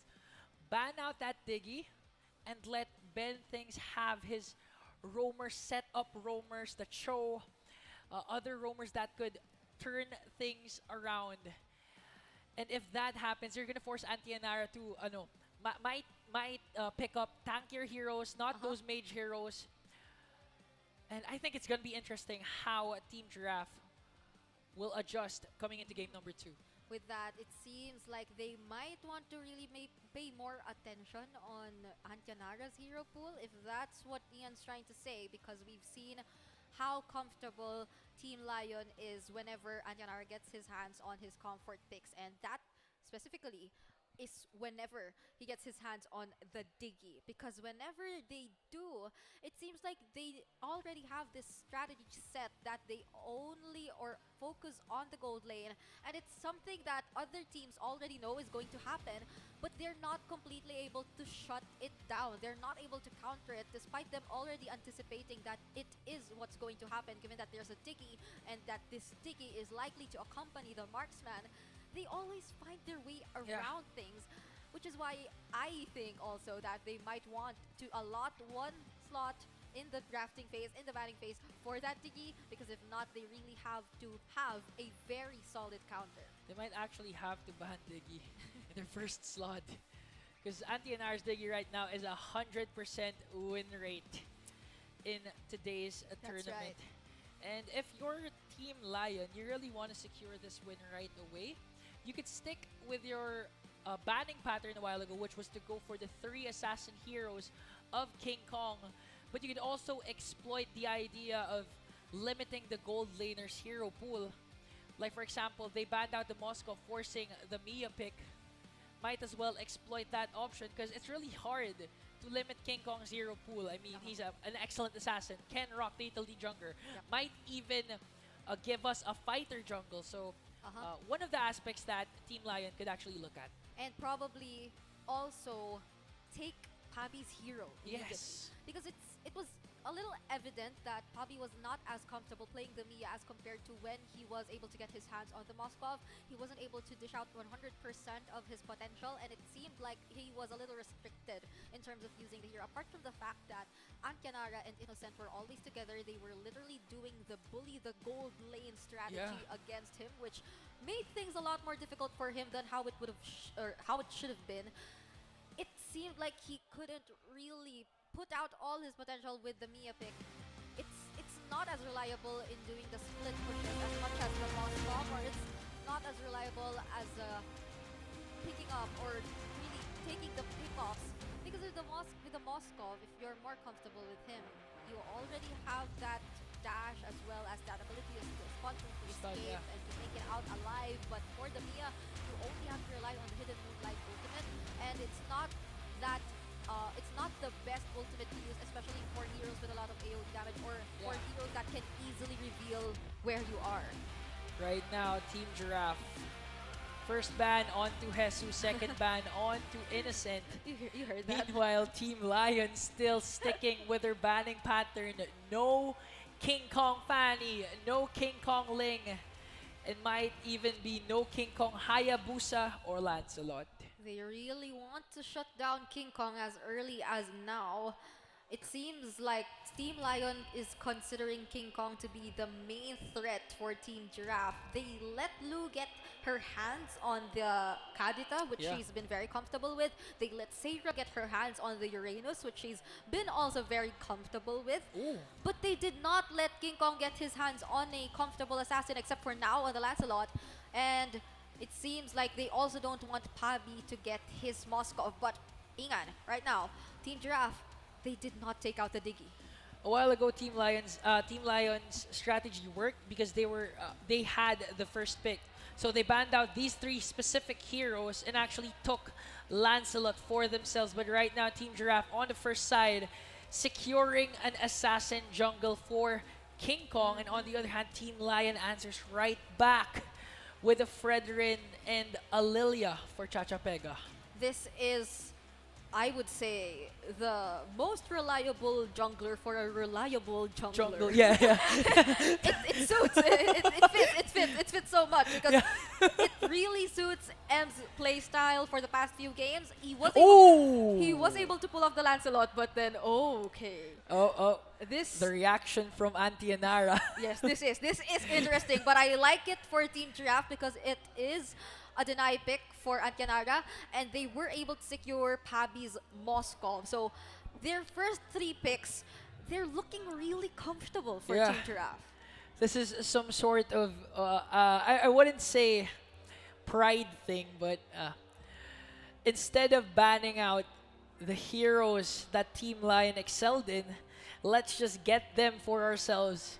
And we might be able to show them how it's done. But right now, you get the Diggy. But Antyanara really is the queen, locking the Estes for their match point game number 2. Oh, this is looking really interesting because you take away my Diggy, but I don't have just the Diggy.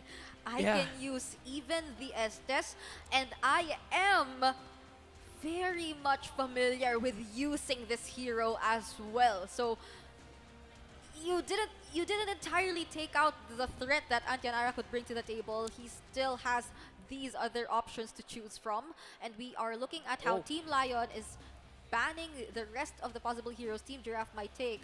They're trying to shut down Lu. Right now, Team Giraffe, it would be safe to assume Lu that... and Ben thinks. Yes, Lu and Ben thinks. It would be safe to assume that this Diggy would be the roamer. Might fall in the hands of Ben things, but actually right now, whenever, you know me, I'm a roamer guy. I Me love too. Atlas, I love Kufra. I'm a roamer girl. And and whenever I would see a roam Estes, I know their strategy would be to ube, to group up, and that's what I love to see as an Atlas player. But right now, since they selected this Diggy, it would be unlikely for Ben things to pick up a setter type of roam. They might last minute changes such as putting the Diggy in the mid lane if Lu were to use this hero, but we're not so sure about that because we might, or Team Giraffe might want to go for a more reliable mage to deal the necessary damage. Team Lion right now, we still don't know who their marksman is. Innocent can still pick up the Beatrix if he wants to because it's still open to this point, and he's been grabbing the MVPs using that hero as well, but it seems like they're saving that for the last pick simply because they already know that Pabi has his marksman anyway, and that there are no more chances for Team Giraffe to take out any marksman, or any marksman rather. So right now, Team Giraffe, we're left for a Ben Inks or Lu hero and the Seira hero. Will they possibly still go for their Reynas, even though it seems like Team Lion isn't the least bit afraid of it? Yeah, and I'd actually like to confirm if Hesu, if Innocent doesn't select either Beatrix, Claude's impossible because he's banned. This might be the fourth game that Hesu and Innocent selected unique heroes. So right now they're just displaying their wide array of heroes right now. Hesu, I believe he used that Arlot, Terizla. I'm not sure which one he used in the second game in the first series, but right now, Innocent, Harith. Okay. So I was already surprised by the Harith, but I'm more surprised that what we said actually happened. It's a mid lane Diggy, and it's going to be the two that's in the hands of Ben Things. So what were supposedly just random assumptions earlier are actually happening right now. Team Giraffe showing us that flexibility, whereas Team Lion, they're trying to shake things up a bit.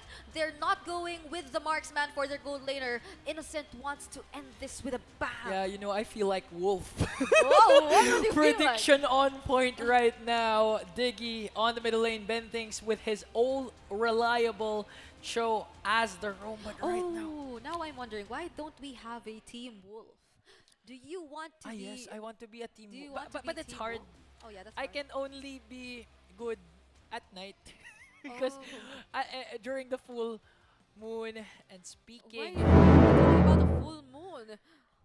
Anyway, let's just go into this game and let's find out what's going to happen because this is already match point for Team Lion, and we're about to find out if they're going to be the first grand finalists.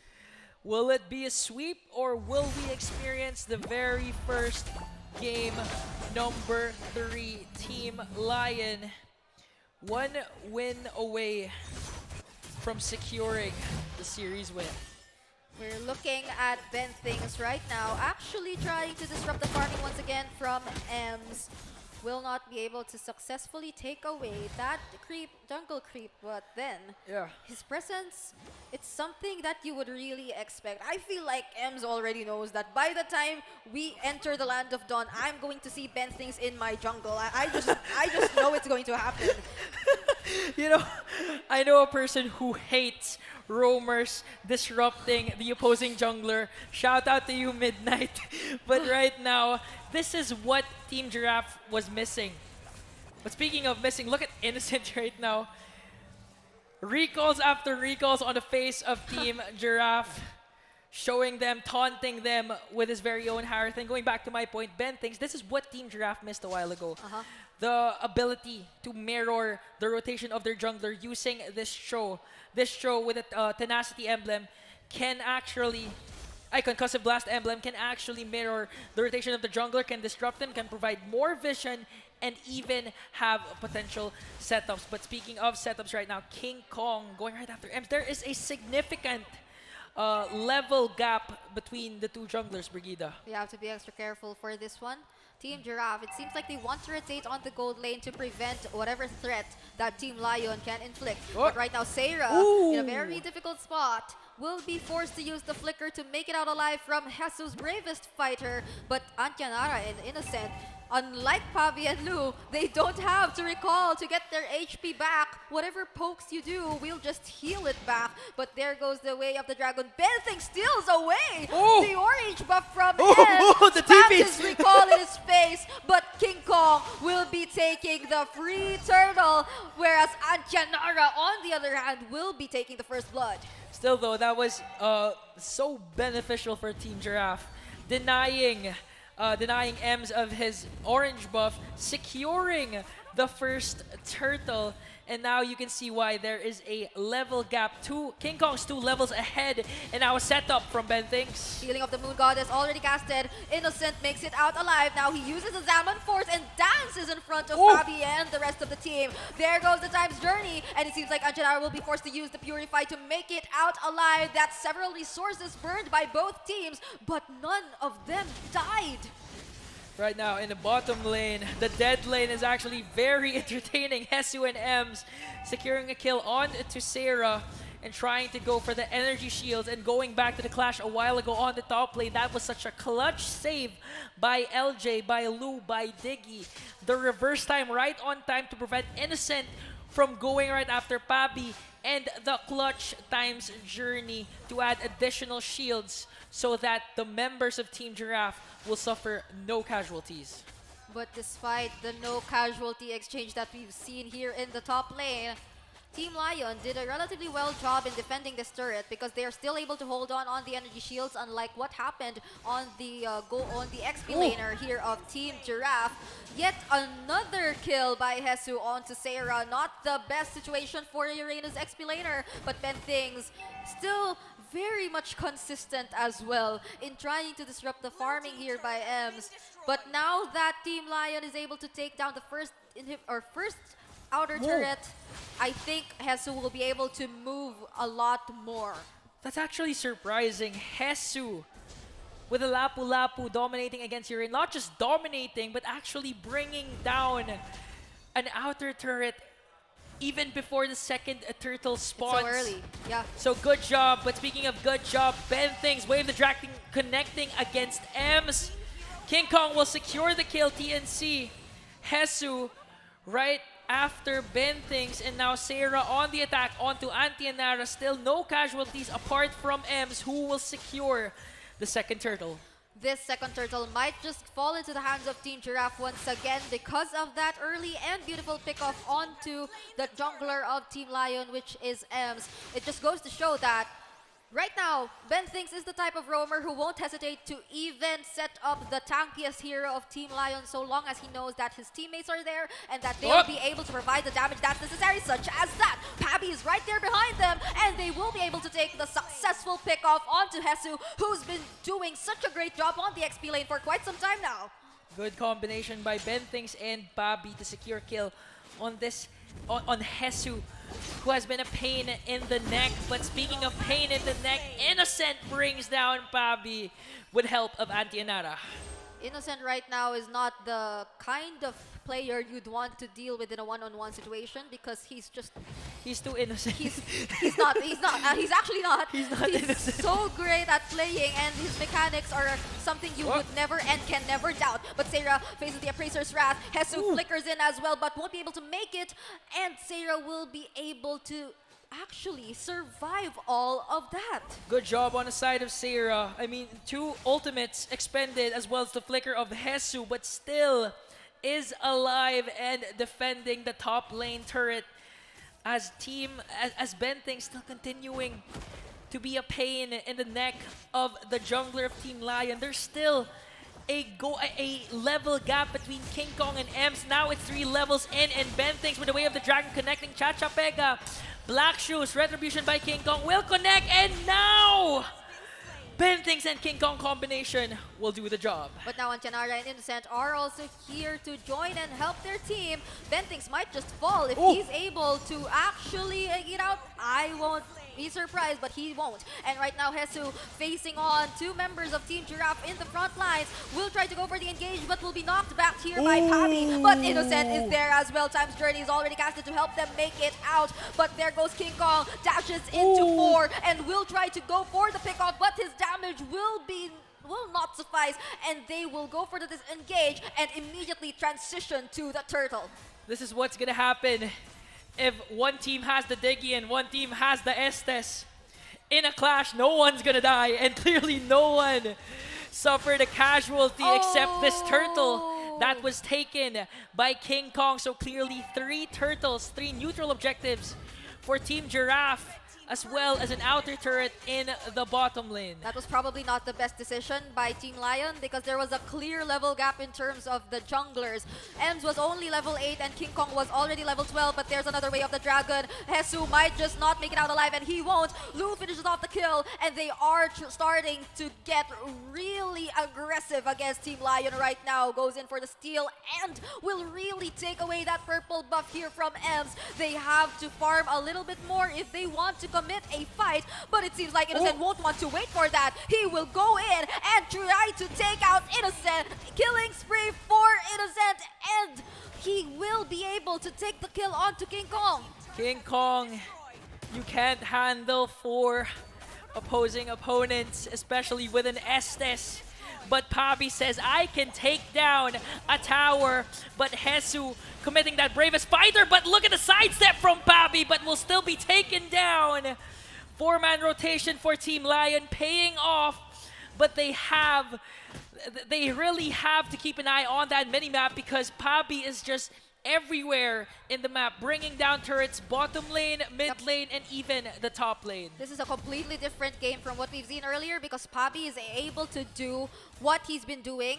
He's able to be so comfortable in this Moskov and actually able to shove the lanes a lot for his team. And it's not just Pabi who's doing that. Benthings is also trying to do the same, which results in Team Lion not being able to get as much turrets as they'd want to, but Innocent is just unstoppable right now using the Harry. He has so much damage. He's able to take down even Seira, even the Uranus. But King Kong will come in from behind. Healing of the Moon Goddess will also be committed as well. And Ben Things is trying to look for a target, but won't be able to commit no longer. He's seen too many players from Team Lion all grouped together, and you wouldn't want to engage in that if you were a single target too. Team Lion right now cutting the lead down to 1K. Pabi sets his eyes on this second tier turret, but Hesu says no, you can. Oh, it was actually destroyed, and now Hesu committing that bravest fighter, but on the other hand, Ems in trouble here against 3 members of Team Giraffe. There are clashes here and there, but this might just be a clash where that solo jungler won't be able to survive. Innocent here uses the Daman Force, but Ben Things will just flicker out of it, and they won't be proceeding with the fight anymore. They are feeling the pressure that Pabi is doing. Right now, this Moskov has been exceptional when it comes to controlling the lanes, controlling the map. But speaking of controlling, King Kong going right after the backline, but this time there is no Lu, there is no Diggy, no jungler for Team Lion, but clearly Team Giraffe will have to go back. Ben Things connecting with the Way of the Dragon. They have to focus on the heroes, and they are going to focus on the heroes. 2 members of Team Giraffe are down, but King Kong is still alive. They cannot commit this Lord because King Kong is already level 15. Sarah might be the casualty, and she will be. Ems is starting to take down that Lord, whereas the rest of the members of Team Lion will focus on the turrets, but they don't know where King Kong is. King Kong is also at the Lord pit, and he will try to contest. He's confident he will be able to take it, and he will be. Bendings goes in, uses the Way of the Dragon, but they will chase after him and make sure he won't get out alive. Team Giraffe focuses on neutral objectives. Team Lion for those kills.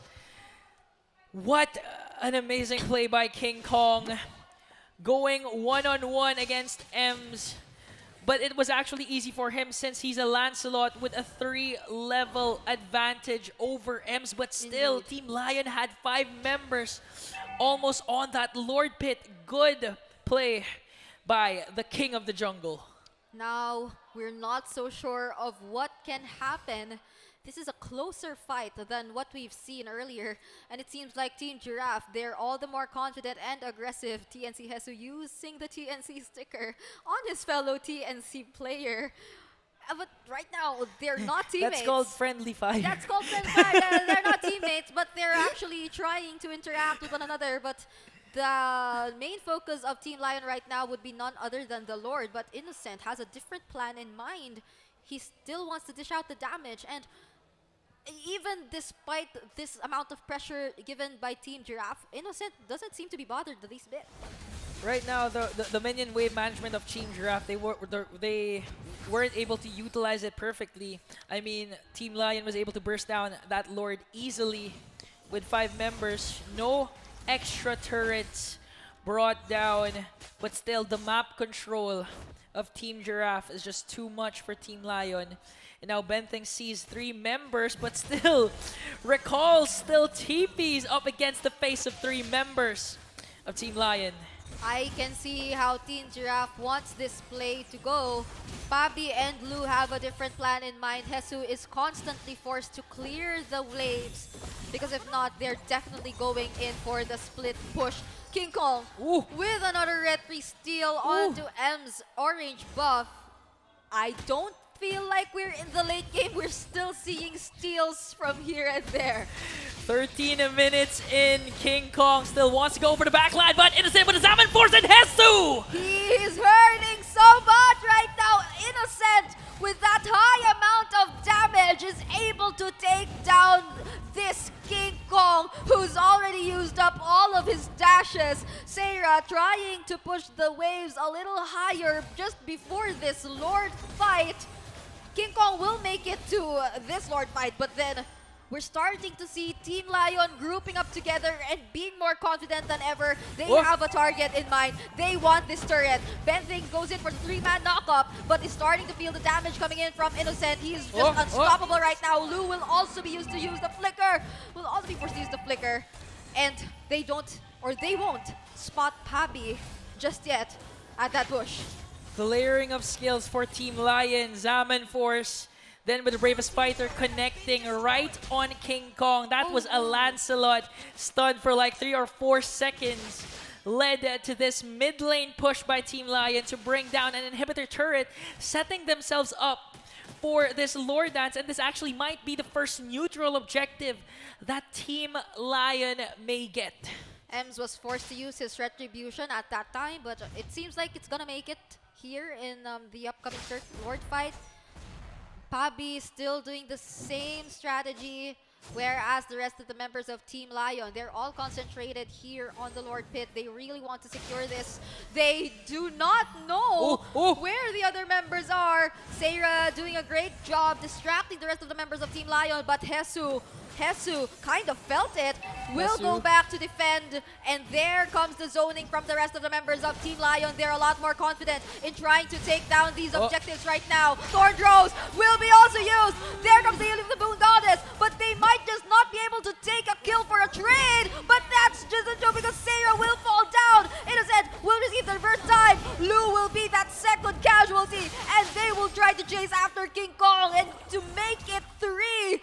But that won't happen. He will make it out alive. They might just transition on to taking the kill on Benthings, but he also won't be an easy target. Team Lion, they were still able to maintain composed. That was a 3-on-4 clash on the Lord Dance, but right now Team Lion can actually end this game with a sweep, but there's no minions. Team Lion respects the damage output and capabilities of Team Giraffe, but we also have to commend what King Kong did there. That was a 3-on-4. Pabi and the Benthings weren't actually in that Lord Pit, but the King of the Jungle steals that third Lord away from Team Lion despite facing 4 members.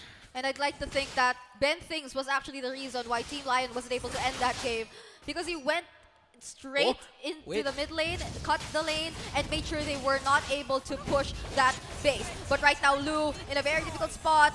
Innocent won't be able to finish off the kill because he still has his flicker. And they will try to disengage for a while.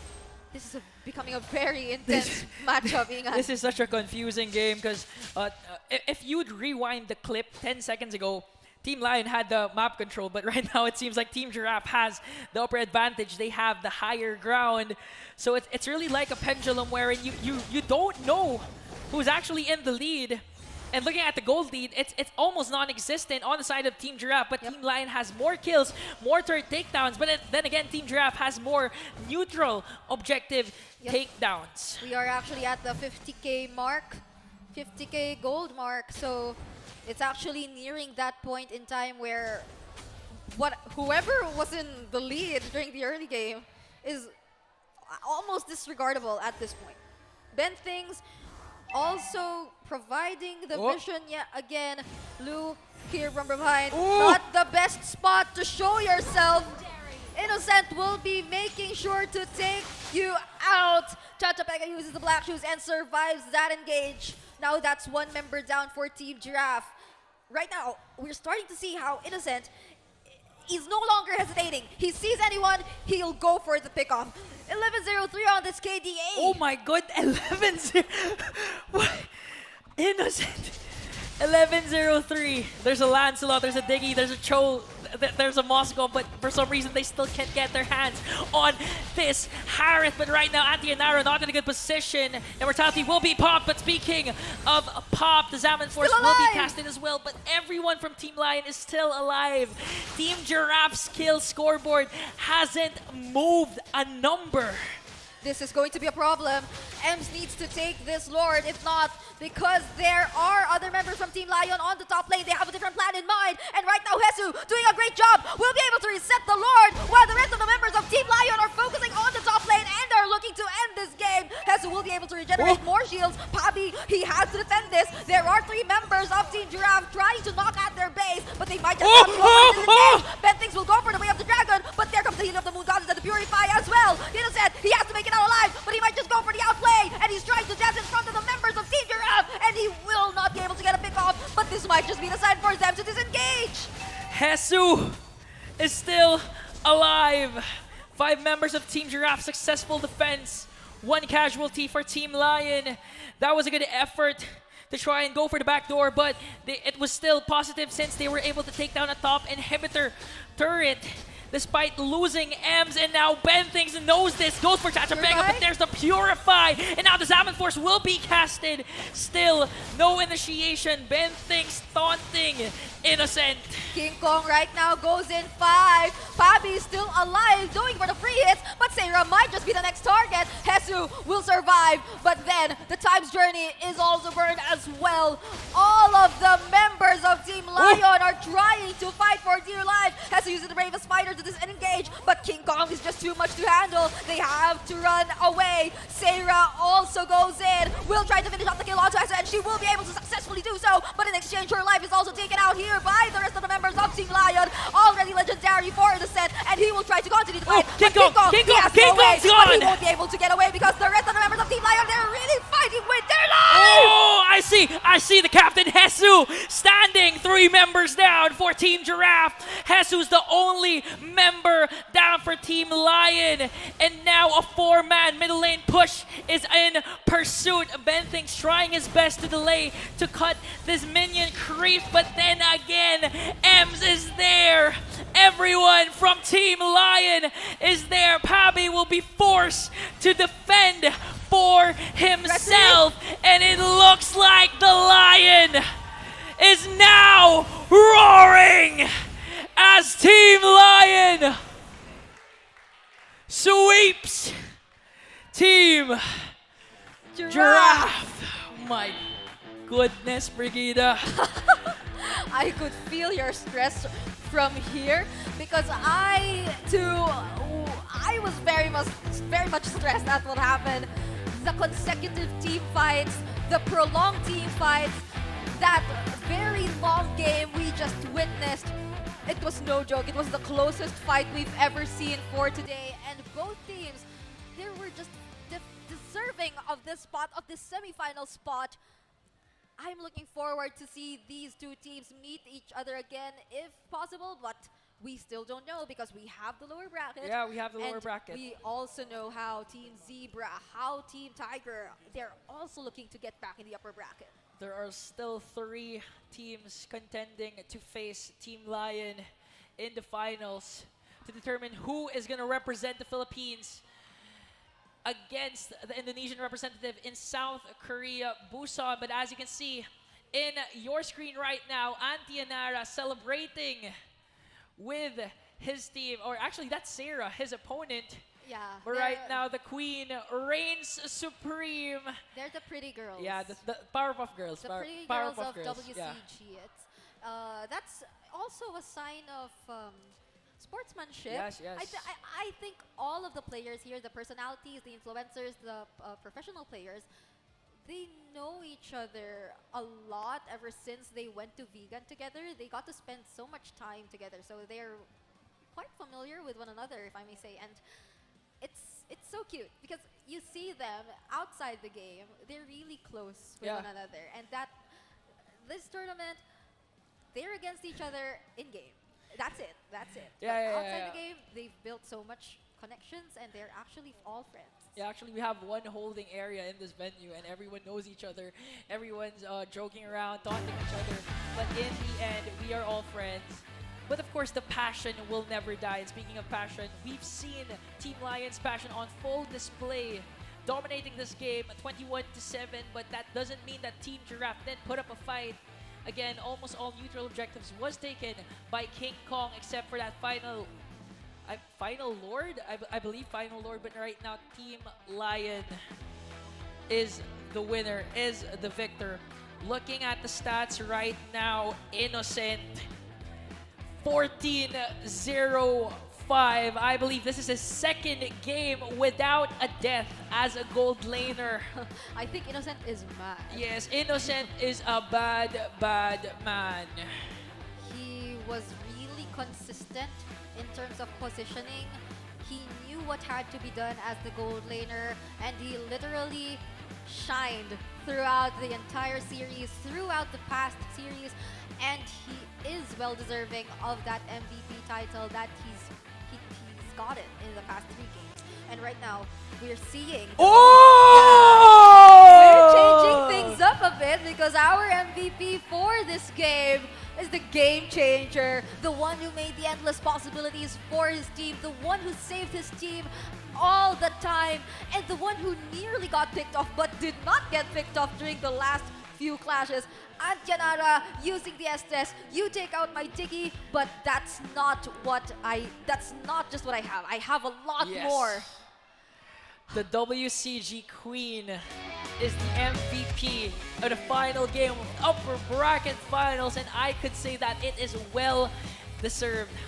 A lot of moments that you can see, Team Lion was at a disadvantage, but with Antyanara's presence, with the Blessing of the Moon Goddess, they managed to sustain every single damage that Team Giraffe is pinning against them and turn things around, turn that clash around into their advantage. That's why the Estes will reign supreme and be the MVP for game number 2. This game was literally a seesaw, and we've been going back and forth between both teams' bases, and it was a really close fight. I really liked how both teams really played seriously, played their hearts out, and it seemed to me like best of 3 series was not enough for these teams to actually unleash their fullest potential. But now we already have our first grand finalist. Team Lion will be waiting at the grand finals, and whoever will be successful in crawling the lower bracket tomorrow will be the ones to face them once again in the grand finals and eventually get the chance to fly to Busan to represent the country. Right now, these were the last few moments in the game, and all I could say was that it's innocent. You shouldn't fight without taking him out. Yeah, but it's actually hard to take him out again. The Antyanara Estes is always there. She didn't let it. Right on time to save his innocent gold laner. That's why he's the MVP of game number 2. And now, Brigida, there are still 3 teams eyeing for the final slot of the grand finals. That's between Team Giraffe, Team Zebra, and Tiger. And Team Tiger.